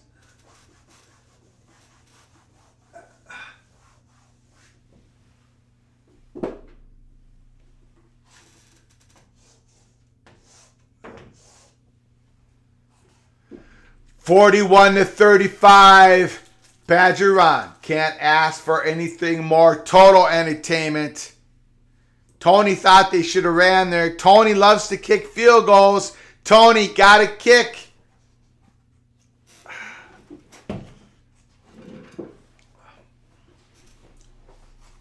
Once again, I'm just going to say this one more time. Please smash the like button if you haven't done so.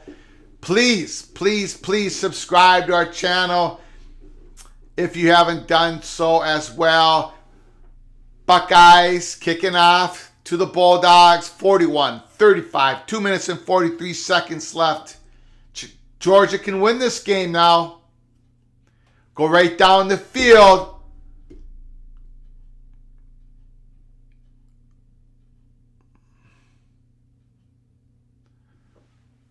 Right? I mean, the Buckeyes have to stop them. Georgia has 4 plays. They make first down. They're going to be going forward on 4th down. Georgia has 2 timeouts. They have plenty of time. The Buckeyes have to come up with a stop. The defense has to win the game. A strip fumble, an interception, tip pass, interception. Something's got to go the Buckeyes' way on defense to close out this game. Bennett, a senior. Bennett, the senior, led Georgia to the national championship last year. Can he do it right now? The drive of a lifetime, down 6, 41-35.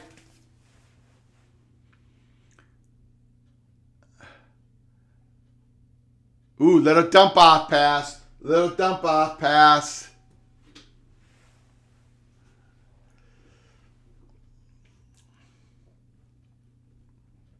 Tony doesn't like Day. Jesse Wilson, this is a movie script, Bob Husley, the scoreboard, has had a workout tonight. Yes, it has. It's a little beat up. No question about it. No question about it. 2nd and 8. Bennett back to pass. Oh! He almost gets the ball tipped out of his hand, but he makes the completion to the great Bowers. First down, Georgia. Bennett, it was this close from getting this stripped out of his hand by an incoming rusher. Flag on the ground. Someone didn't get off the field. I don't think the Buckeyes got off the field. I think that's a flag on the Buckeyes. Too many men on the field for the Ohio State Buckeyes. It's going to be 1st and 5 Georgia. I think so. I mean 1st and 5 for the Bulldogs. Yes. Okay. 1st and 5 Georgia. The Buckeyes are in trouble. The Buckeyes are in trouble. 1:49. Georgia has 2 timeouts. Georgia has 2 timeouts. It's not like they're going to run out of time. The Buckeyes need to stop Georgia on downs. Georgia ain't going to stop. They're going to be 4. They're going to have 4 plays and make a first down, and it's 1st and 5 right now. So the Buckeyes are in trouble. 41-35. Don't score too quick, Georgia. Don't score too quick. Bennett back to pass. Oh! It's caught! Georgia's got it at the 15-yard line. Oh! Bennett lays it right there. The reigning, defending, undisputed Georgia champions. Here they come again. Buckeye fans are starting to cry. Back to pass. Georgia, don't score too quick. Let the clock tick, tick, tick, tick, tick, tick. That was too quick of a snap. Let the clock tick, tick, tick, tick, tick. Make the Buckeyes use their timeouts. You got to play it like you're going to score, but score at the very end of the game or close to it.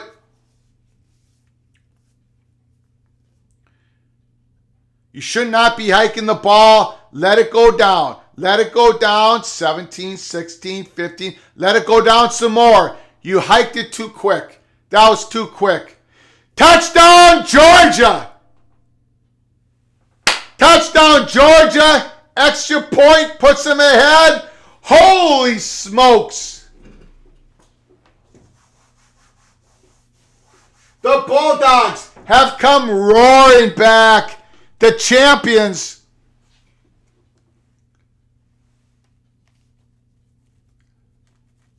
They look. I'm telling you, Georgia should have ran more of the clock, though. Really, they just had to not hike it so early in the last 2 plays. They could have ran that clock down another 20-some seconds, combining those last 2 plays.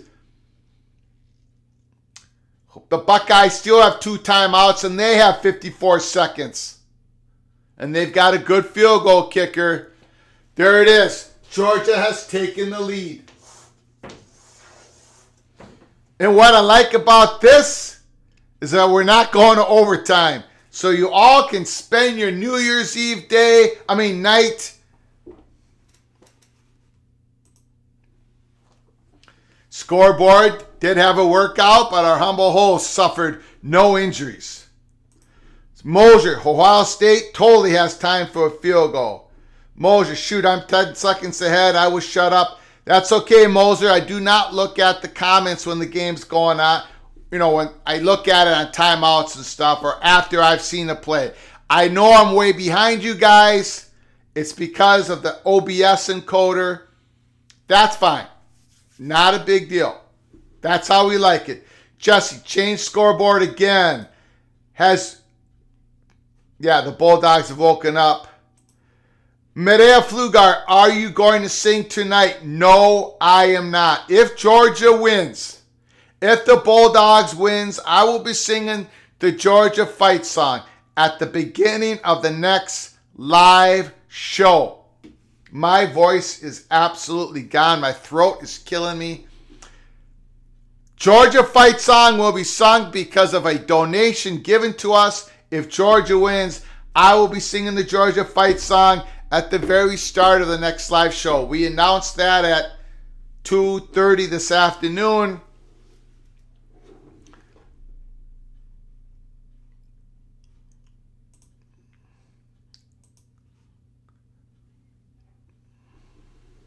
Okay, here we go. Look, CJ Stroud. Are you going to doubt him right now? Are you going to doubt CJ Stroud right now? The only thing I would say is he doesn't have a superstar wide receiver, Marvin Harrison Jr., who, by the way, got knocked out on a very controversial no targeting call. They waived the targeting call off. And here he is with a probable concussion.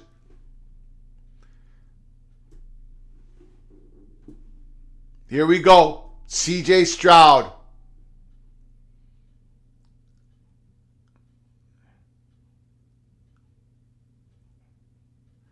All right. They're not calling a timeout here, but Georgia does have an injury. 39 seconds to go. Second down. Remember, the Buckeyes are down 1. There's 2 timeouts. A field goal would win this game. CJ is looking awfully confident.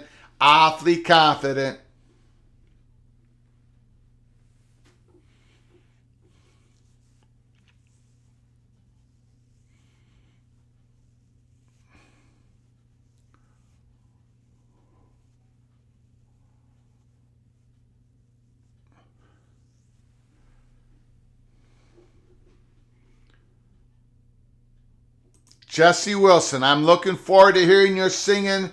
We taking you to American Got No Talent. That should be the show for me. American Got No Talent. Tony, does Georgia have any penalties on them?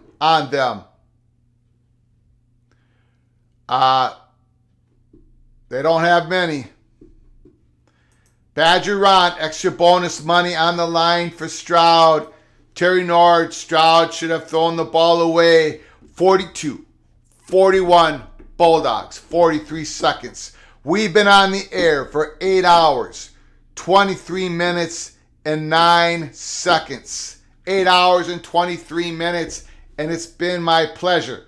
Peek around the corner inside the Gopher by the Grace of God studios. Stroud, back to pass. He lets it rip. Look at that throw. Oh, jeez. Easily over the defender. Beautiful pass. I don't see any clock went out. Hey, it was 39 seconds going into that play, wasn't it?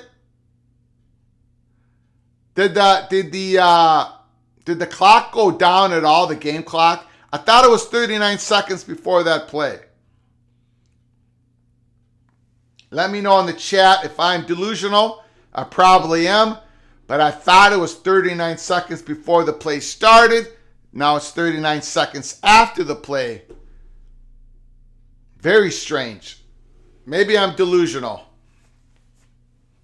Oh, there's no question I'm delusional. But am I delusional on that particular play? That's the question. Gary says there's 43 seconds. All right, my bad.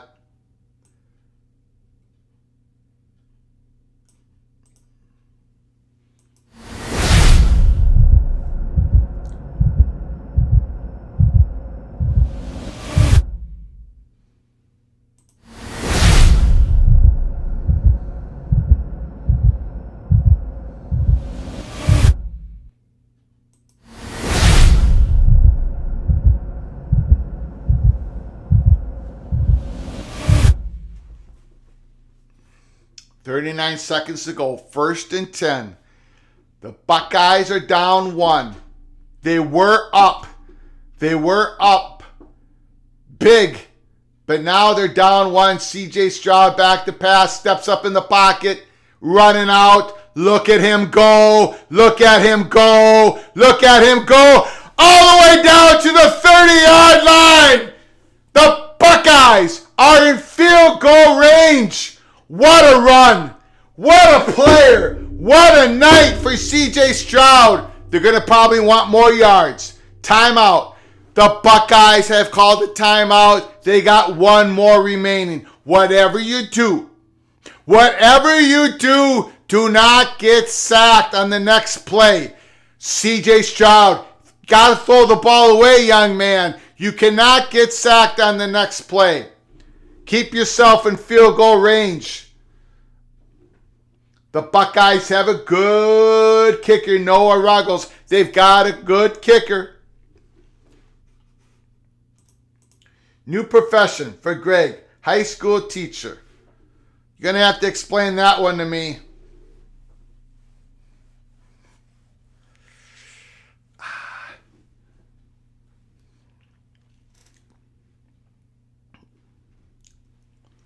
(42-41) Bulldogs, 24 seconds to go. No sack. Don't get sacked. Georgia desperately trying to stop the Buckeyes. Georgia came all the way back and took the lead. This is it. This is it. High drama. I'd have the quarterback run again. Can't take a loss here. Can't take a loss. You don't have any timeouts. They're running the ball. They're setting up for a field goal. They're setting up for a field goal. They're going to put it in Ruggles' hands. They're going to put it to the kicker's hands. I'm not sure what's going on. Why isn't the clock ticking? Georgia's calling a timeout.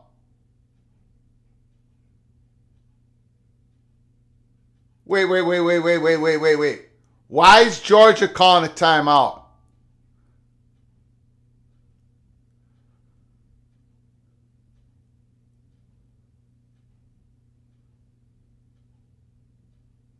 Why is Georgia calling a timeout?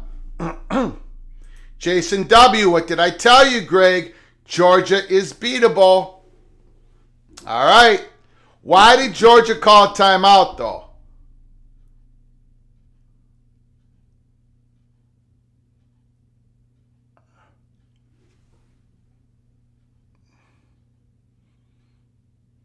I don't understand that. What am I missing? Let me know in the chat. What am I missing? Why are you giving the Buckeyes another running attempt to get like 5 or 6 more yards to make it an easier field goal?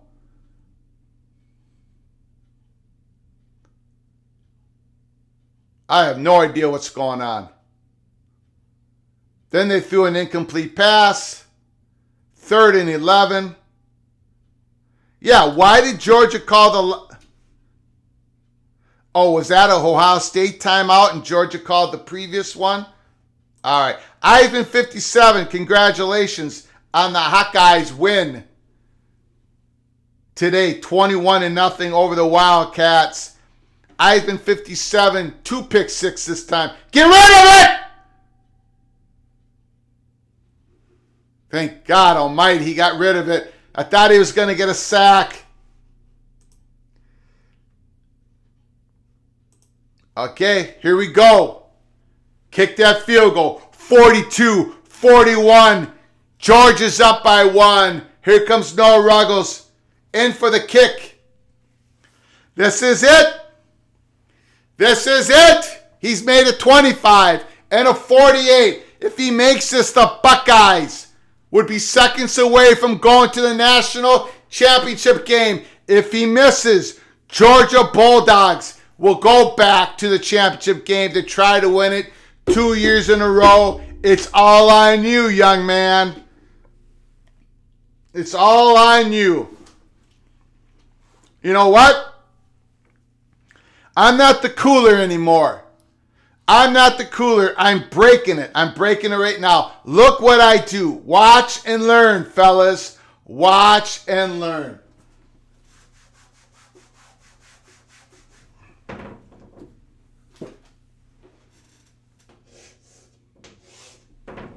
There it is. There it is. I'm breaking the curse. I'm breaking it all. I am not the cooler. The Buckeyes, he's going to make this kick right down the middle. He's got it, baby. He's got it. No problem. Holy moly, what the heck is that? Holy.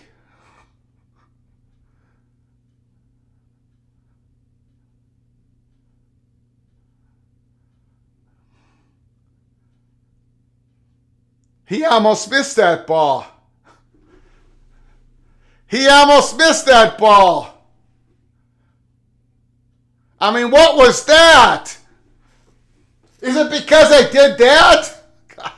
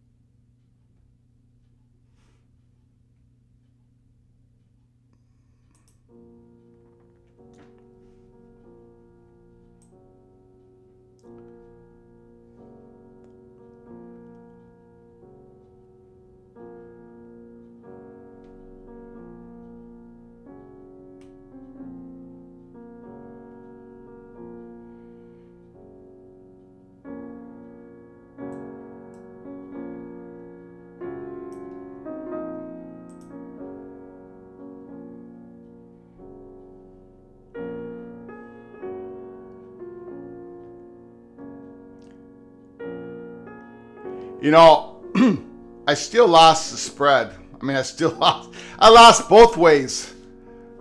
Georgia didn't cover, and I put this up there, and I screwed up the Buckeyes' victory. So I went cooler both ways.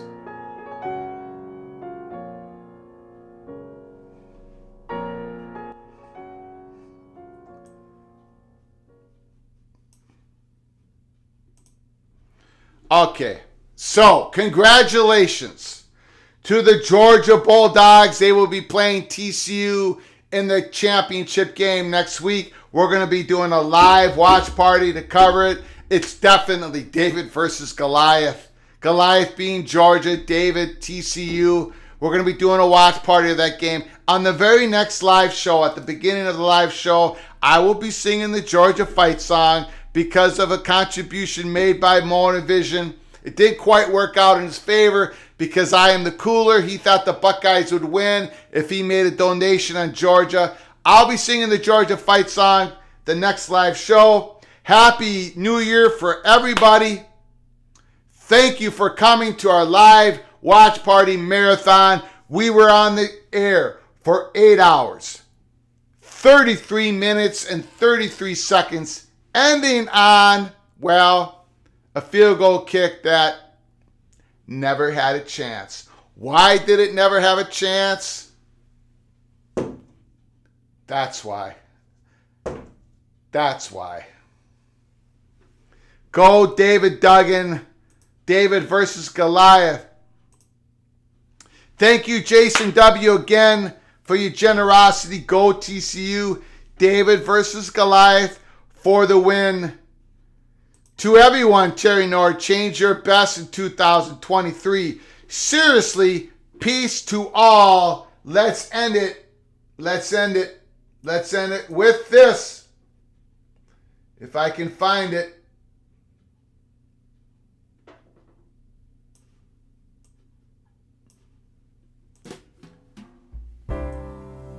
All right.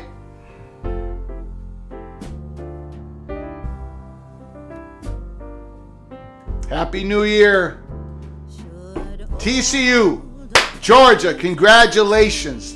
The Buckeyes and the Wolverines, well, they can be depressed together. Not apart, but be depressed together.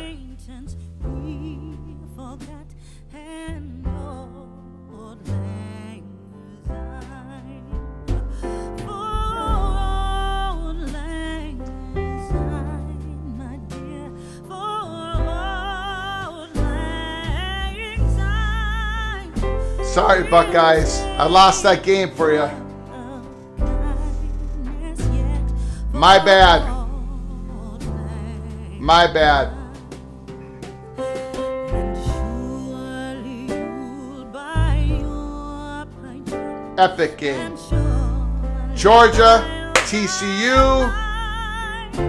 we'll take a Until next time, from all of us at Peek Around the Corner, to all of you, please, please, please, you all take care of each other. Thank you so very much.